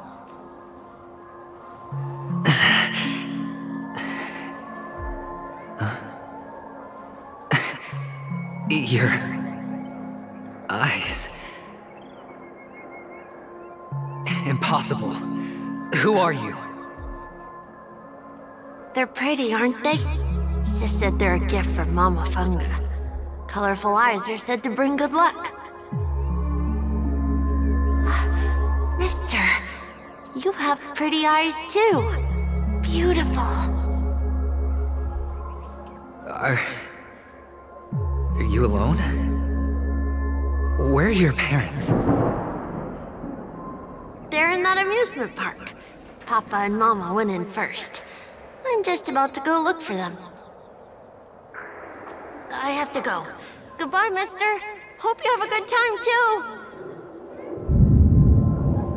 Those eyes. And Mama Funga. No, it can't. There aren't any Avgens left.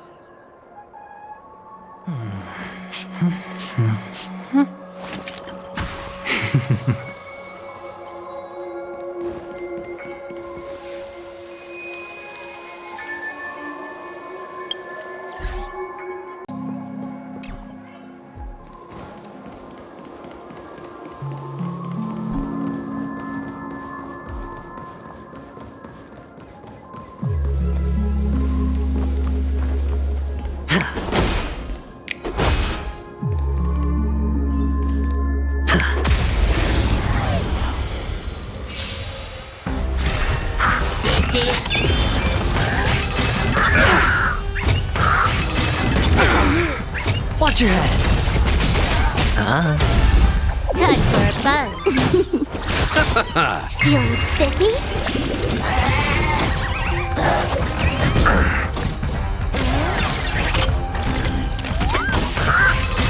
I underestimated you.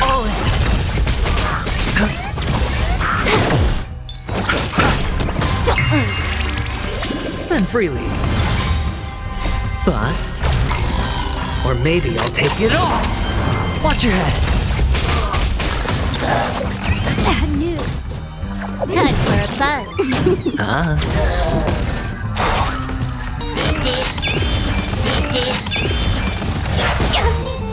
It's on me. Time for a buzz. Feeling spiffy?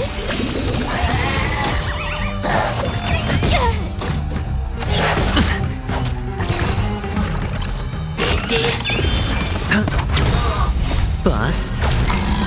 Or maybe I'll take it all. Time for a buzz. This is double speed.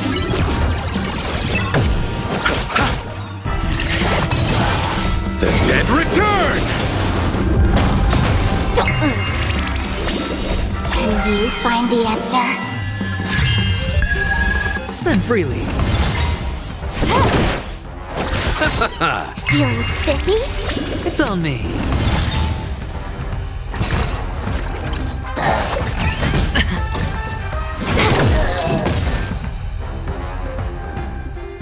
Those eyes. And Mama Funga. No, it can't. There aren't any Avgens left.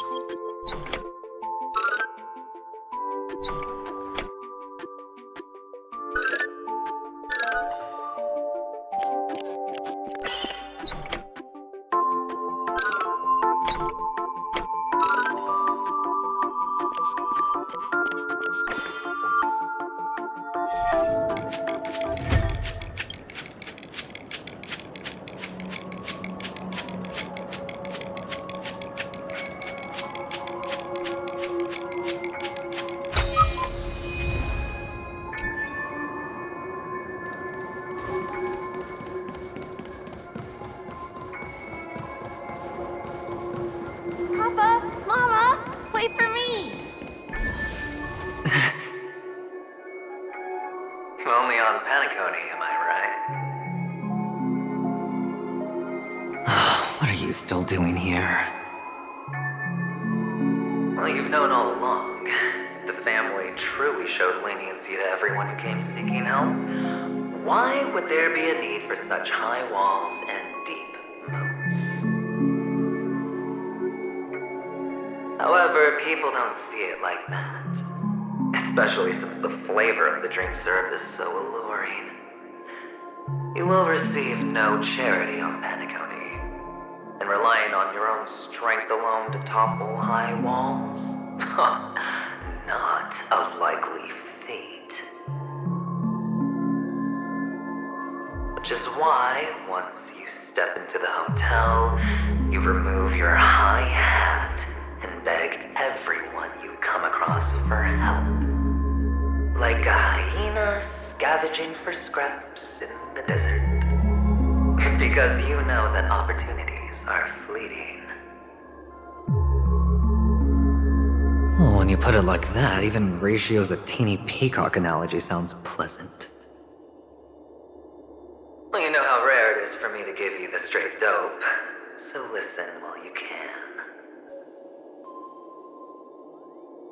It's good timing that you mentioned the doctor.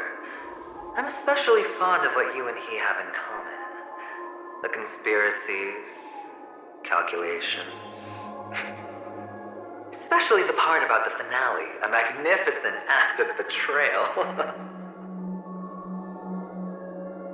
Oh, when everyone thinks this way, who would even suspect that it was another trap you've meticulously devised?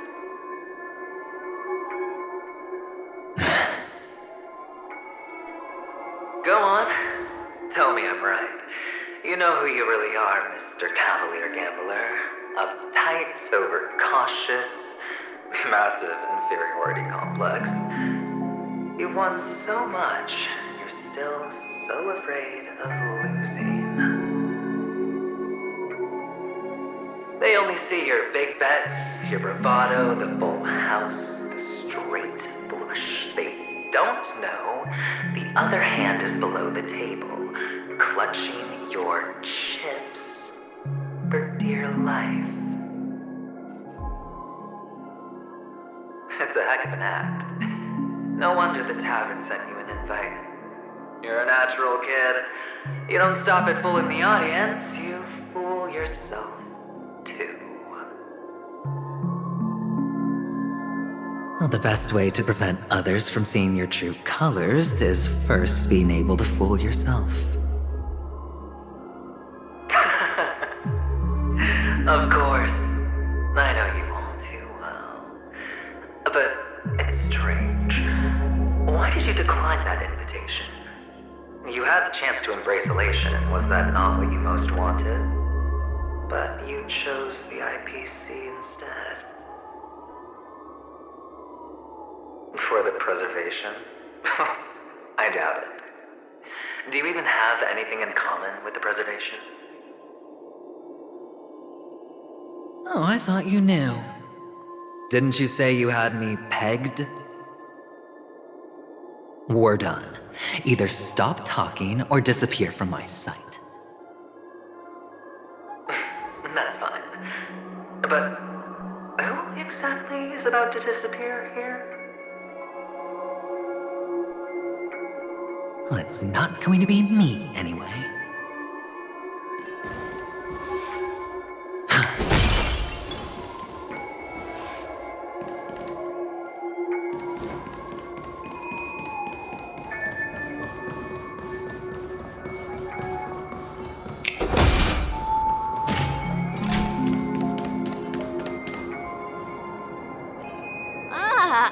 Playing hide and seek. I'm really good at this.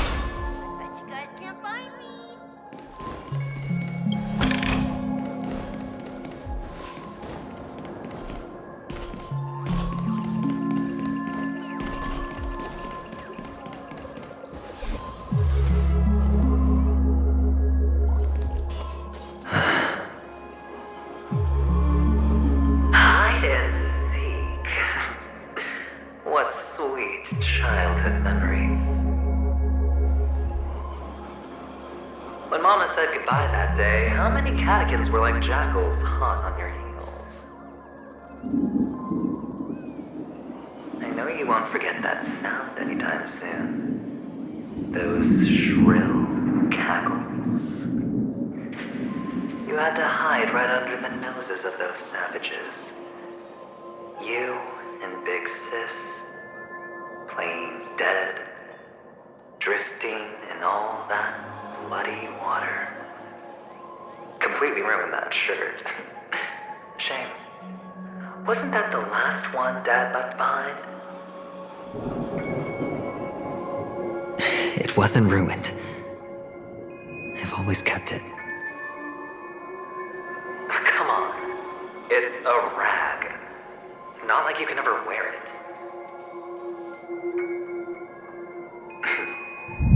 Now you don't have to hide. You probably won't even deign to get your pretty outfit wet in the rain. Your social capital has changed after all. I've never changed. On the contrary, now you're the one who does the hunting. For the last round of hide and seek, and you get to be it. You should enjoy it.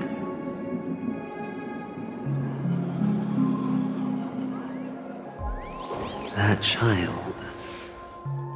Could he be in here?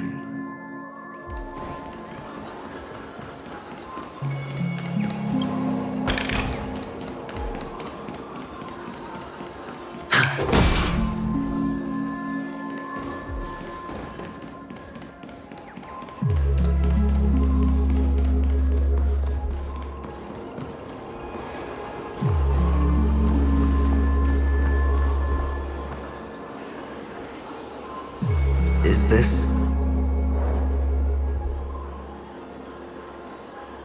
a topaz? What is this doing here?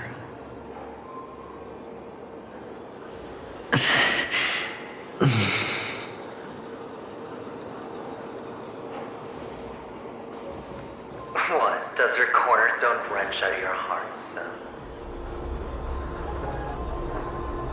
I was merely curious at why it was here. Maybe that winged guy put it here. To taunt you. Just to make you realize that your painstakingly arranged magic show is nothing but a death rattle. The cornerstone's hue is the same as the radiance of Clipant's body. I've got to give it to you. I've heard a lot of baloney, but that lie deserves a prize for sheer nerve. If he were just a little bit smarter, the jig would have been up right there. This is just bait. Of course. That's why Ratio's betrayal was one of the keys to your plan. I have to say, that doctor's acting was superb. Or maybe he wasn't acting at all. All the better for you. Sunday didn't become head of the Oak family by acting sloppy. He's obsessed with control. You have to give him enough detail to satisfy his meticulous nature, but not so much that he gets suspicious. Which is why you had Ratio seek him out and leak the plan on purpose. To prevent the other party from suspecting anything. The intel you gave to Ratio was all true. We spoke the same to Sunday. Finally, Sunday took the bait, found the other cornerstone, and before you know it,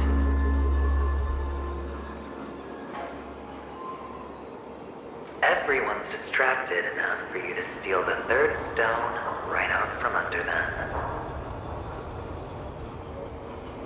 Why don't you stop rummaging through my mind? Your mind? It's our mind. You're me, and I'm you. We're the same.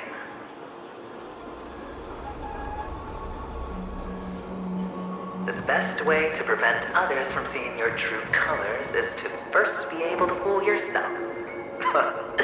Really? You can't even fool yourself. You just got lucky this time.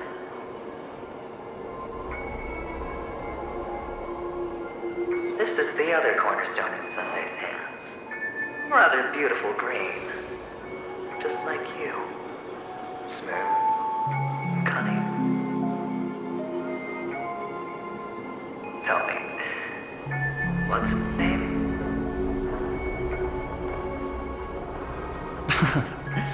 Why are you even asking me? Must I do all the work? Aventurine is the stone of luck and trickery.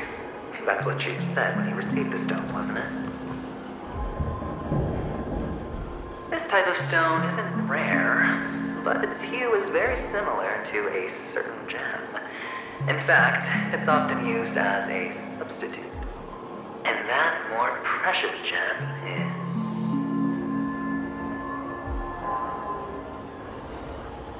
Jade. Even Sunday can't tell the difference. Well, looks like jade can be substituted for aventurine, too. Sauce for the goose. Aventurine, topaz, jade. 3 elites, 3 cornerstones who, for a measly panicony, offered their everything. Oh, you're even more united than the family. As I've said before, 3 chips are sufficient. All or nothing. But will it be the former or the latter? We'll find out soon enough. So, where's the real aventurine stone? Take it out, let's have a look. Suddenly you don't know where it is? I just want to hear you say it. After all, it really does resemble its owner.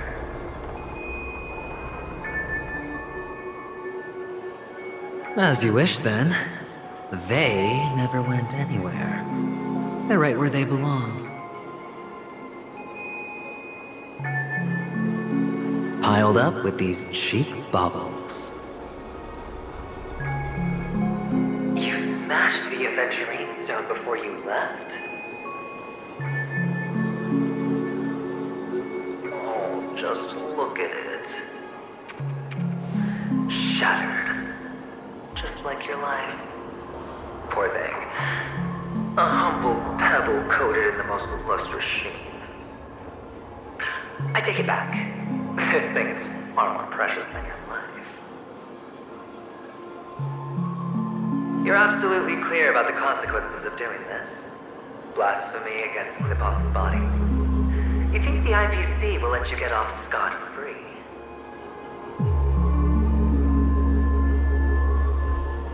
Well, Diamond has always been all about results. As long as I could create value far beyond the cost, the ends justify the means. How else would the family be fooled if there was no price to pay? It doesn't matter. Even smashed to smithereens, the preservation's cornerstone can still be used. Its effect may be greatly diminished, but it's enough for me. Now I'm really curious. Why does every step you take involve reckless risks, and the choices you prepare for yourself always come with a strong impulse for self-destruction? Do you truly believe that the greater the risk, the greater the rewards?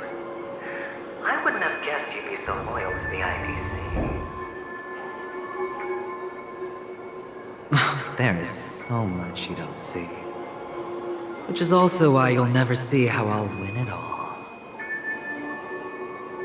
That is, if you can do what it takes. We'll just have to wait and see then. The cornerstone is gone. Another illusion of the harmony. Huh?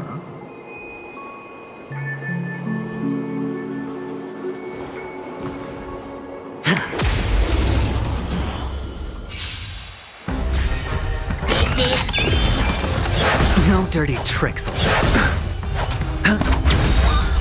Bust.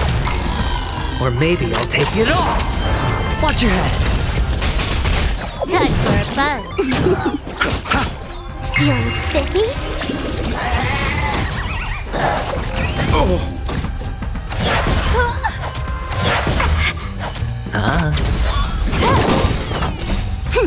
This is double speed.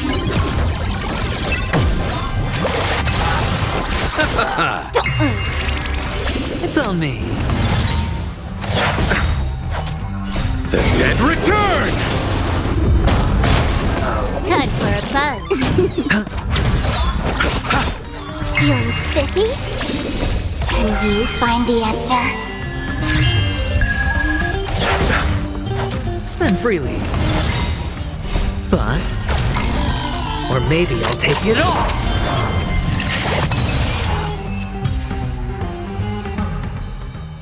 The cornerstone is gone. Another illusion of the harmony. Huh?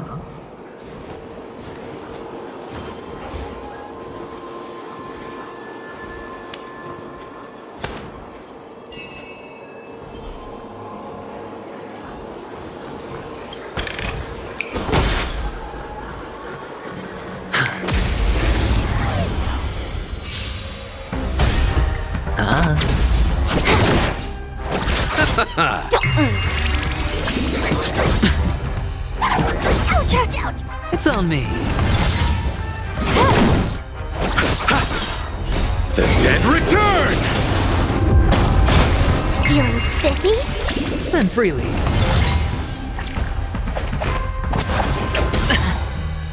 Bust. Or maybe I'll take it all!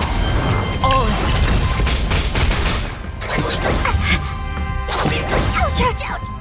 Time for a buzz. This is double speed. It's on me. Can you find the answer? Spend freely. Time for a buzz. The cornerstone is gone. Another illusion of the harmony. Huh? Hello. We meet again, Mr. Pretty Eyes. Yes. We meet again. Did you find your mother and father? Of course. Big Sis is there too. The four of us were just playing hide and seek. I'm so happy. On our way here, Papa even brought me to see a blimp. I think you mean Phil. Yes, that's it. Putting many drawings together and turning them into a moving wall painting. They put me, Papa, Mama, and Big Sis together, turning us into one big family. You should give it a try too, mister. You look sad. The amusement park will cheer you up. Sure.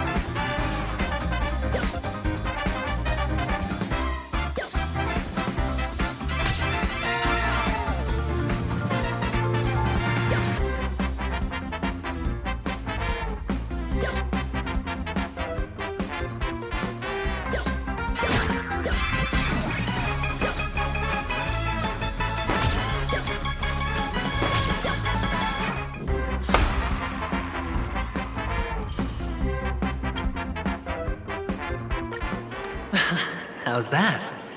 Not a bad score, eh?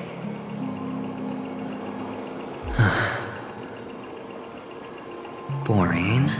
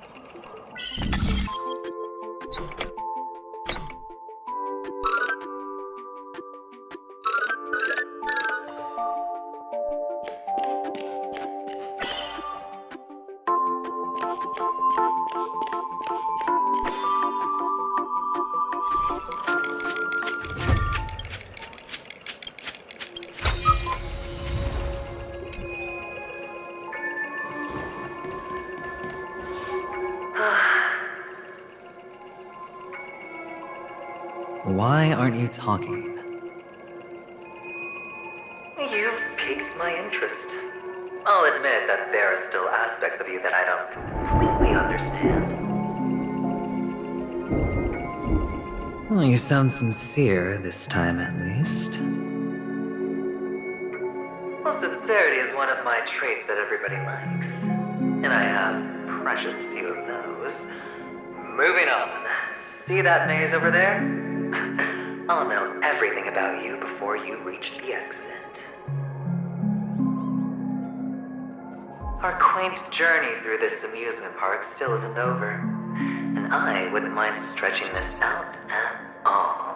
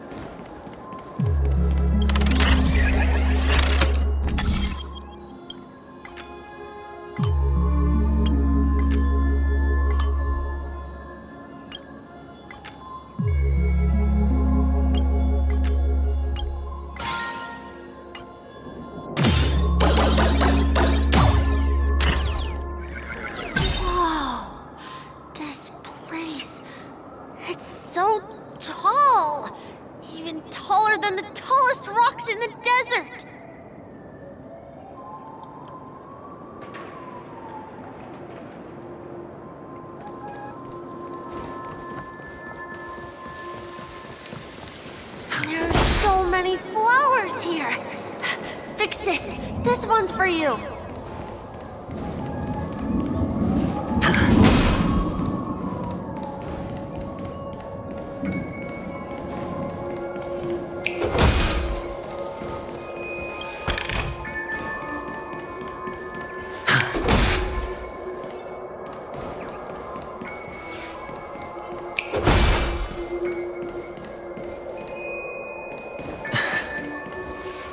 A dead end?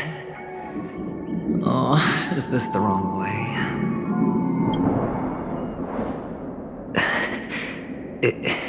Is this?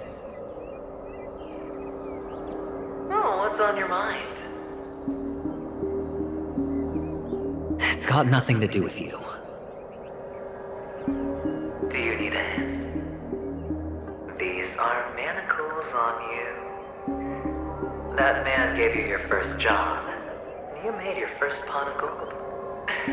I remember it all too well. You wrapped that iron chain around your fist, for that is the only tool you could find. Then, in that maze, you... Shut up! Oh, you don't don't wish to face your past.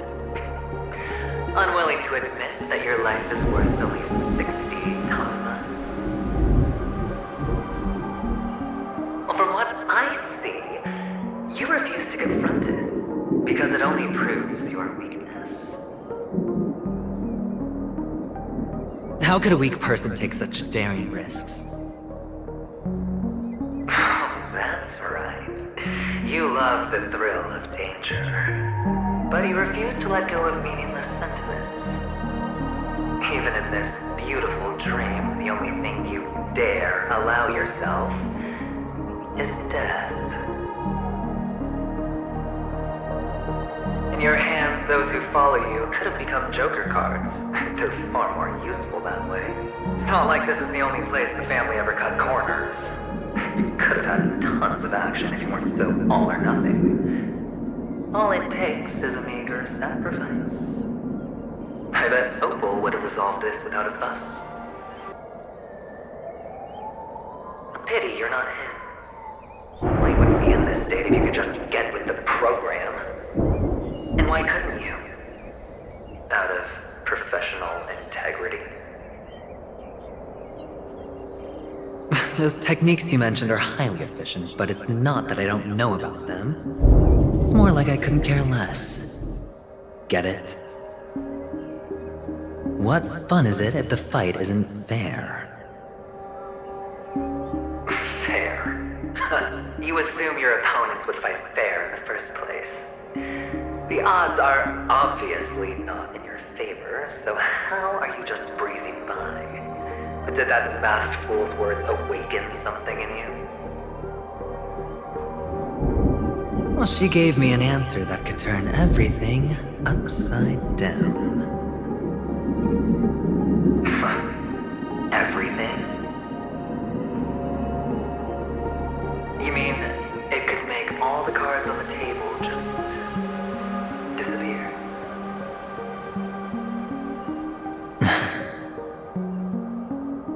That's cheating.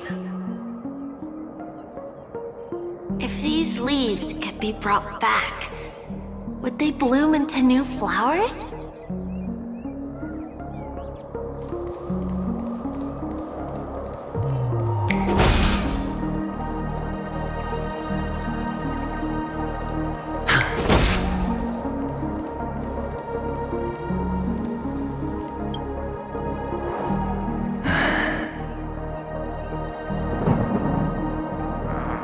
Expression right now is hard to put into words.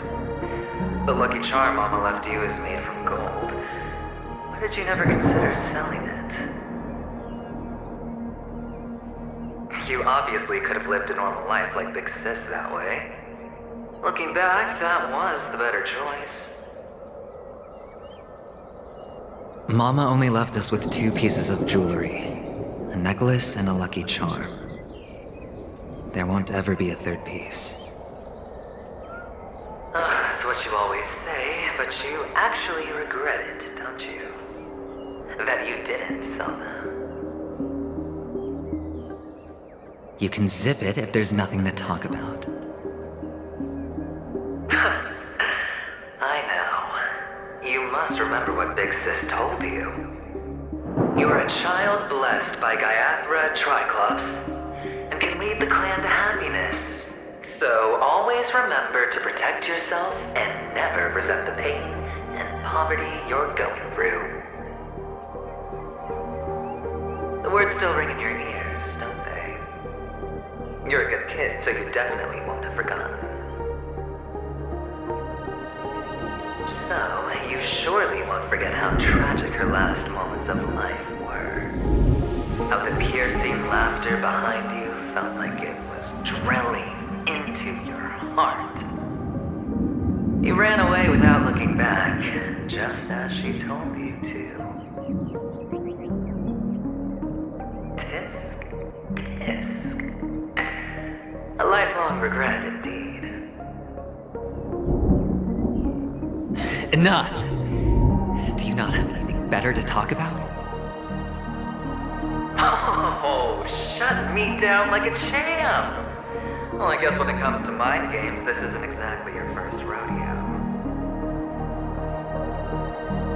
I think I finally get you. Woo! You are nuts! In the end, I'll ruin this beautiful dream and create the grandest death. Well, you stuck to that start to finish. Think about it. There's a Stellaron in play, the fabulous Robin loses her voice, 2 unsolved murders, cryptic messages from a masked fool, and a chance to go head-to-head with Sunday himself. And the only thing to pique your interest is one word. The last word. A word that's right there at your fingertips. Death. But whose exactly?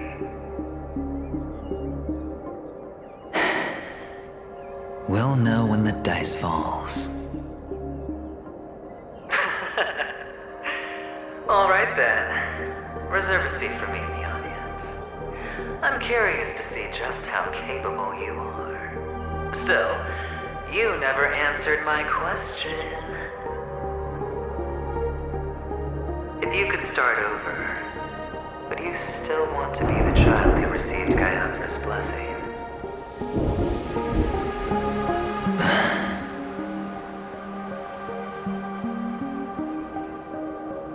It's so quiet this time.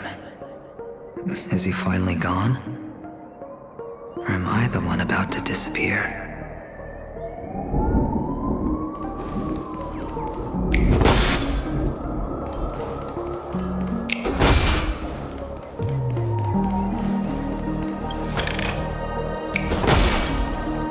Finally, made it out of this place. We're going home? But I don't want to go back yet.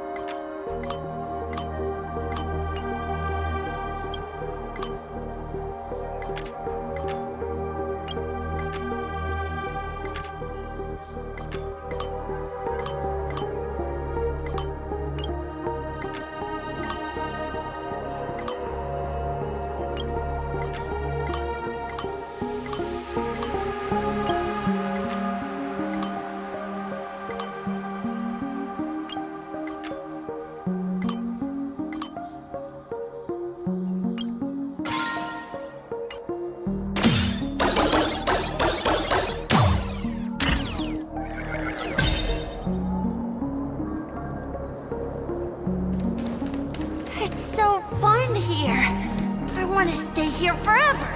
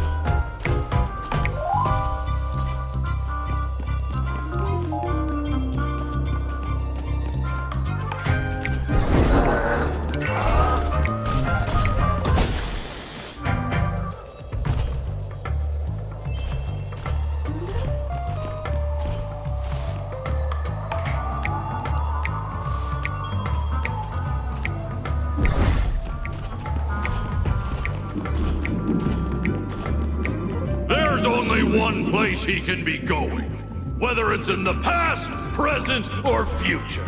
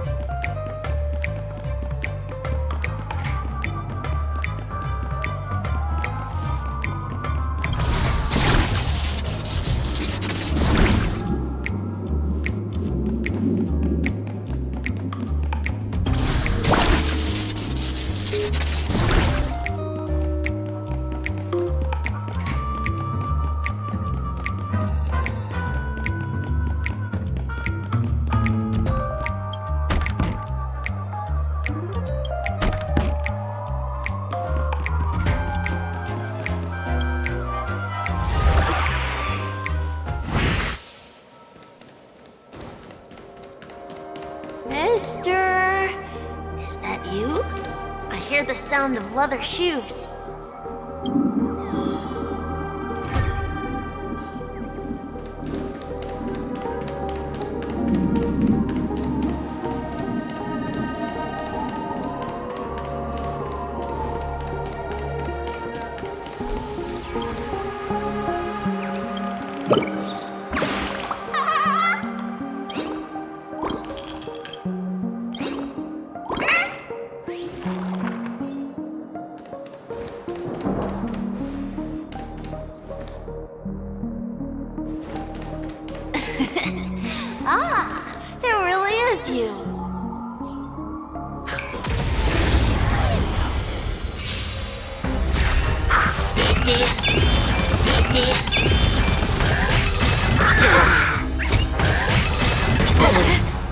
Watch your head. Time for a buzz. Feeling spiffy?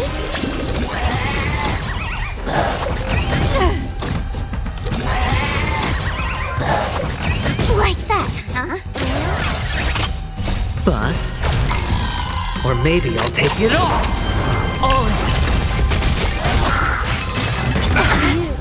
Watch your head.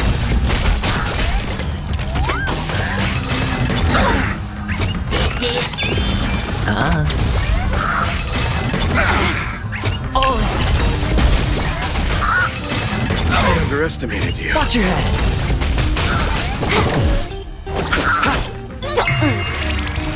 It's on me.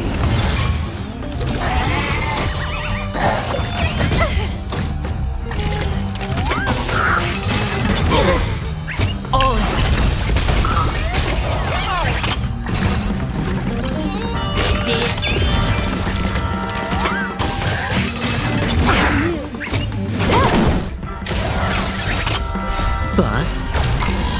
Or maybe I'll take it all. Watch your head.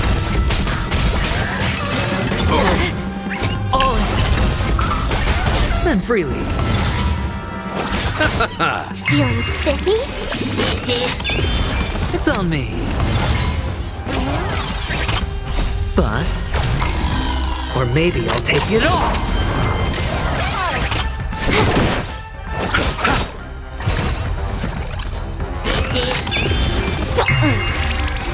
Spend freely. Like that, huh?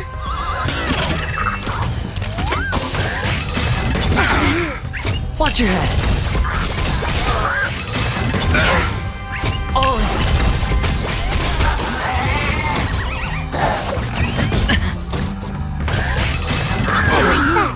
Watch your head.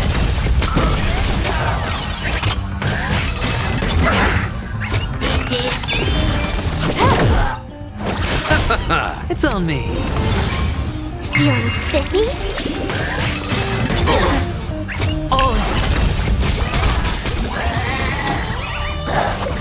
I underestimated you.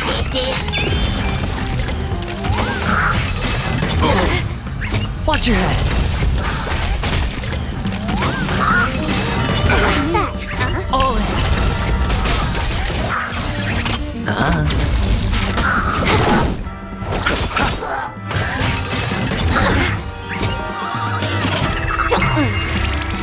Spend freely.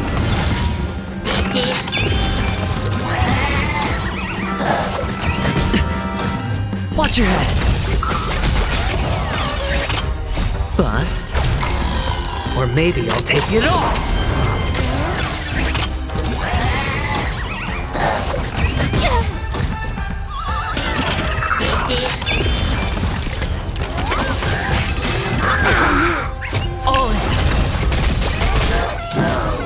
Time for a buzz. It's on me. Feeling spiffy? The dead return!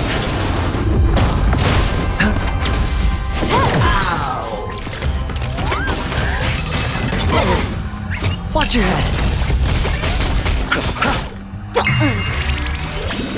Can you find the answer? Spend freely. Time for a buzz. This is double speed.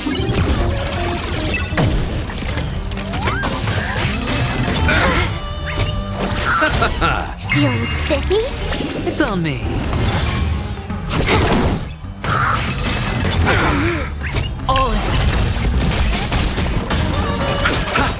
Spend freely.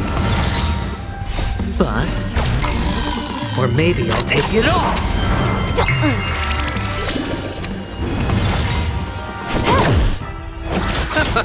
Feeling spiffy? Spend freely. Like that, huh? Watch your head.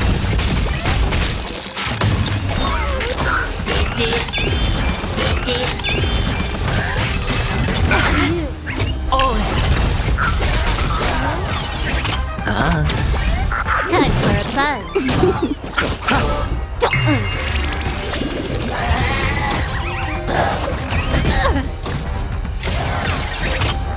Can you find the answer?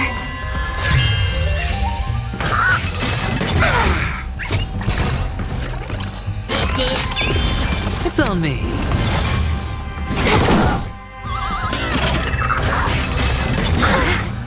Watch your head. Feeling spiffy? Spend freely.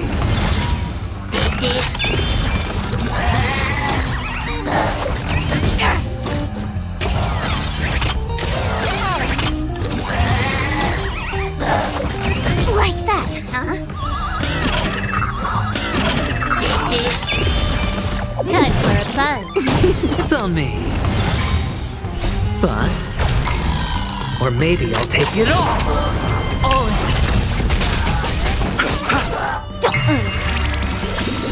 Can you find the answer? Watch your head. Spend freely. I underestimated you. The dead return! Feeling spiffy? It's on me. No dirty tricks.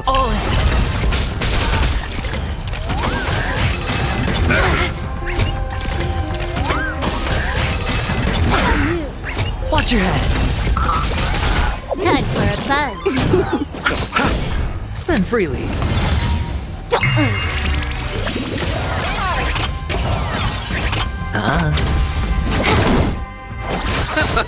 Feeling spiffy? Can you find the answer? It's on me.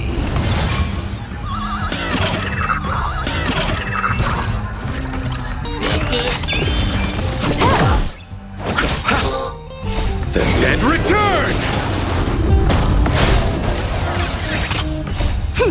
This is double speed. Spend freely. Bust. Or maybe I'll take it all.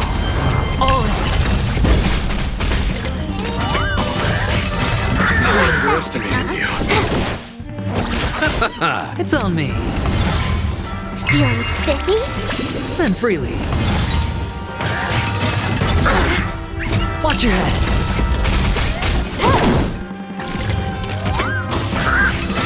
Like that, huh?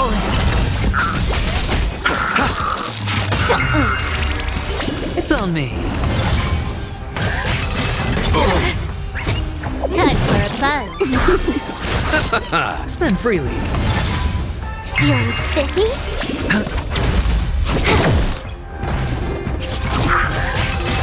Like that, huh? Watch your head.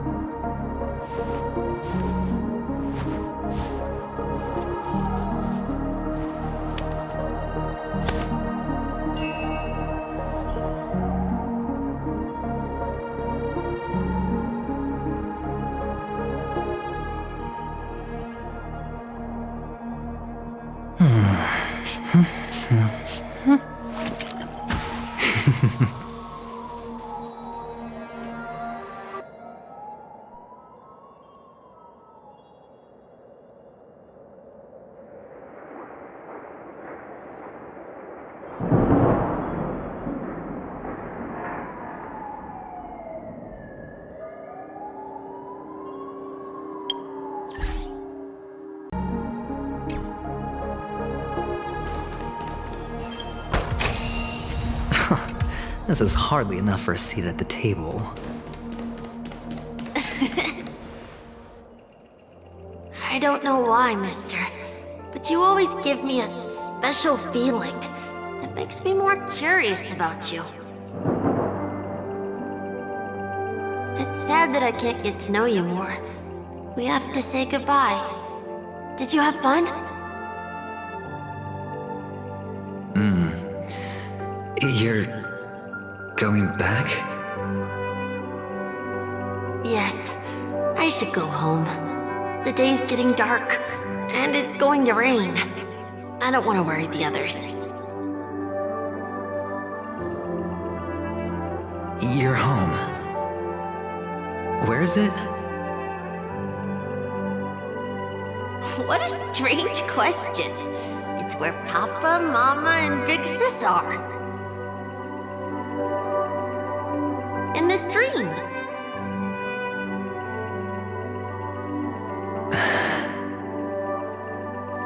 This amusement park.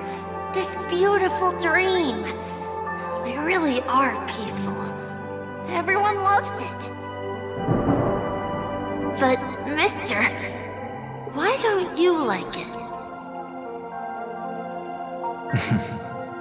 Because they're not here.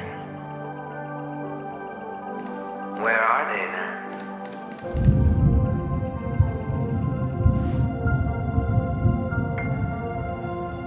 I don't know. You do know. But there's no point pressing the issue.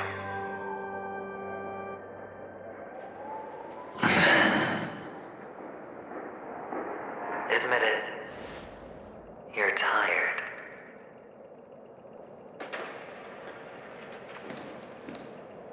We all are. Which is why we chose to stay here. Me and him. Your past and future. How long will you stay?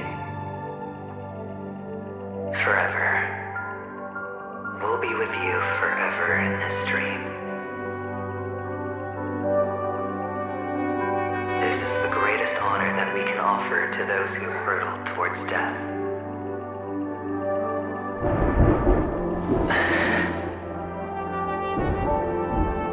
The road less traveled is less traveled for a reason. But you've never gone in any other direction. Your own life is the chip you're most eager to lay down. Always has been. You don't care who the real murderer is, and the watchmaker's so-called legacy couldn't be more boring. What you want, what you need, is to be the smooth operator, the solid gold deal maker who doesn't waste a drop of sweat, even when he's up to his neck in danger, deep inside family territory.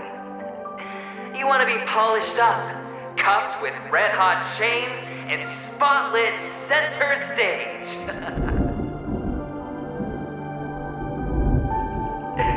You'll be the closing act, the final sacrifice. I can do it. And it will be flawless. Of course you can. Your luck will help you at the right time. A Stellaron and an Emanator. It's that simple now.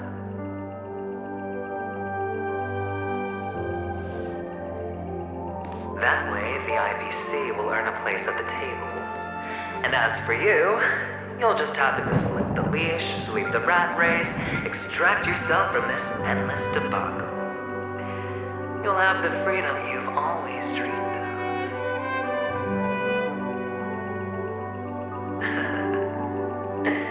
This isn't the first time. You've been an escape artist from day one. This fiasco started with a death, and its curtains will fall on another death.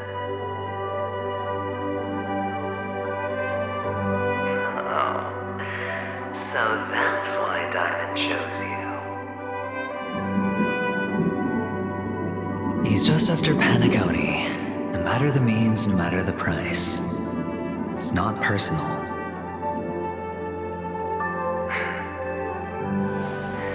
It's hard, isn't it? Well, don't get soft on me now. What, did you suddenly grow a conscience? Hey, I was born from yourself. I'm well aware that climbing out of the hole you've dug is basically impossible. I can't stop you from doing what you want. We can't change where you want to go. Well, what's done can't be undone. All we can do is play the cards we're dealt and rake in as much time as possible. Yes. Alas, people won't make all the right choices in their lifetime. Though luck always seems like it's on your side. You will keep winning, having never lost before, but why you? Why must it be you? If all your luck is built on the pain of someone you love, on the loss of dozens more, if these windfalls, these jackpots, aren't a gift from Gayandra, if all they are is a long string of meaningless deaths, then what did we do to deserve living in a world like that?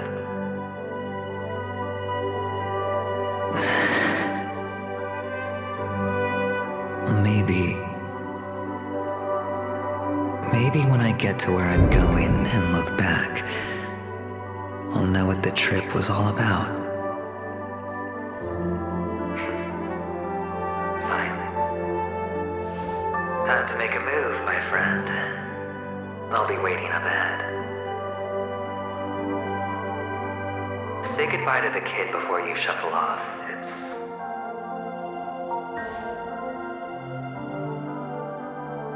It's best to die without regrets.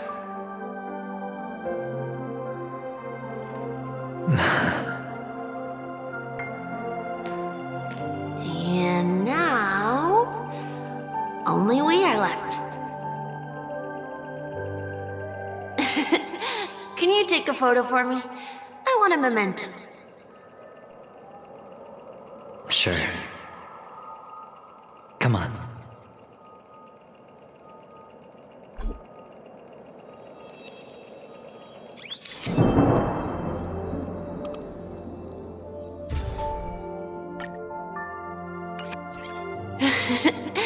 How nice. Now I can see what I look like too. Look at the lens when you're taking a photo the next time. Your expression will look more natural. Sure, I will. Then, mister, are you going back too? I can't leave yet. I still have a show to do. Oh, you're about to go on stage, aren't you? Let's go then. I'll take you to the stage. Sure. So you're an actor? No wonder your clothes are so stylish. I'm actually a merchant. But I do have a show to do. Are you the same as those men in black in the sky? But you're not wearing black. Only ordinary employees have to wear that. My position is much higher than theirs. Awesome! I hope I can become as good looking as you when I grow up. Of course you can. You'll be better and stronger than me.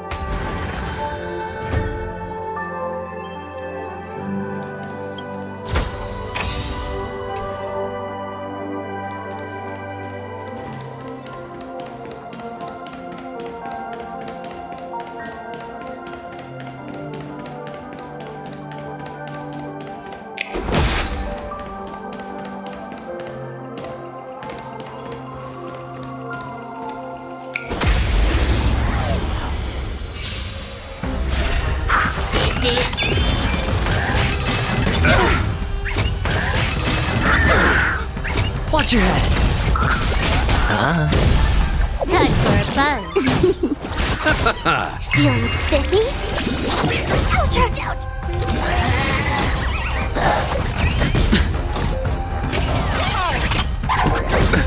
Nothing major. Like that, huh?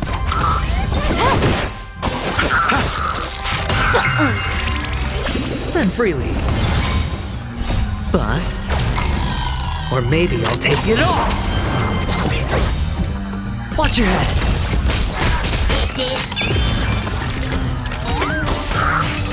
I underestimated you. Time for a buzz.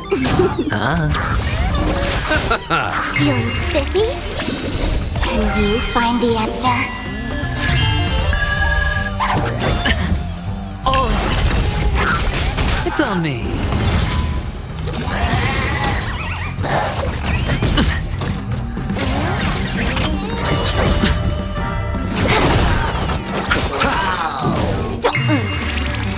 Spend freely. Bust. Or maybe I'll take it off! Watch your head!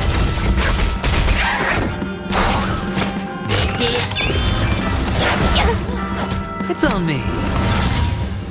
Time for a buzz. The dead return! Feeling spiffy? Can you find the answer? Spend freely. This is double speed.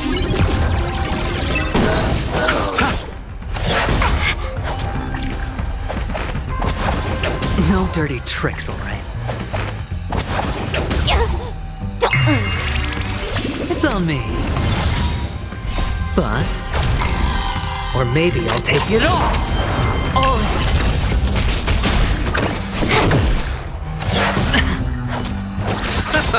Spend freely. Feeling spiffy? It's on me. Watch your head. Time for a buzz.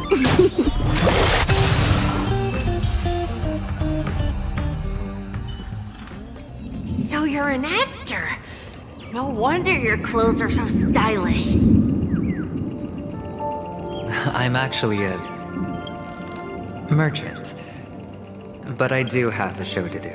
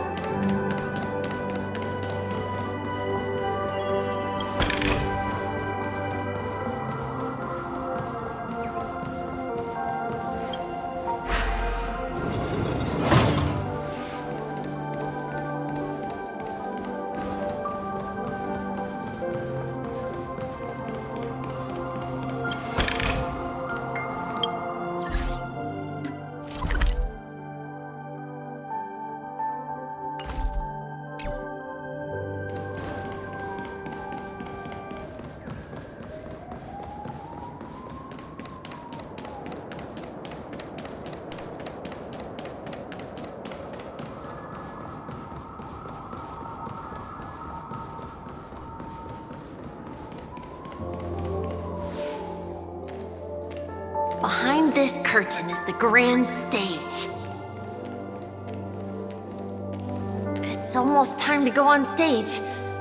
Are you ready? Good luck with your show. Thank you.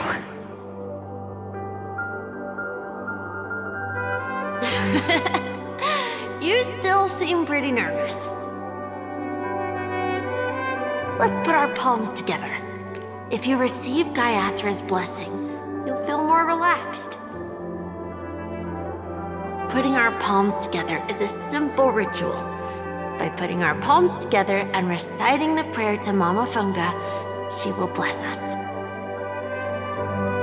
If you're not familiar, I can guide you. It's all right. I know how to do it. Of course I know.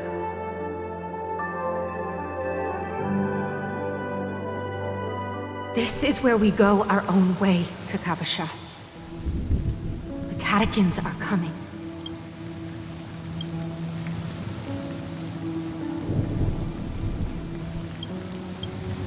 Why? The catechins have already taken all our money, food, and they killed our parents. What more do they want? Catechins are bloodthirsty, cruel, and insatiably greedy. They want everything only to end up with nothing. This is a trick, an act of revenge. Remember? Today is the day of the Kakava, and also your birthday. They know the Avgin will surely hold a festival today. With the aid of this rain, they will come to destroy our wagons and take everything they want. Little do the catechins know, this time we will fight back. The men in black that descend from the skies are on our side. The catechins stand no chance against them, and will surely pay for their arrogance. Without this rain, the catechins would never take action, and we would not have the chance to turn the tide.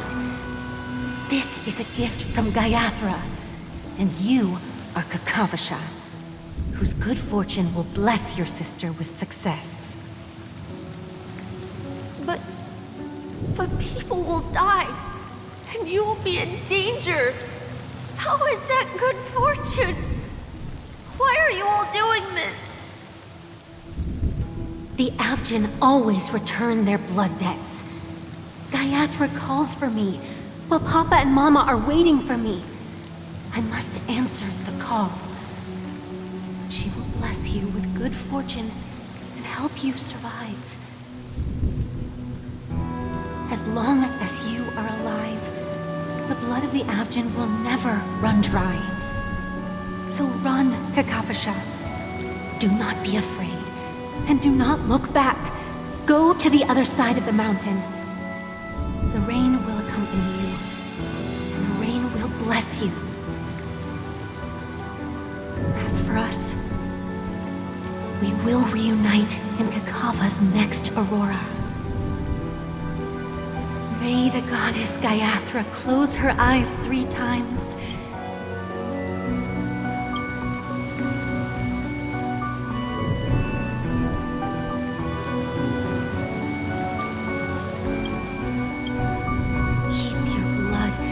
Eternally pulsing. Let your journey be forever peaceful, and your schemes forever concealed. Farewell, Kakavasha.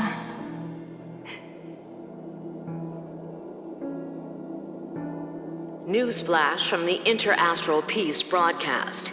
The IPC Marketing Development Department spokesperson confirms that a small-scale rebellion has broken out in the unclaimed region of Sigonia. The situation is now under control. The insurgents are from a local clan known as Kataka, which has a long history of disdain towards the IPC. This has caused a serious negative impact to the work of the IPC's Marketing Development Department. The clan launched a massive attack on the Avgin, who were under the protection of the IPC, resulting in 6,728 deaths and 3,452 missing. The casualties are currently under the care of the frontline trauma team. The spokesperson expresses his deepest condolences for this devastating humanitarian disaster. At the same time, delivering an important message on this matter to all interplanetary citizens. Finally, he proclaims, the hammer of preservation will fall on all beings, regardless of life or death, regardless of race, regardless of ideology, to uphold the basic rights we inherently possess.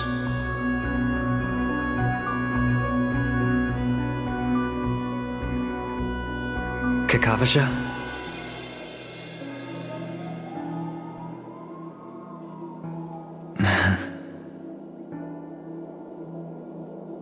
Bye.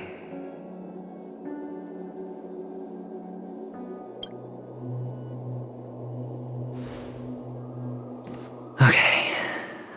All the actors are in place. It's time for the show to begin.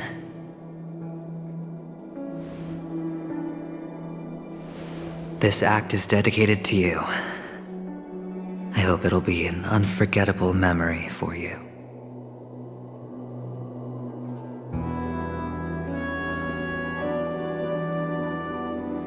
Kakavasha. By the way, before you go, I have a personal question. Do you truly want to destroy the world with your own hands? Let's assume, just assuming now, that every time I roll the dice, there's a possibility of achieving this particular outcome. Then I would be quite happy to make that wager.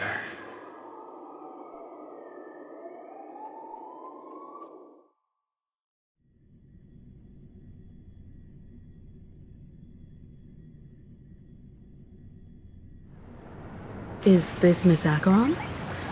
Hello, I'm miHoYo, the Astral Express's navigator. Hello, I'm March 7th. I'm sure he needs no introduction, as you definitely know him.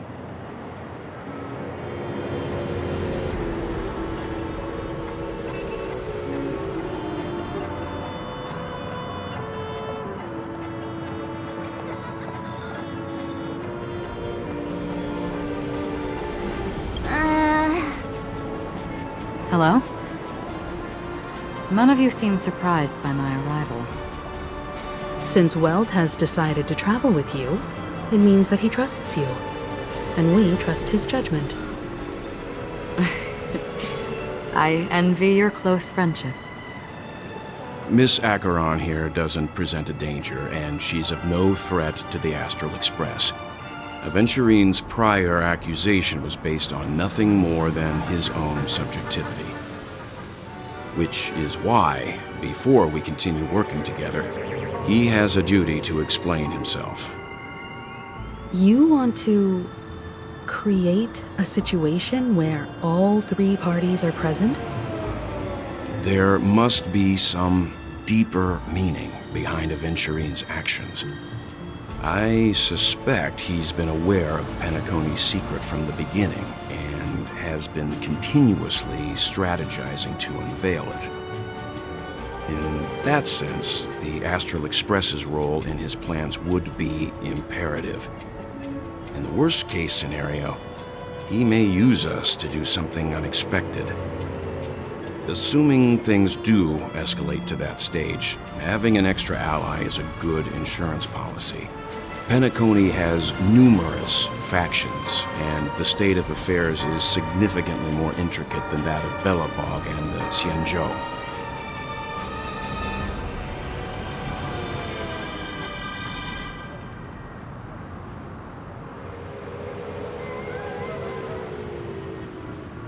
You're talking weird again. But it's a good vibe. No matter what, we can't ignore the safety of Penacony. To solve the mystery of the Watchmaker, it is crucial to get the IPC's intel. The path ahead is fraught with danger. But what's trailblazing without a little danger? sounds like we've reached a consensus. Now, Miss Acheron? I will accompany you, of course. Let's move out then! But where do we start looking for him? No need to rush. If he truly has laid a trap, he will definitely use every means to lure us in. Ladies and gentlemen,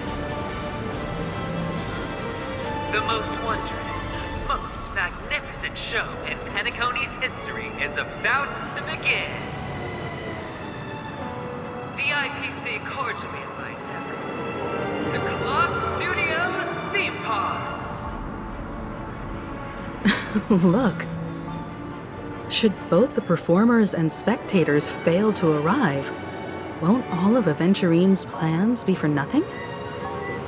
Let's get going, everyone. The hour of trailblazing is upon us.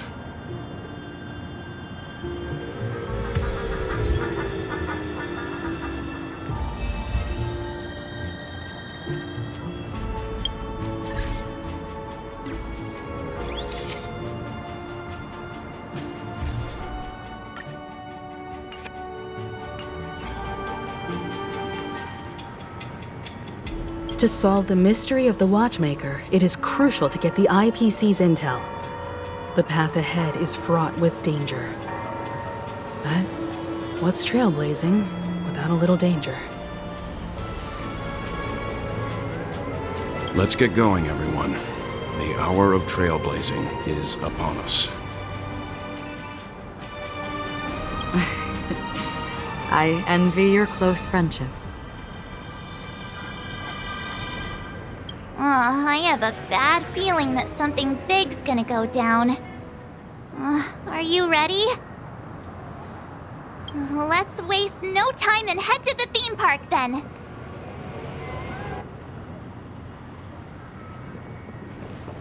Mr. Yang.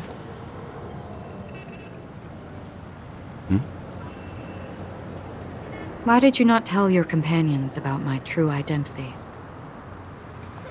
It's just like you said, an inability rather than an unwillingness. Plus, it's a long story, not something that can be summed up in a few words. But I chose to believe you, and my trust in you stems more from my own personal judgment. I also believe that if it were their choice to make, they would make the same one. Thank you. I'm grateful. To reciprocate, in the upcoming confrontation, if the odds aren't in the Astral Express's favor, I will stand with you, if my meager strength is required.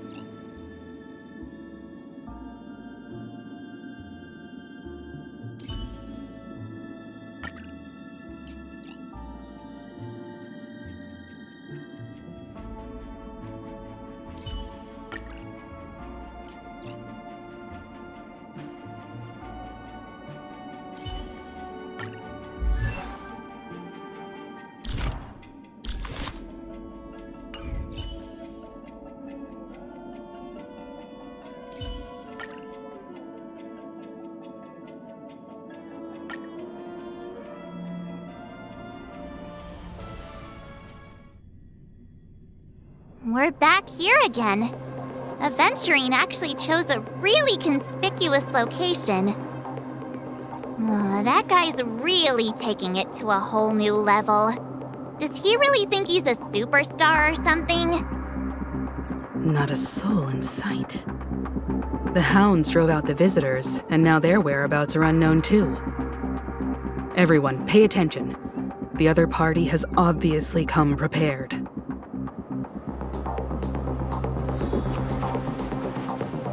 Ladies, gentlemen, dream seekers, tycoons,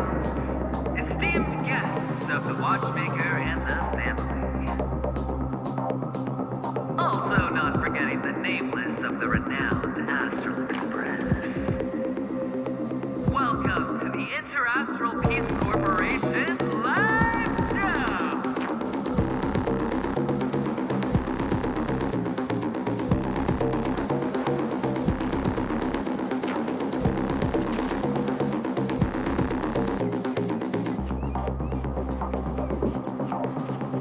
Astral Express, you're late.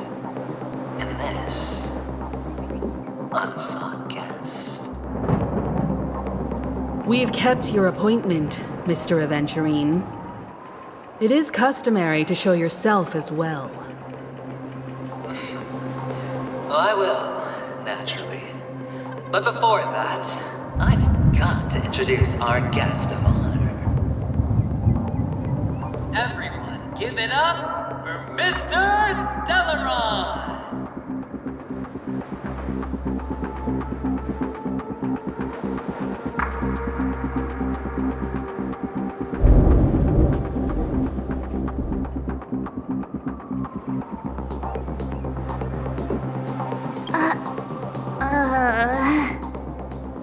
Let me remind you that in all likelihood, this stage and his identity have nothing to do with the wanted murderer. Oh, no, they do. Of course they do. Otherwise, why would I work so hard to gain your trust and then invite you all here? Because he's the only one who saw all 3 homicides. He is the key to proving that the family's death that does not exist in Train's promise is nothing but a sham! 3 homicides? That's right, madam. The 3rd one is about to happen right now, right here, in Clock Studios theme park. A truly grand death. You, and you. All of you are going to die. And it's all because of you, Mr. Stellaron. You will become the personification of death.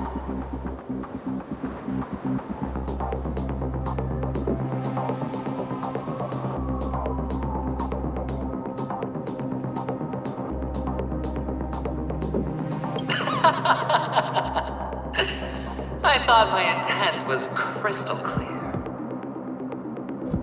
Let me be a little clearer. I will detonate the Stellaron in you and cause a teeny, tiny accident on Penacony. Bam! The entire theme park will be reduced to a shattered dream. Then before the family can even react, I'll become the IPC fleet's navigator. Your bluff isn't fooling anyone. If you could really do that, you would have done so earlier. You wanna bet? Sure. I'll bet with you. I'm betting that it'll be a sweeping victory for me. By detonating an unprecedented explosion to prove that the vow of harmony is a complete and utter joke. You won't do it. Of course I can. It's just another gamble. I came from the wastelands of Sigonia. For just 60 red copper coins, people paid to brand me. Put me in chains. Place me in the gallows and bury me in the golden sands. But the sun could not kill me, and the quicksand sent me back to the embrace of the Guild and the IPC. Bear in mind, my victory wasn't just a stroke of luck. I've never been defeated. Have you ever heard the saying, sleep is the rehearsal of death? Why do the living sleep? Oh, because we are not ready for the final rest. Every night is practice for the end. You and I are escaping into our dreams for fear of death at this very moment. And death will surface in our dreams. Friends, the game has commenced, and you cannot choose to decline. Nor do you have any reason or grounds to!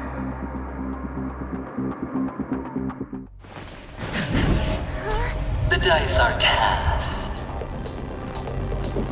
Ladies and gentlemen, ready to unveil your cards? The architect's flawed stone. Of no value at all. I'm putting down the bet. I'm taking the gamble. I'm claiming the win. I'll invade spin the wheel, a daring gamble. Walking the brink of death for rebirth.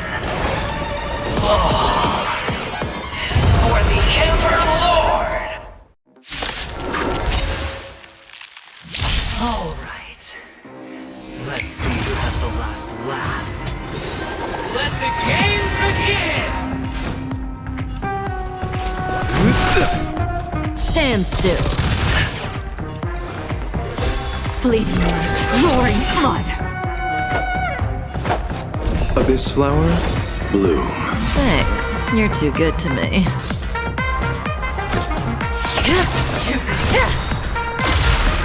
Good times never last. Time to say bye.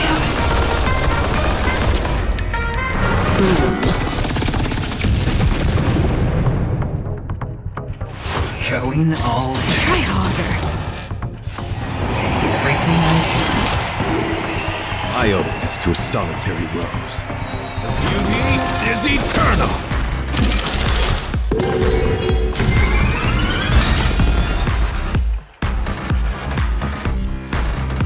Sword war. Relax.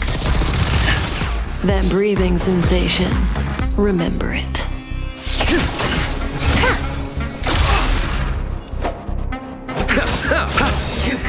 Stand still. Eternal sleep is not the end. The dead will return! That which is seized must be repaid. Finally coming down from above. Receive divinity. Save it for your own skin.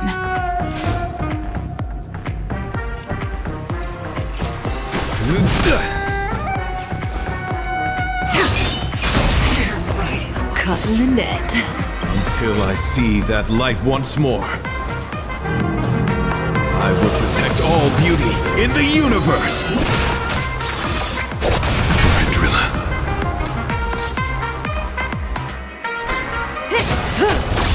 I'll see you off. Bloom. My guiding light. Relax.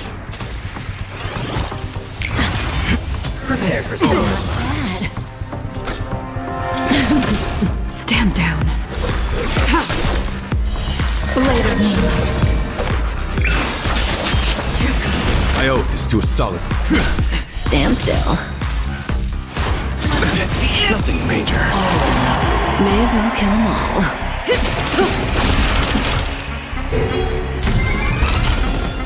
You chose the wrong enemy. Receive divinity. My gratitude is yours. Down from above. Relax.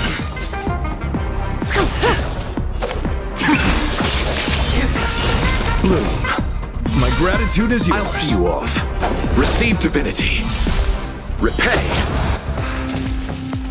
Going all in. Everything I've got.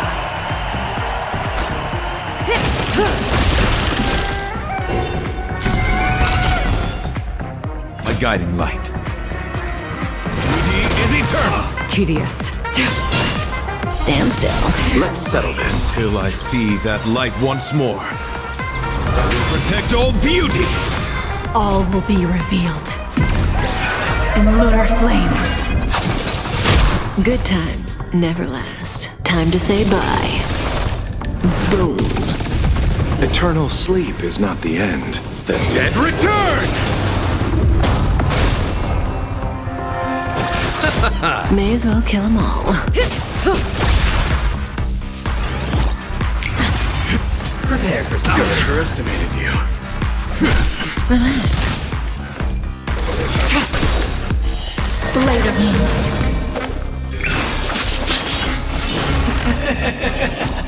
Even on a losing streak, as long as people still have hope, they'll keep throwing money on the table. The chance, the potential is what you hang on to. That's what justifies the gamble. My oath is to a solitary rose. Stand still. You gotta keep down. Never. Serendipity!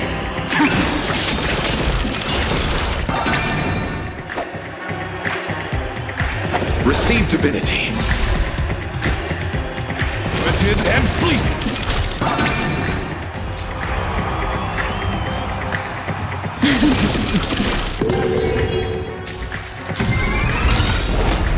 It's all or nothing!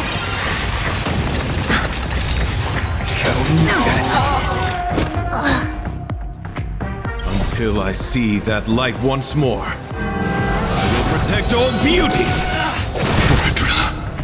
All will be revealed in lunar flame.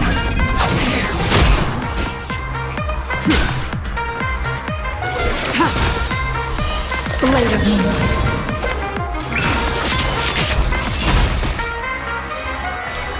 Let's settle this. Eternal sleep is not the end. The Dead return!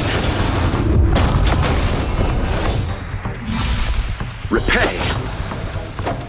Receive divinity. My gratitude is yours.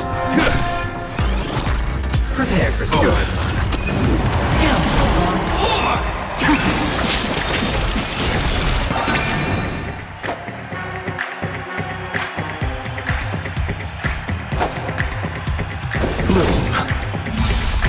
My oath is to a solid. It's all or nothing! All will be revealed in lunar flame. Eternal sleep is not the end. The Dead return! Stand down. Blade of moonlight. You chose the wrong enemy. Receive divinity. My gratitude is yours. I underestimated you. A guiding light. Wicked and pleasing. Nowhere to run. I'll see you off. Bloom. It's all or nothing! Eternal sleep is not the end. The Dead return! Until I see that light once more, I will protect all beauty. Receive divinity. Save it for your own skin. Prepare for something. Underestimated. Bloom.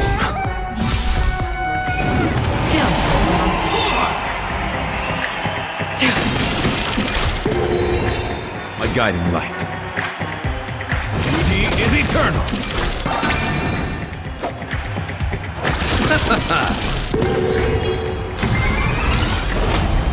It's all or nothing!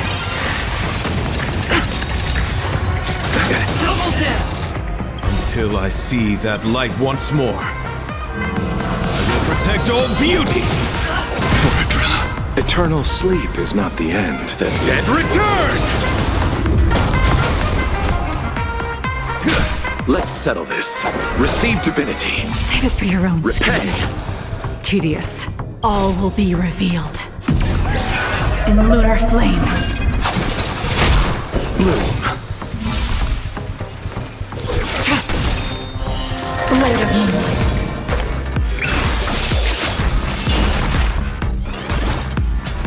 I underestimated you. My oath is to a solitary grows.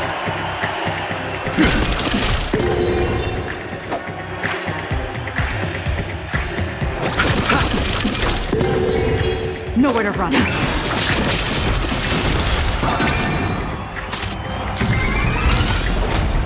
It's all or nothing! I couldn't find them. All will be revealed in lunar flame.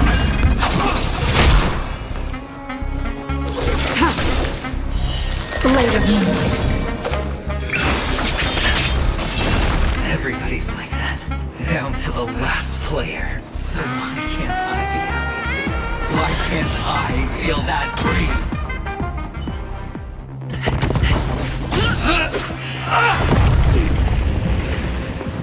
Always hide your ace with a straight face.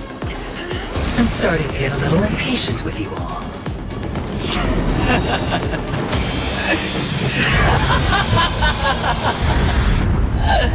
Friends, to fully relish this, I'm betting every last chip. Only by casting aside reason does one truly gamble.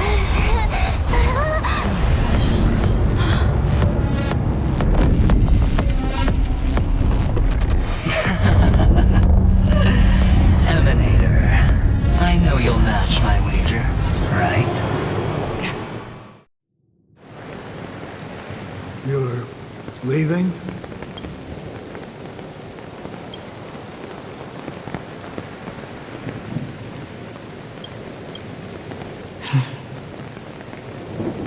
Perhaps.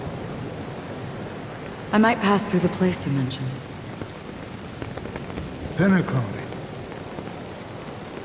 What do you hope to find within a dream? I'm not looking for anything. They aren't in a dream.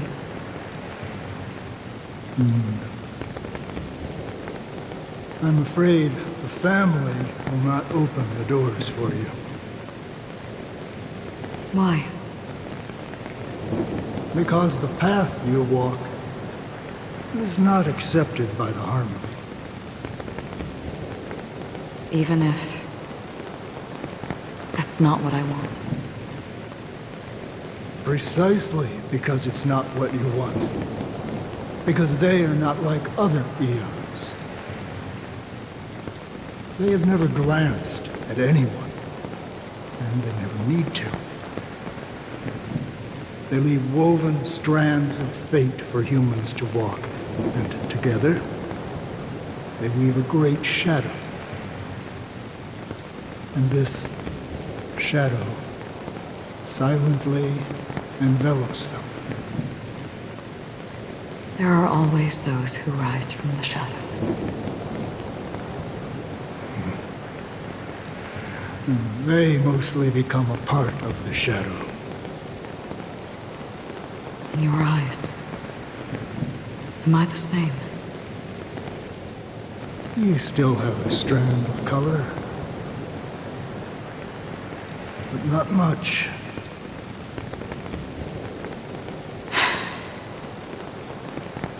That is enough.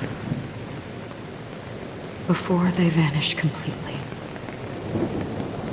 I will reach the nihility's end.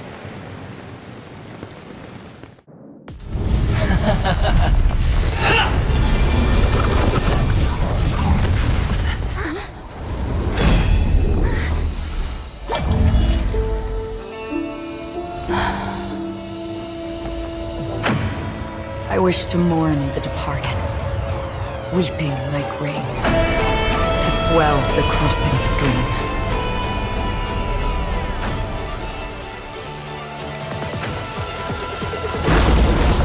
As the tide arrives, leading you back home.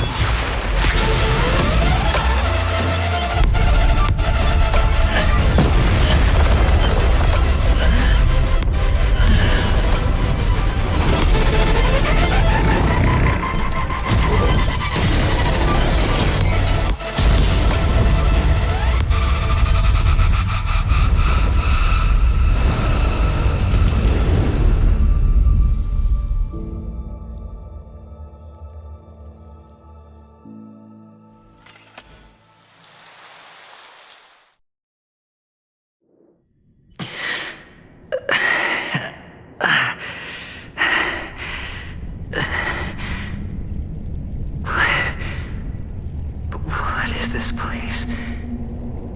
A gigantic black hole. And see? Have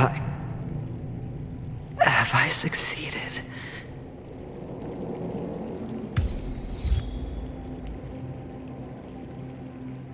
Welcome to this sad world, Kakavasha.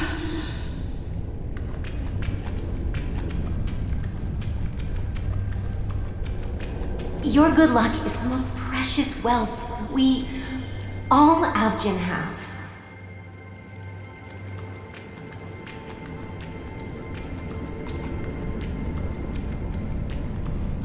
You came out alive after 2 days.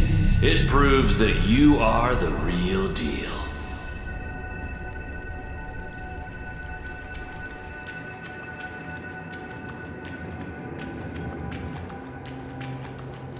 Wealth, status, power. The IPC will give you whatever you want, even what you don't want.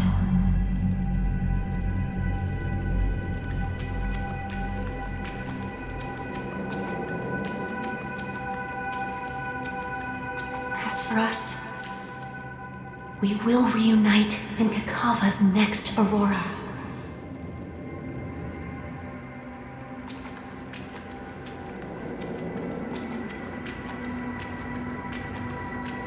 It's a pity this is not the place you were expecting.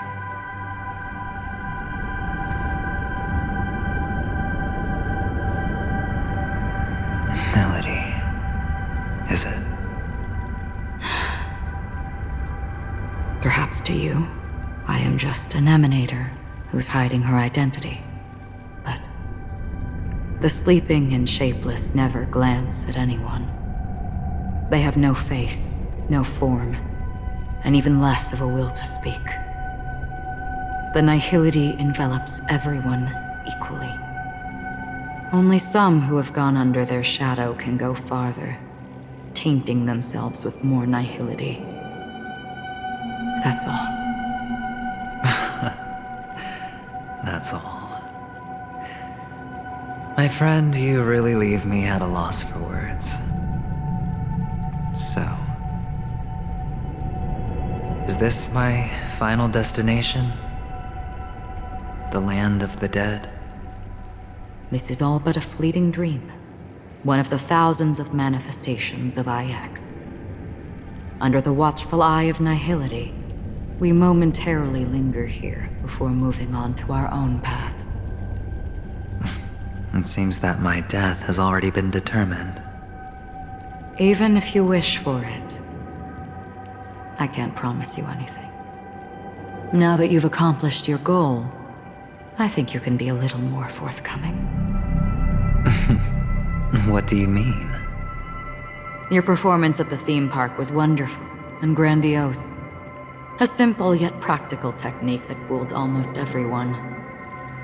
No one would have ever thought that you would have gone to such lengths, even staking your life just to prove a fact that had seemingly been disproved long ago. Real death does not exist in Penacony's dreamscape. Why would I do this? Because this is the only way you can uncover a secret that is even more unspeakable than the serial murders. To use this dream death to get there. To that promised land people constantly seek in this grand gathering. Penacony. The legacy of the Watchmaker. The true land of exile. How did you find out? I never imagined that something I learned about unexpectedly would become the key to connecting everything. It's our Stellaron friend's identity, isn't it? I see you're in the know. Let's just say I'd put money on the possibility. The murder isn't nearly enough to disrupt business as usual.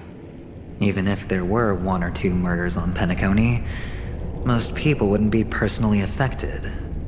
And that won't create any waves. This dream of theirs isn't a boundless sea. It's a lonely island. The family used the Harmony to build a high wall and isolate them from the vast and treacherous ocean of the outside world. That barrier they built keeps death out, but it also keeps the secrets that are lost in that watery abyss from floating to the surface. In a beautiful dream, free of suffering, who would want to go fishing for those secrets? No one. Unless someone goes to the other side of the barrier and lives to tell the tale. Someone already has. I got the idea early on, chewing on that masked fool's little hint. If a mute isn't someone who cannot make a sound, then it has to be someone who cannot speak. Someone who survived the treacherous depths, but is unable to take the stage and speak the truth. Well, I'm happy to know she's safe and sound, and still on Penacony. Hint. Is that not proof? Well, proof is the one thing I don't have. The only thing that can prove these conjectures is for the family to come clean. And with the way they buttered up these outsiders, it seems pretty clear they're intent on covering their tracks. But you don't need proof to have a suspicion. And for me, suspicion is enough. I didn't need to find the Memory Zone meme. I just needed for someone to kill me like it killed that silver-haired girl. You don't sound very confident to me. Going out of your way to make citywide broadcasts in an attempt to involve more people. You are simply betting on the possibility of someone being able to break down the barrier. You're very lucky that fate has decided to let us cross paths. I happen to be equipped with a very sharp blade, sharp enough to slice through the veil of dreams. I can also carve the Harmony's brand off of you.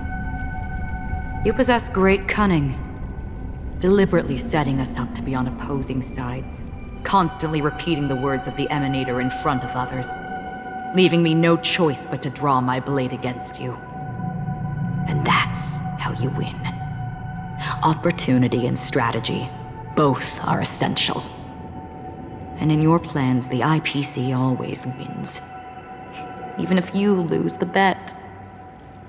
To the family, the life of an ambassador is still invaluable. Well, it's a huge gamble, isn't it? But allow me to point out a mistake. The IPC's success is not guaranteed. I, unfortunately, have no contingencies for such an important matter. Detonating a Stellaron. I can't do it. The Aventurine Stone is too broken to even safeguard my escape from the stage. If, at the end of the day, you did not unsheath your blade, I would have lost the bet. It is pointless to discuss what-ifs. You have won. Your prize is an entry ticket into that deep sea. And after this, whether you can return from the abyss is another gamble of yours. Have you never wavered? Wavered? Of course I have.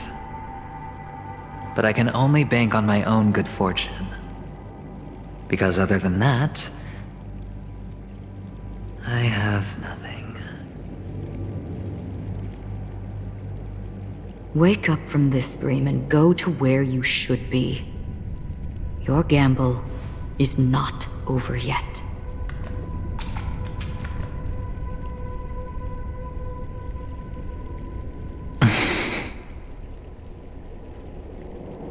Before we part, can you answer one more question? As someone who has traveled on that road, can you tell me, why are we born into this world? If it's just to die. I don't think this and never have. Nor do you. But the nihility envelops you and I. And everyone. And because of that, it's pointless.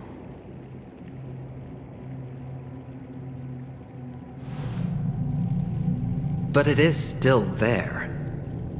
If the dice of fate are always weighted, then that is our destiny. Why, then, do we struggle against it? My answer might not be able to resolve your confusion, because it has been with you throughout your journey and is already a part of your life. But you said, sleep is the rehearsal of death. So why does life sleep? Because we are not ready to welcome death. So you can definitely understand why we want to be prepared. Even if the ending has been predetermined, that's fine. There are countless things that humans cannot change. But before the end, there are many things that humans can do while on their journey. And because of this, the end will thus reveal a completely different meaning. Take a good look at your pocket. Your friend has already given you the answer. Good luck.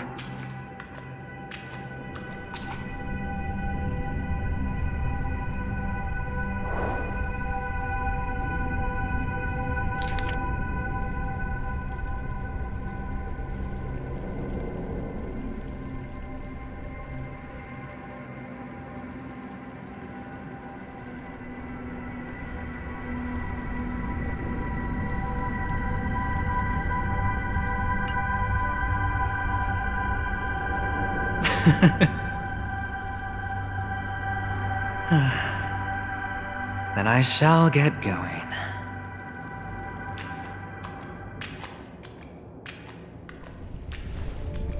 Mister? You're leaving? You ultimately chose to leave this dreamscape? Yes.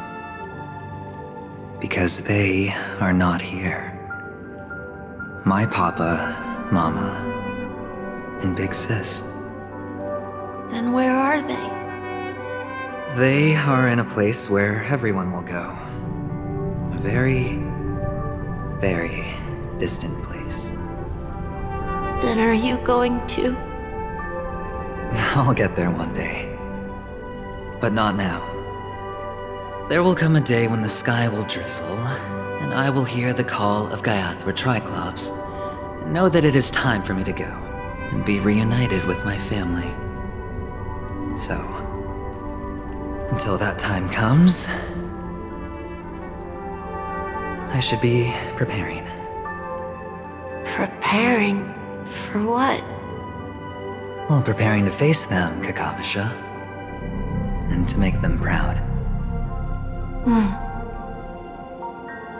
I know you'll be able to do it. Good luck. Well, of course, for I am the child who received the blessing of Gaiathra Triclops.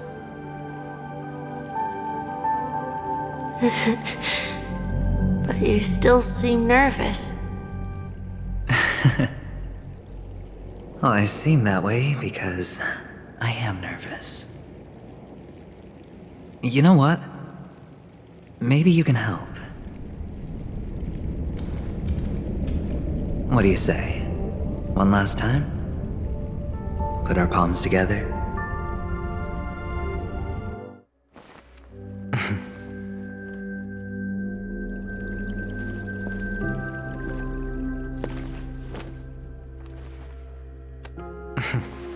Are you going now?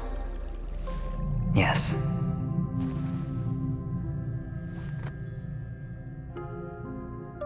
May the Mother Goddess thrice close her eyes for you, keeping your blood eternally pulsing.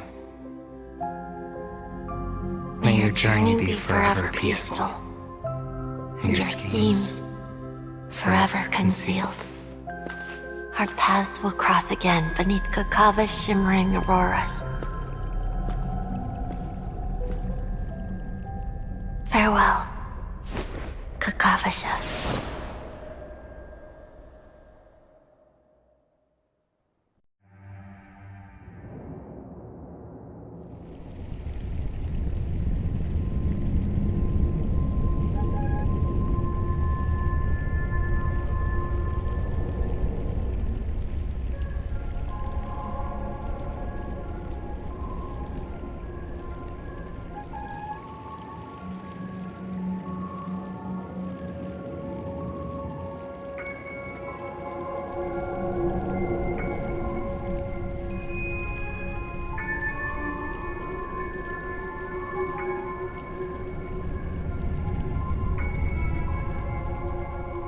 The light of the Aventurine Stone has disappeared.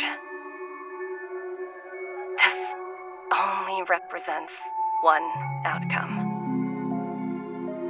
He kept his promise and got what he wanted. As planned, your cornerstone has been successfully sent to the family's territory. Then, Let's fulfill our duty and start harvesting.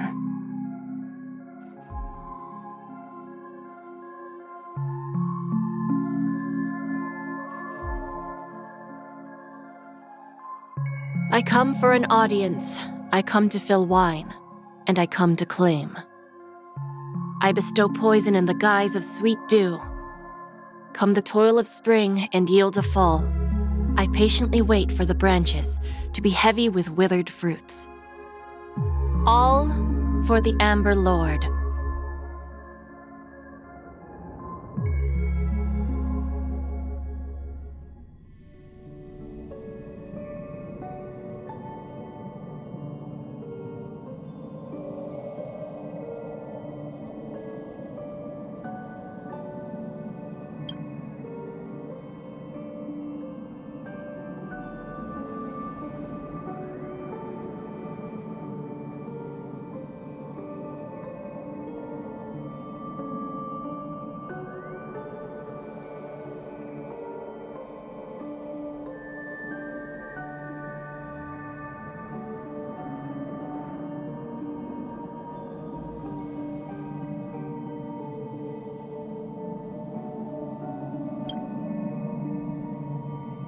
You're awake. I've been waiting on you for quite a while.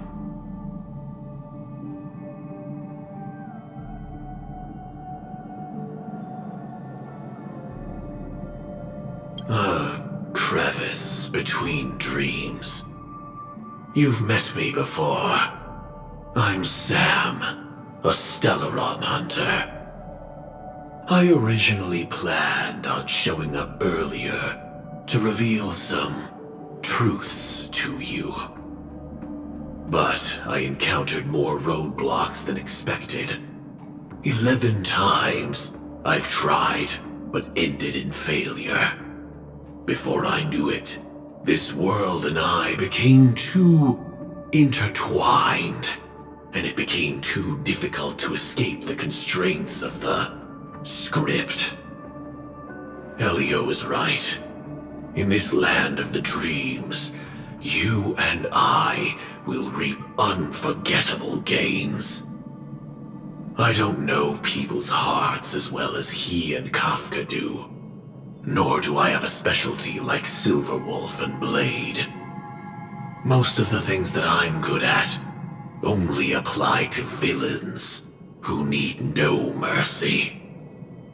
So, there is only one method that I use.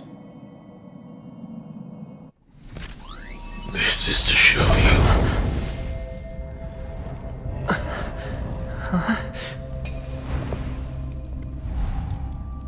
All that I am.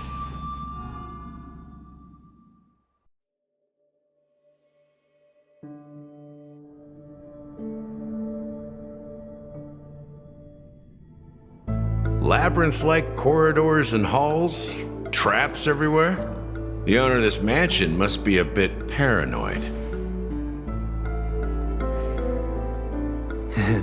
You are so funny, Mr. Security Officer. I hope that sense of humor of yours has helped you find the serial killer.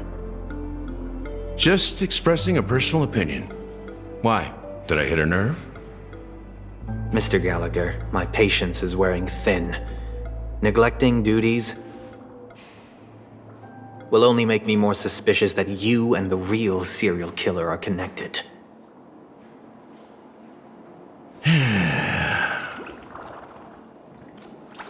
Scoundrel, punk, drunk, hooligan. I have heard this trash talk all too often. But I have never once thought that I'd be treated as an accomplice to a murderer. I take back what I said. Your problem isn't paranoia. You're just crazy, you know? Lunatic.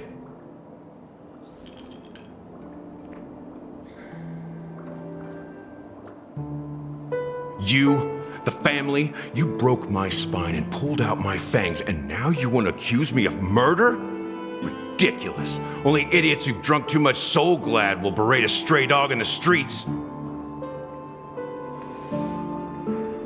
What exactly is making you say all this nonsense? You should be more concerned about the outworld visitors who are making a scene in the theme park than me. I don't need you to remind me. Once that ambassador walks through the doors of the mansion, I will know what he wants. My servants see everything. His little magic tricks may have fooled me, but no matter. I'm happy to see how it's turned out. Why do you think that I just let him go? And why do you think I emptied the theme park stage? Because my target from the beginning has always been you, Hound. The more noise he makes, the more opportunities I have to make you and your true master pay in blood. If I were really the murderer, why would you need to be so secretive? Ha! I forgot. You also have a difficult master to serve, telling you to ignore the murder case and focus solely on that Charmony festival. Isn't that right, my brother? Looks like your disguise has helped you successfully understand every facet of the family. Disguise? You must be blind to be accusing me of being a fake. Open your eyes, take a good look.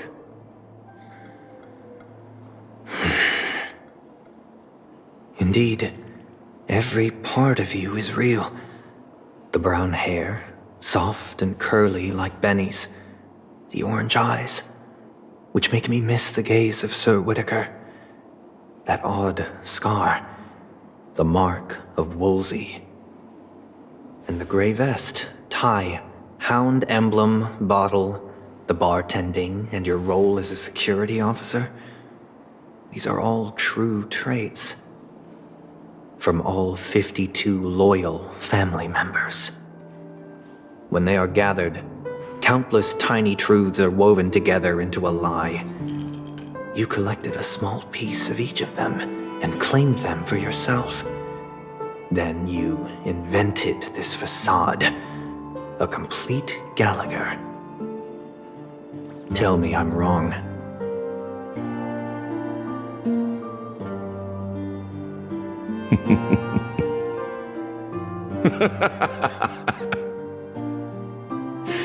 You have guts, I'll give you that. Not bad. I severely underestimated you. Admirable. But so what? Can this prove that I murdered your sister and that stowaway?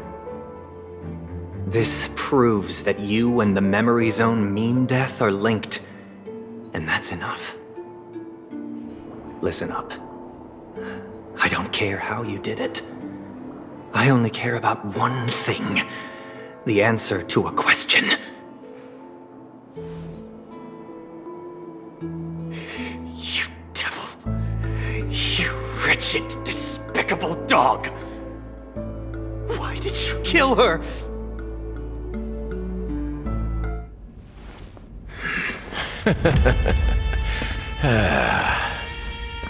You know, in the thick of things, people are blind to the grit in their eyes. yet they can always feel it scratch. Want the answer? I'll give it to you.